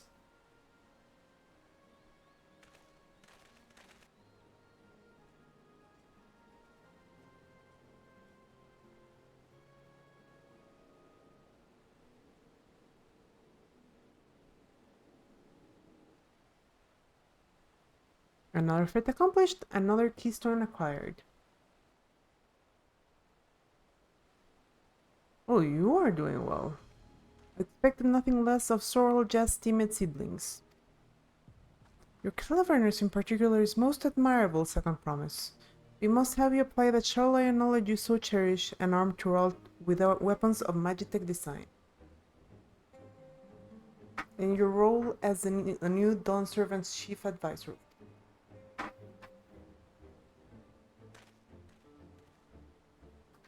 Tools of war hold no interest for me.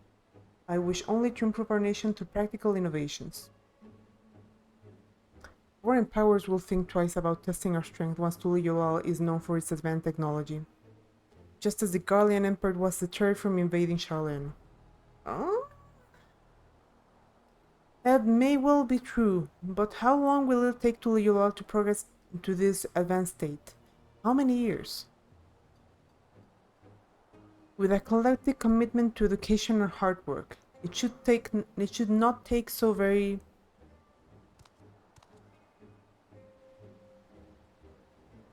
Your way is too slow.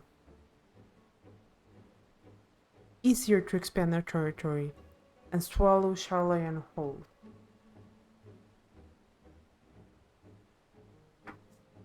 Conquer other nations through force of arms and you're looking at the future of uprisings and bloodshed. Yours wouldn't be the first failed empire. Then we keep fighting until the mounting costs convince them to lay down their weapons. Until all have grown tired of loss. Ay, ay, ay.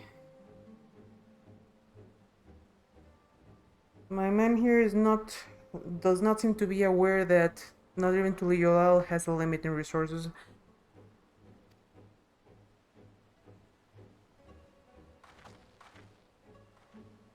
How would such an outcome bring anyone joy?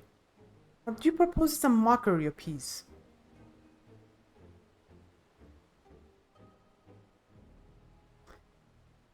Redrock is reminded of days long ago. In the time before Tuli-Yolal, there were not pot packs for the potron. It was normal to grab snatch artisan and force them to work for mobbies. Until the day Gulu Jaja arrived. The families of the grab snatch pleaded with him, and so he came to Erdenshire. Mobbies are not a war-make people. We fear death had come for us, but Gulu Jaja just wanted to talk.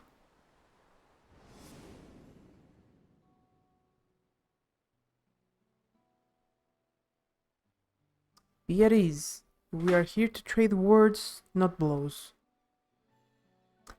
The gold work crafted in this village is superb. One can tell at a glance that the quality of materials used, the mastery of technique employed. Yet it does not stir the heart. A goblet shaped by bound hands and broken spirit is devoid of luster. Compare that now to the works of a joyful artisan. She pours her very soul into her creations, and they shine like the newly risen sun. Have you not seen this to be true? And so began the custom of good living. Happy potsron make good works, and good works make mobbies happy. The Lord Jaja's words were wise. Joy smiles did indeed bring fine craft and much Englishine. So the head of reason was behind the forging of pot packs. In that, the Moblins seem very similar to the Pelupelu. They're both peoples that are very interested in their merchant ways. And let's be honest, they're looking for profit. But what they're looking for is to make their customers happy. They're not looking to... what's the word? For lack of a better word, scam them? Yes, reason and clever think changed Mobby's way of life. The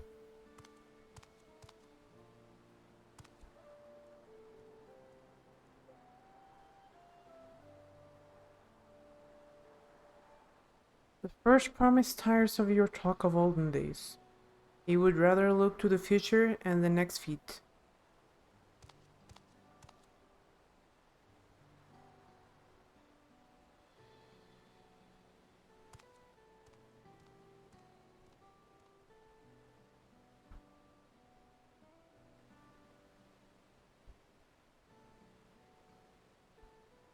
We should be getting on as well.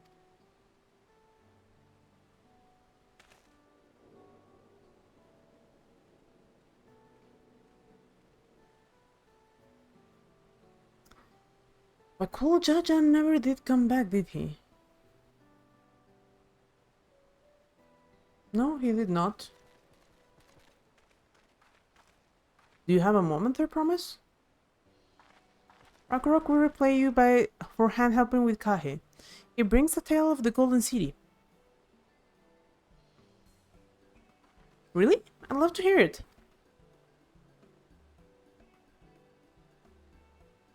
The towers, the streets, all fashioned from gold. Everywhere you look, every splendor you can imagine. The young, the old, and everyone in between, they live in gold and happiness. A city of eternal bliss forever perched above the clouds. Everything fashioned from gold, eh? And just imagine everyone living in golden happiness. Now that's a city I'd like to visit. Excuse me, Ragnarok, where did you hear that particular tale? From our longtime Yakuli friends. They live up in the mountains in Rukopacha. The giants again. Seems everything is pointing us our way. This feat and everything leading up to it has taught me much about the moblin world of life. I'll be sad to leave Erdenshire and your joy smiles behind.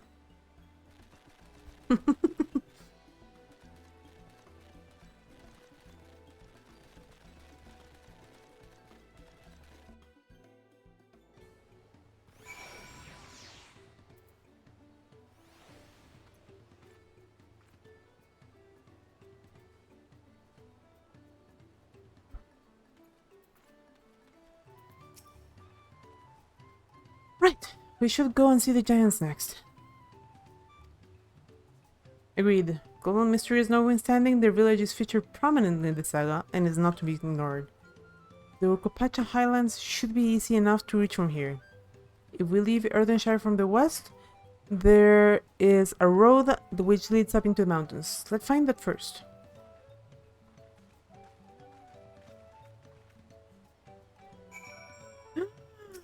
Someone already has that.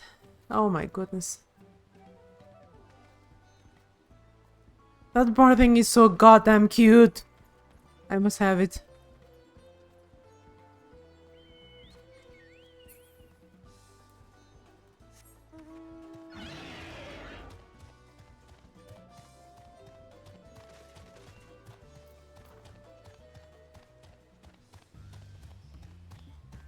There's something about Juana's entire fanboyism with the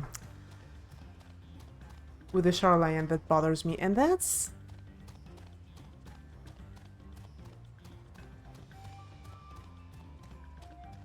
I don't know.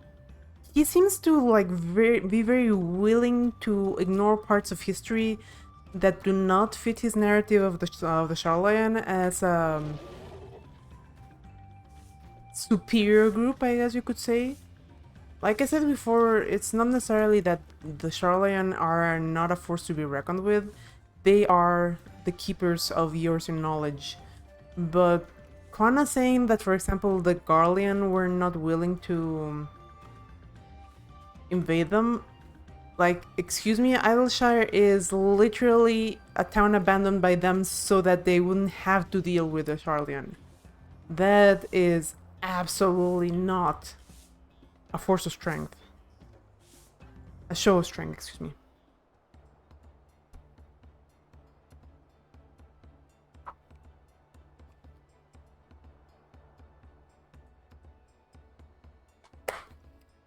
Looks like the trail is going to get steep from here on in. I hope everyone is ready for some climbing. Their promise. I'm glad I caught you. Ready Rock asked me to bring you back to the village. She says there's something she forgot to give you. Huh? Other than the Kingstone? Yes, an item of great importance, or so I was told. It shouldn't take long if you would please follow me.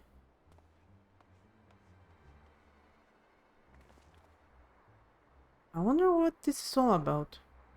Well, no need for everyone to come. I'll be back in a little while. I should go with her. This all reeks.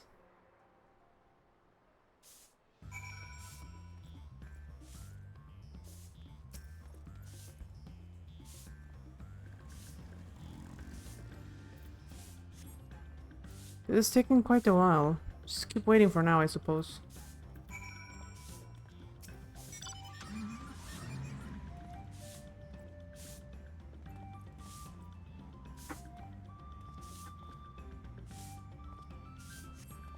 Perhaps there were complications? Well, let us wait a little longer. We should be going to help her.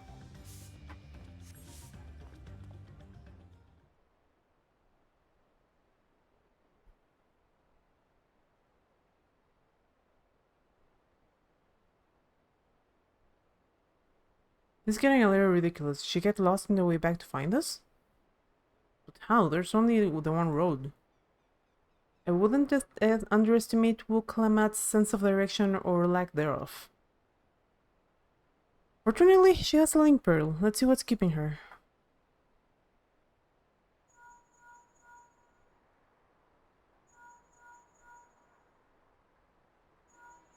I knew it.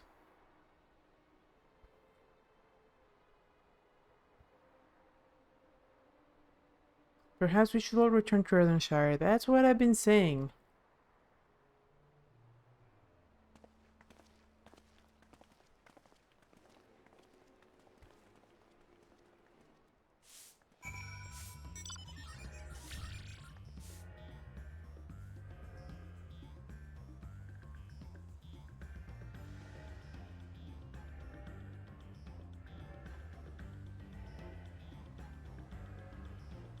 I do like how the new circular mounts now twist to the sides. Seems much more realistic.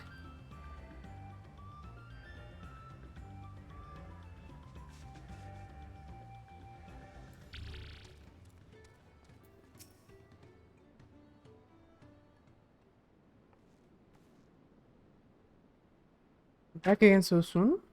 We've come again looking for Luklamat. Did you not send someone to fetch her? Redrock did not.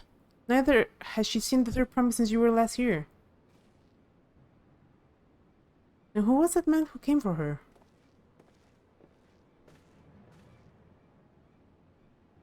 Oh? I thought you'd left already.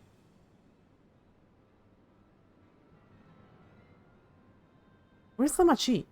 Is she not with you?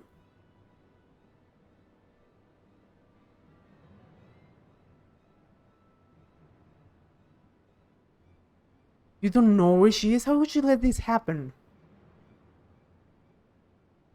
That thou should worry about your sister is understandable, yet rather than assign blame, thine energies are better spent on locating her.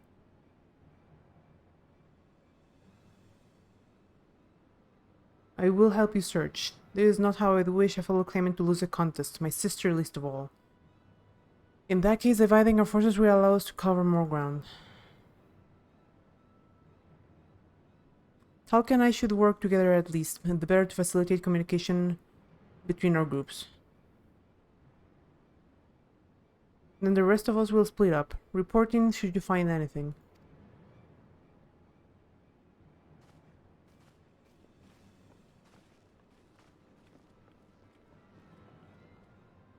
We'll be on our way as well. Right, keep in touch.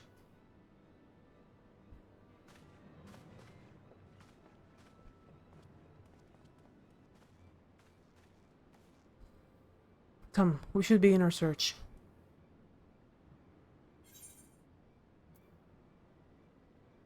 Still not at my level.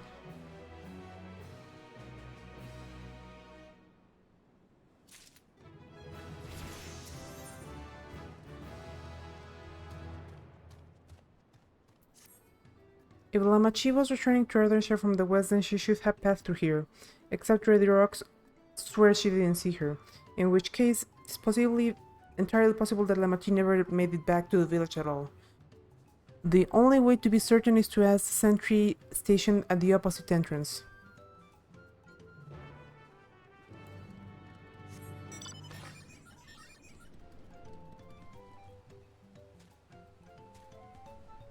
This has Bakul Jaja written all over it.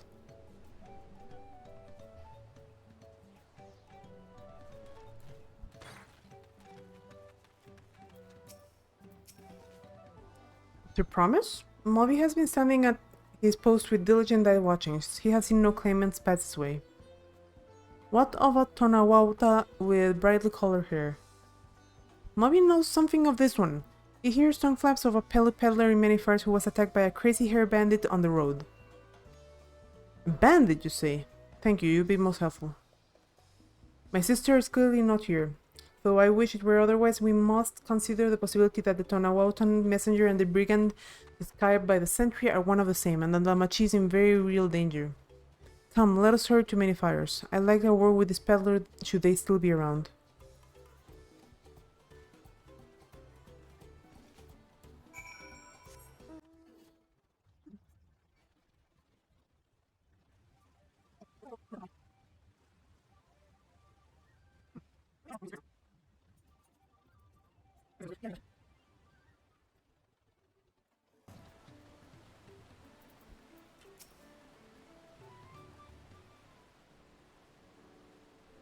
Was there something I could help you with?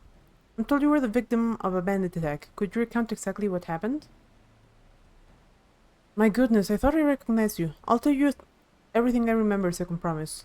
It was that scoundrel Walkesa who ambushed me. You know the name of your attacker? There's no mistaking that here. All of my peddler friends have stories from that notorious bandit leader and his predations. Walkesa and his gang will stoop to any low for the sake of a fifth bell. And with no fresh quarry coming up the broken stairs, they've had to become more creative. Little wonder he went after Lamachi. He thinks to ransom her for a royal sum. I expect he'll soon make his demands, but I don't intend to wait. We'll find this villain first and deliver his deserved payment in person. What say you to a small deception? I will assume the role of a well-to-do merchant to lure Wakesa out of hiding. Then, when he comes sniffing about, we'll catch the rat by the tail.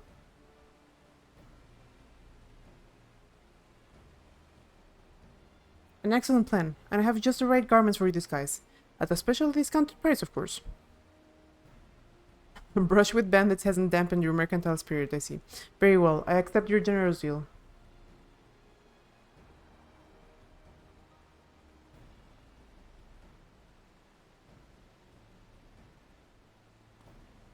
Now we lay the bait. I will precede you into many fires to make my presence known. You follow on behind, boasting to those along the way how you paid me a hefty purse in exchange for a rare gamestone or some such. If Wakesa is as coin-hungry as they say, then a recently enriched peddler should be an irresistible mark. We'll let him strike and then spring a trap.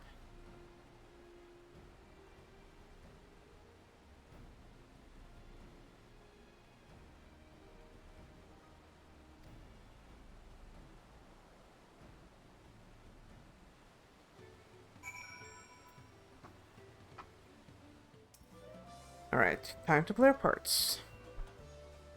Follow Koana's lead and try not to fall behind.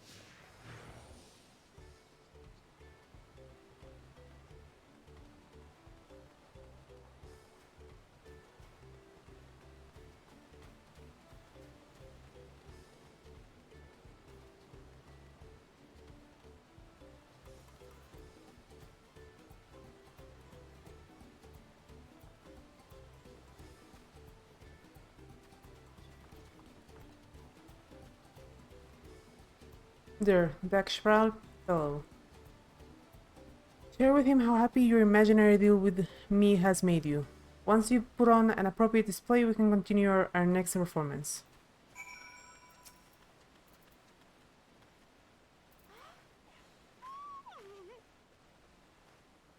A rare gemstone from that Sorrow merchant, you say? I envy the profit he must have made from such a sale. Since the stairs were destroyed, I have not been able to peddle goods at my usual haunts.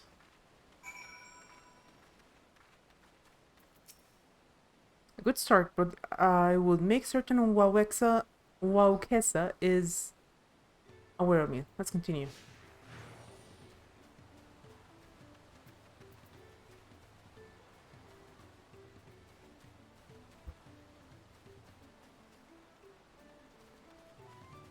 That modeling over there looks amenable to conversation. Stage is yours, Talca.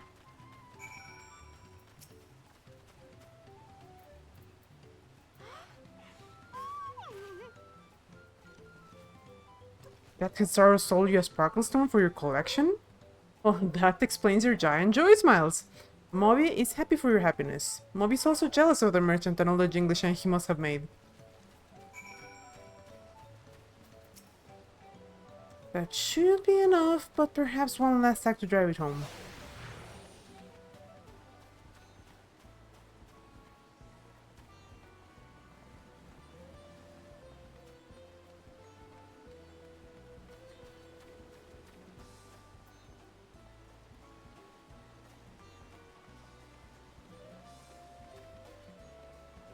Do you see that cheerful fellow?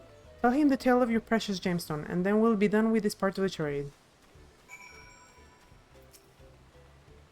How nice to see a smiling face. Care to share the rest of it? Alright, I forgot to show I was happy.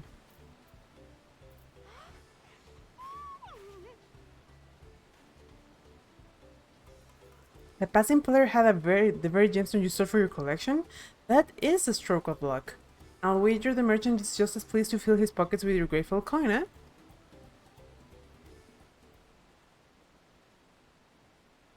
Well, I'm inspired to go and earn some pell of my own. Who knows, maybe opportunity will find me even as it found you.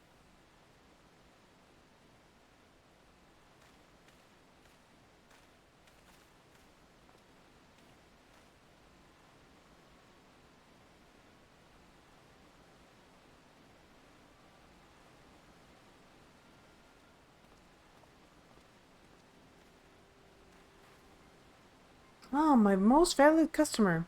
The profit from that single purchase of yours should see me through weeks of idle leisure.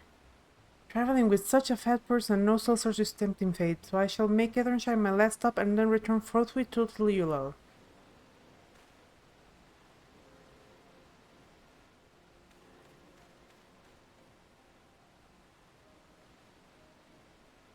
Did you see?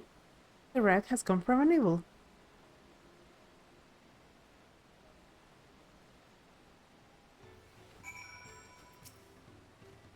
You played your part to perfection, Talke. A woman of many talents just as thanker than your ranger described.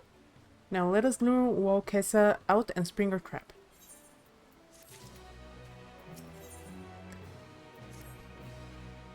Let us execute the final stage of this plan. I will set out towards Dawntrail alone and unarmed. The better to solve the act of a defenseless merchant. Assuming Wokesa is watching me, he will likely wait for a quiet stretch of the road before accosting me. I'll be relying on you to follow closely behind, remaining hidden until the time comes to spring the trap on our bandit king. Just remember, we need him alive.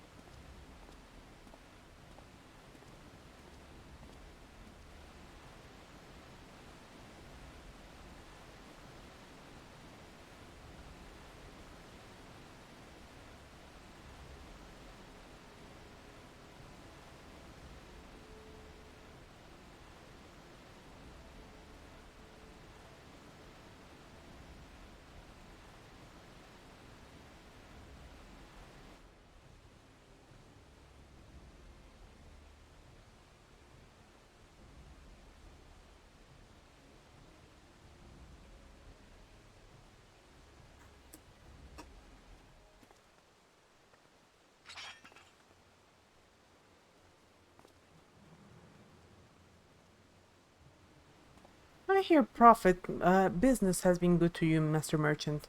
How about you share some of the profits? And by some, I mean every coin you have.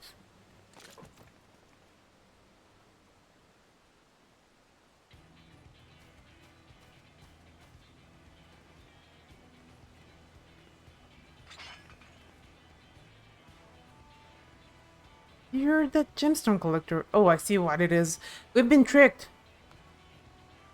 Spit in your eye. Men, kill this withdrawal.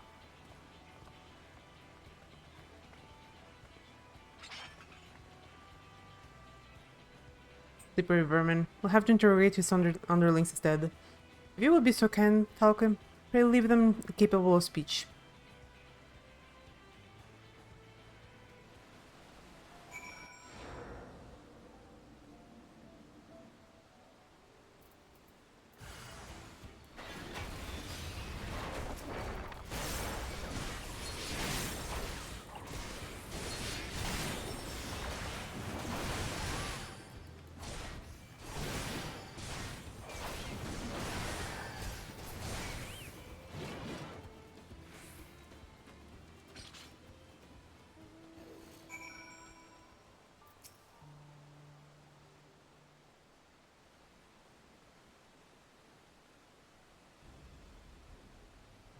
I was hoping to talk to your boss, but I suppose you three will have to do.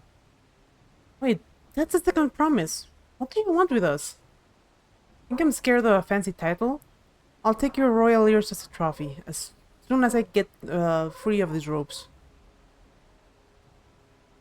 I know your gang is behind my sister's abduction. Tell me where she is. Eat pack of shit, salt lover. You'll not get answers from us. That's right, we don't serve you. Do not play games with me. Where is Wuklamat?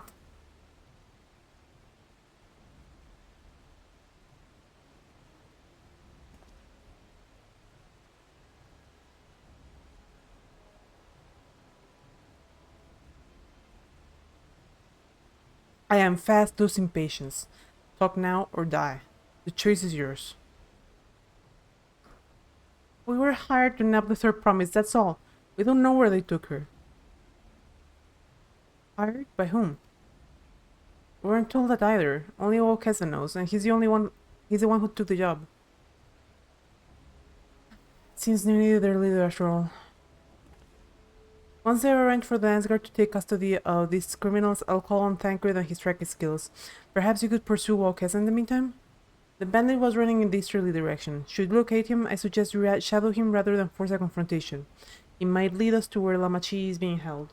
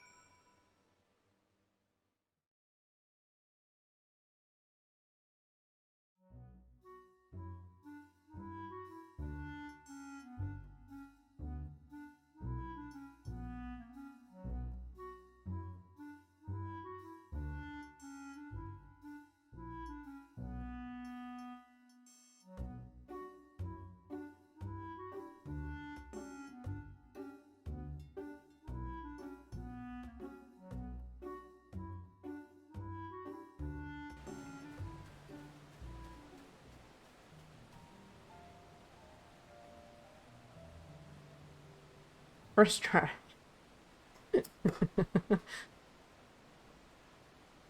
Hey, I'm a warrior, not a ninja. Do not judge.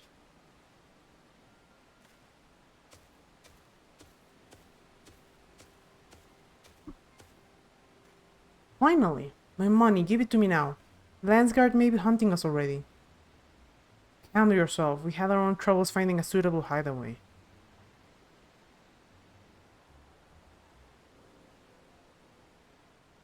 Right, we're finished. Take your prize and let me out of the rest. Just hostility. You were hurting for coin and I offer you gainful employment out of the kindness of my heart. Kindness? You brought the blackened tempest upon us. One look and I could tell that woman was a killer, a butcher, a salted devil in the flesh. Oh, spare me your fearful bleeding. Go on, scamper on away now before the scary mercenary comes to claim your head.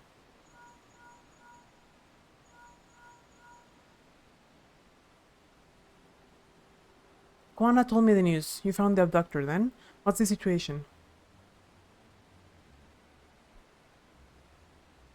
And you think the bandits were hired by this Hubigo? Alright, new strategy. Forget Wokesa and stay on the Mamulja's tail. We don't want to endanger the third promise, so keep your distance until we're certain they have her. I'll catch up as soon as I'm able.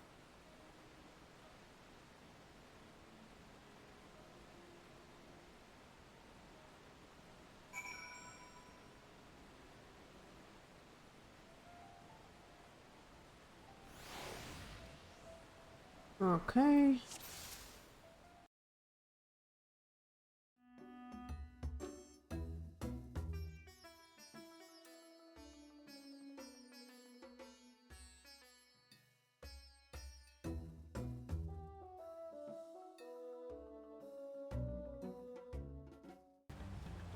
Okay. That was a lot shorter than the other one.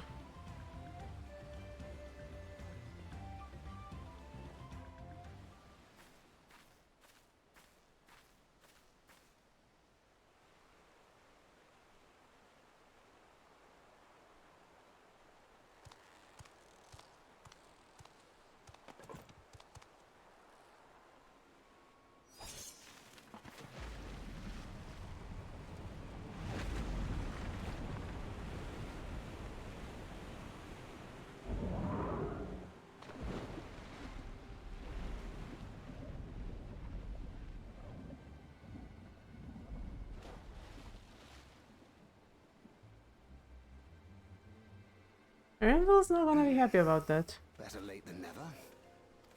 That Mermulja. He's the one who kidnapped Wuk-Lamat. So we're still unsure. If we can follow him a bit longer, confirm his connection to the abductors.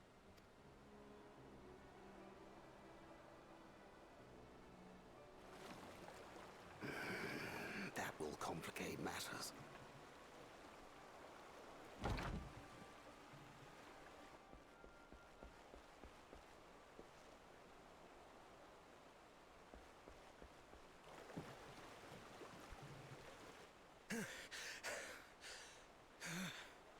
Confound it!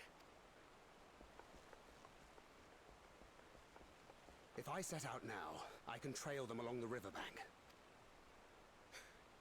Do it! Even if it costs you the contest.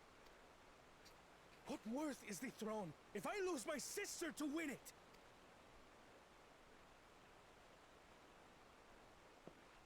Very well then. I'll send word when I locate her. Till then, I suggest you save your strength. A rescue attempt could turn ugly.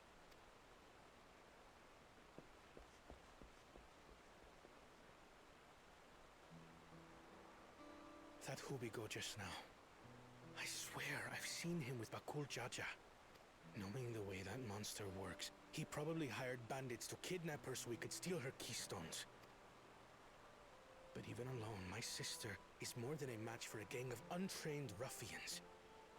She must have been ambushed or deceived. Gah! I should have been there! If those bastards have hurt her!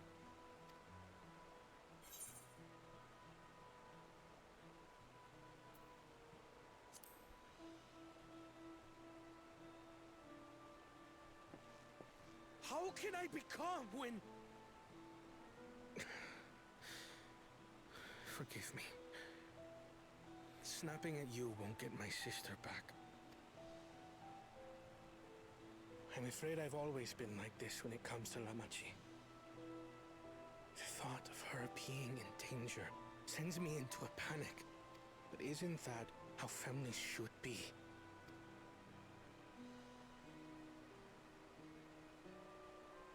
These days, Turali Mikote live however they please.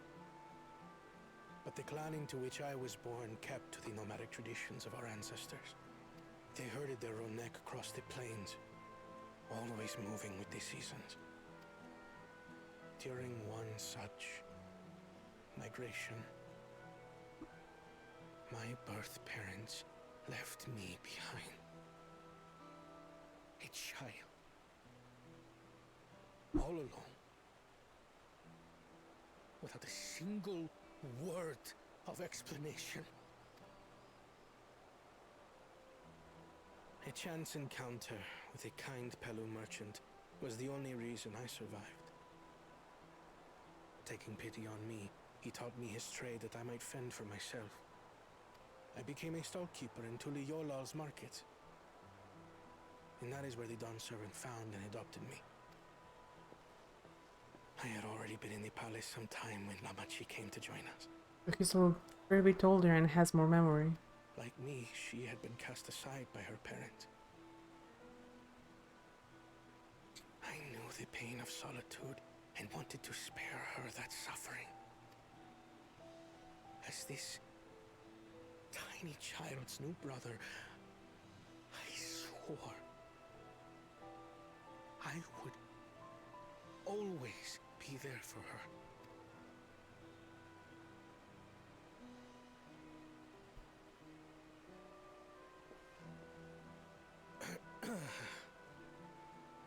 So, as you might now understand, I will stop at nothing to rescue her. While we await word from Thancred, I suggest we prepare ourselves to travel downriver. You have a boat, yes? I don't know, that might be a problem.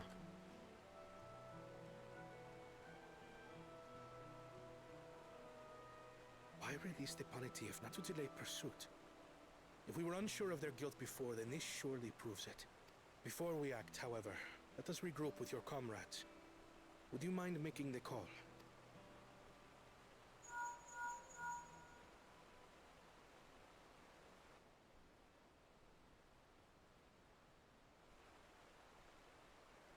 Understood.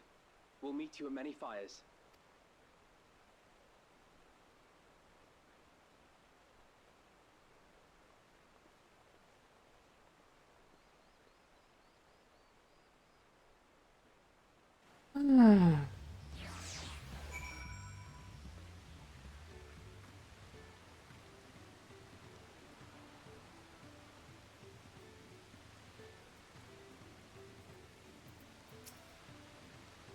I may have put rescuing Lamachi ahead of my own progress, but do not take that to mean I've given up on the contest.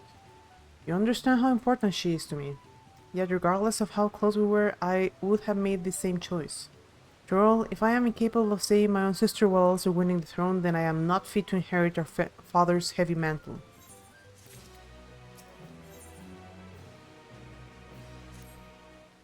We need to gather our forces.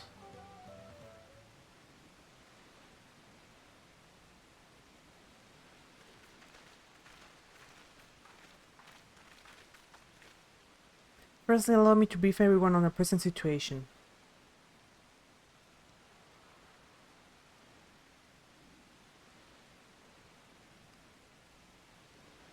Thus, at the very least, we believe this Hoof Eagle knows where Lamachi has been taken. Tancred is showering their boat even as we speak, and I should like to join him with all haste. Unfortunately, our carrier had the foresight to release our punity from its harness, leaving us without the means to give pursuit. Erinville, as an expert in wildlife, what are our chances of recapturing the beast?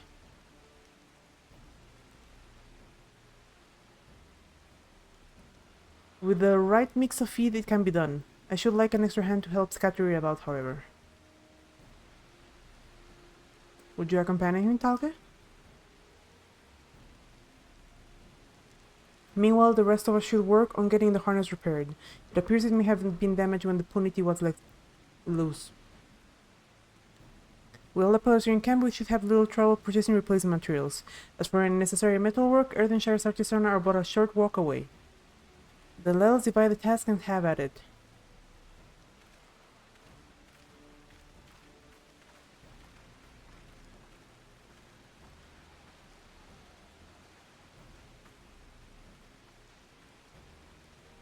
There was an initially aggressive herd of wild punities downriver, so our girl would have fled in the opposite direction. Come, we'll try the waters upriver.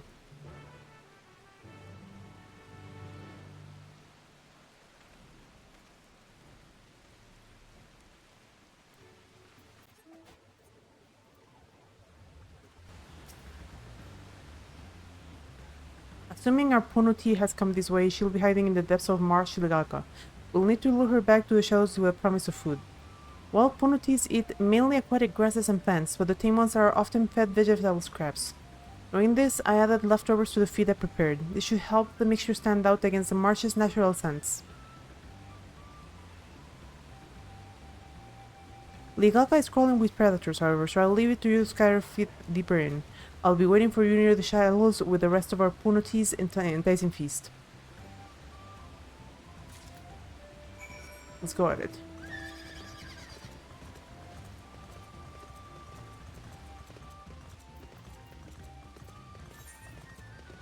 Damn, we outright. This is very much a monsoon.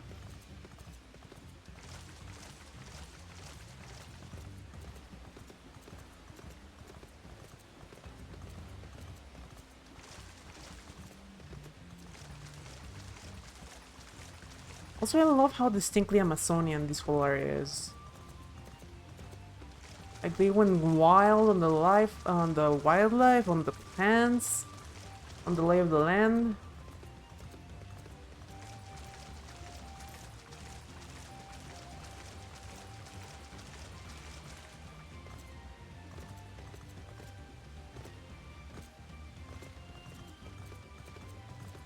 What are those? Swamp monks. I don't think I've ever seen that mob.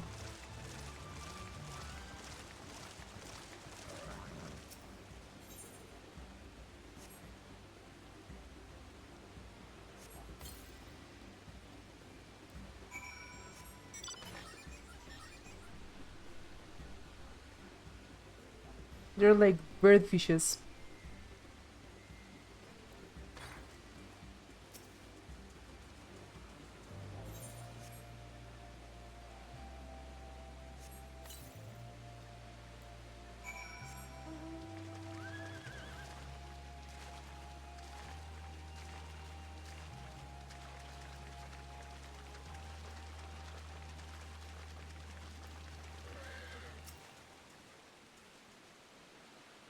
All set? I've just finished laying out the last of the bait. Step back out of sight and leave the rest to me.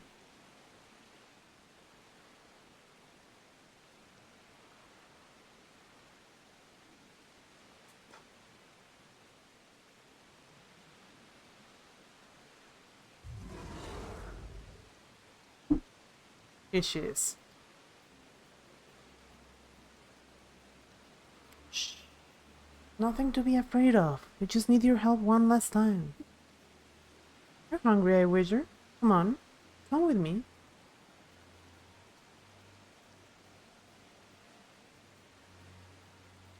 Yes, that's a good girl.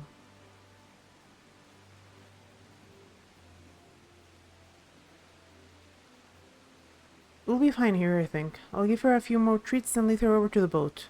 You can let Koana know that we have our Ponuti back.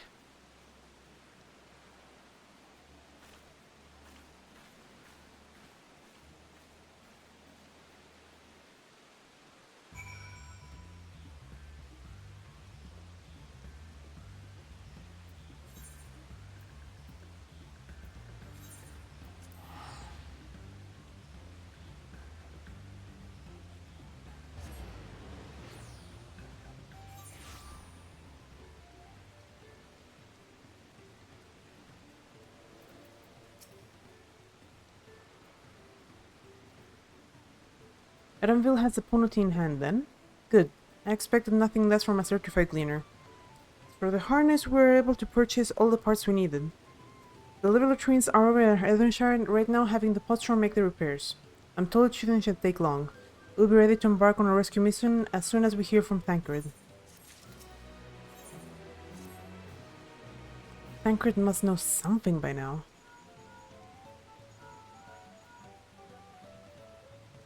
You found her? Understood, thank you. I had but to invoke his name. Tancred followed the Hobigo's boat to its destination and confirmed they are indeed holding my sister captive. They, of course, being Bakul Jaja and his minions. I swear I will make them regret this. Wamachi is in Richleaf tunnels. The moment the harness is repaired, we strap in the Ponuti and make our way back down Ihuikatumu.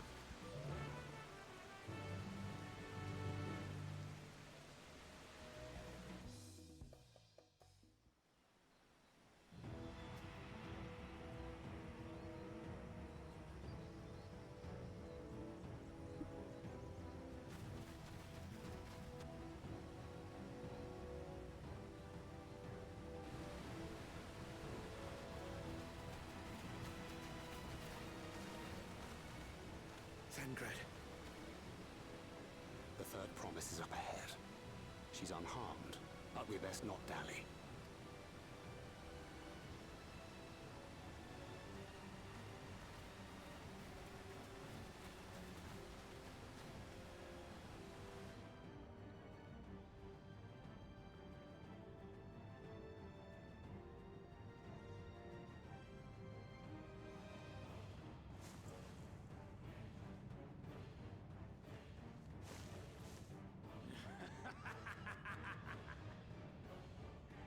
I spit on these pathetic feats.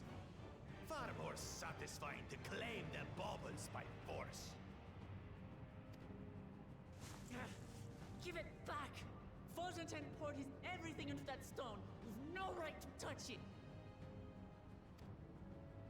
Oh, was that the name of your artisan? How could you allow something so precious to be stolen? You thieving cheat! You're no true claimant! What does that make the foolish kitty who fell into my trap? If pitiful roars were all it took to claim the throne, you'd be first in line. Now, brother. You shouldn't tease her. Look, the poor thing's on the verge of tears. Meow. Someone save me.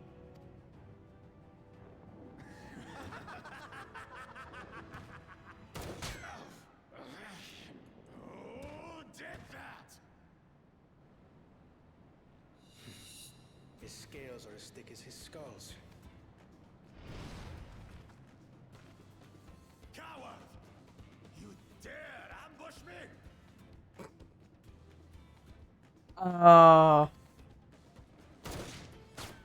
Tis the blessed sibling's favorite tactic. Yeah. That useless Buddha was sycophant. He was supposed to keep the lackeys running in circles. Oh, you must tell me all about that.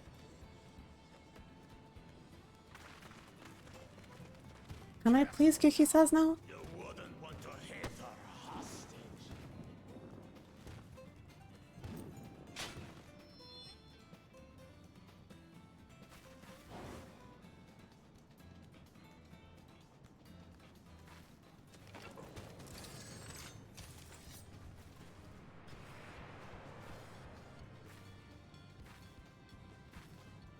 That one's not to be underestimated. They can do nothing while we have.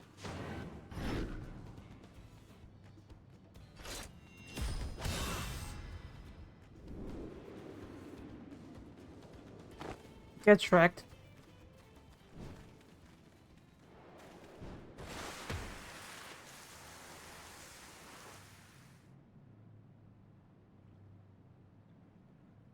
Impeccable timing.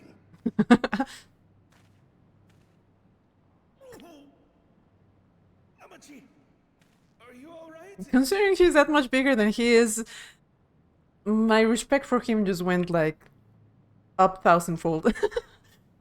Aye, thanks to you.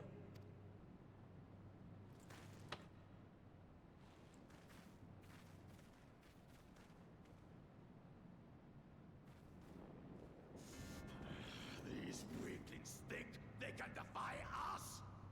We'll slaughter the lot of them. Patience, brother. The keystone is ours. There is no need to fight this day. And Zoralja has left us hurting. No!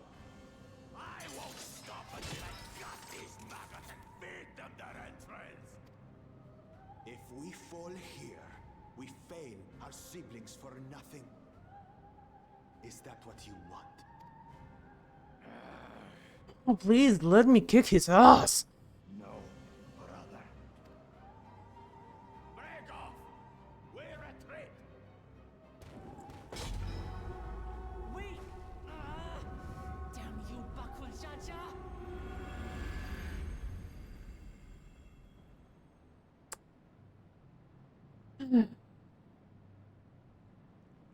Do we give chase? We head back. Amachi is safe. And that is what matters.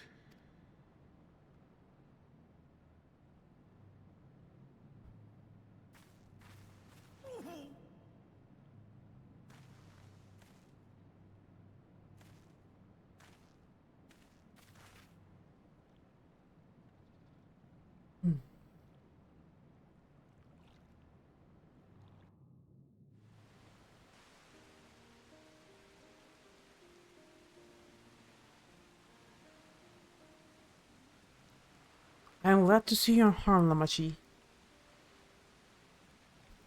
Thanks again for coming to my rescue, Connor. And all of you too.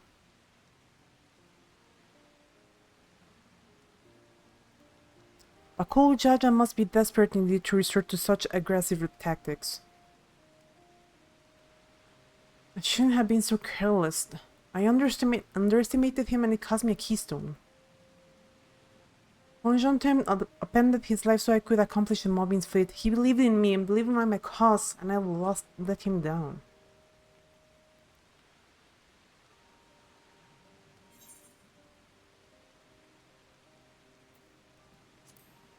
So we take back what was stolen.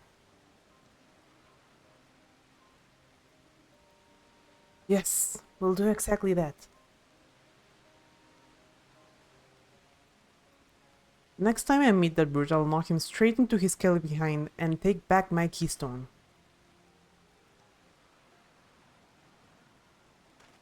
Speaking of vengeance, didn't Bakul Jaja curse some useless Bonewa sycophant when he caught sight of us?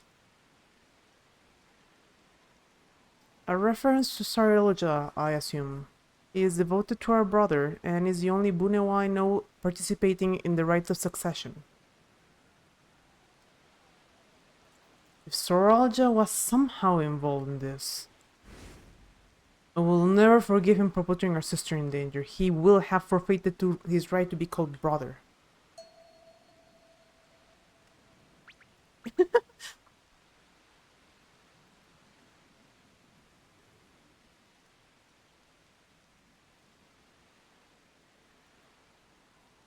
I like Kwana more and more. All Jaja should face punishment, of course, but so must the bandits who had the temerity to abduct Lamachi. I shall request the father send a contingent of Landsguard to enforce the law in this region. I agree that measures need to be taken to keep travelers safe, but I wonder what pushed these people towards a life of banditry in the first place. If we dig deeper, we might find a way to improve things for everyone.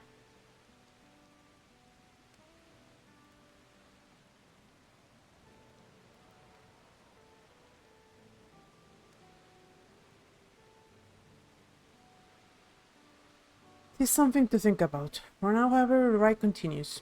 I thank you all for your help.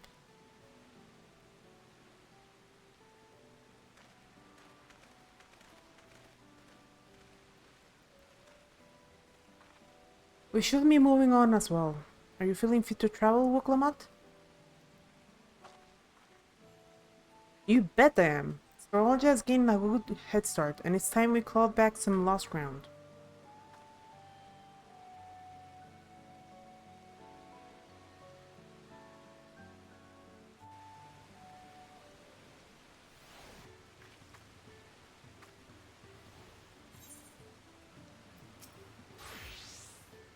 I really am sorry this happened. From now on, I won't let my guard down around suspicious strangers. And again, I really appreciate you all coming to save me.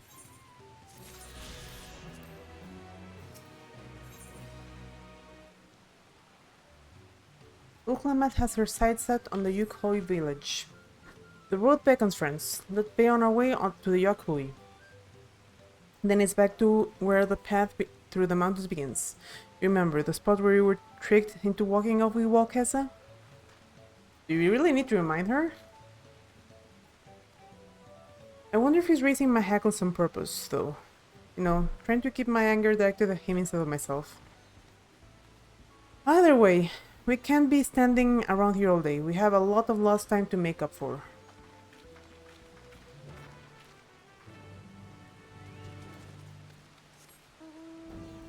There we do.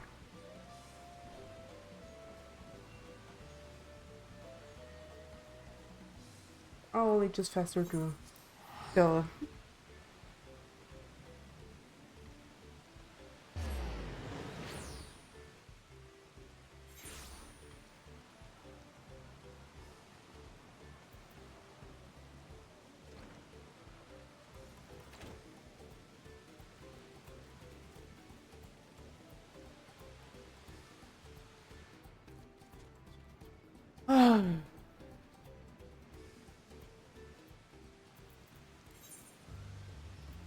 There's something I want to see. Alright. Wow, 40%. Grants primeval impulse when the effect expires. Oh, so it gives me a region. You know, because I needed more healing. ... I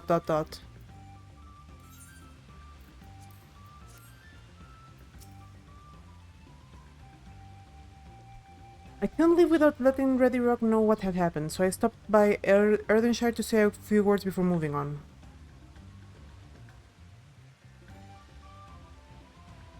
And now Erenville is nowhere to be seen. Couldn't he wait a few more moments?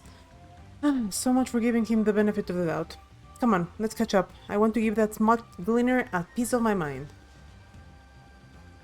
Worried Wuklamat would agonize over the loss of her keystones, but it seemed I had nothing to be concerned about. Onwards and upwards then.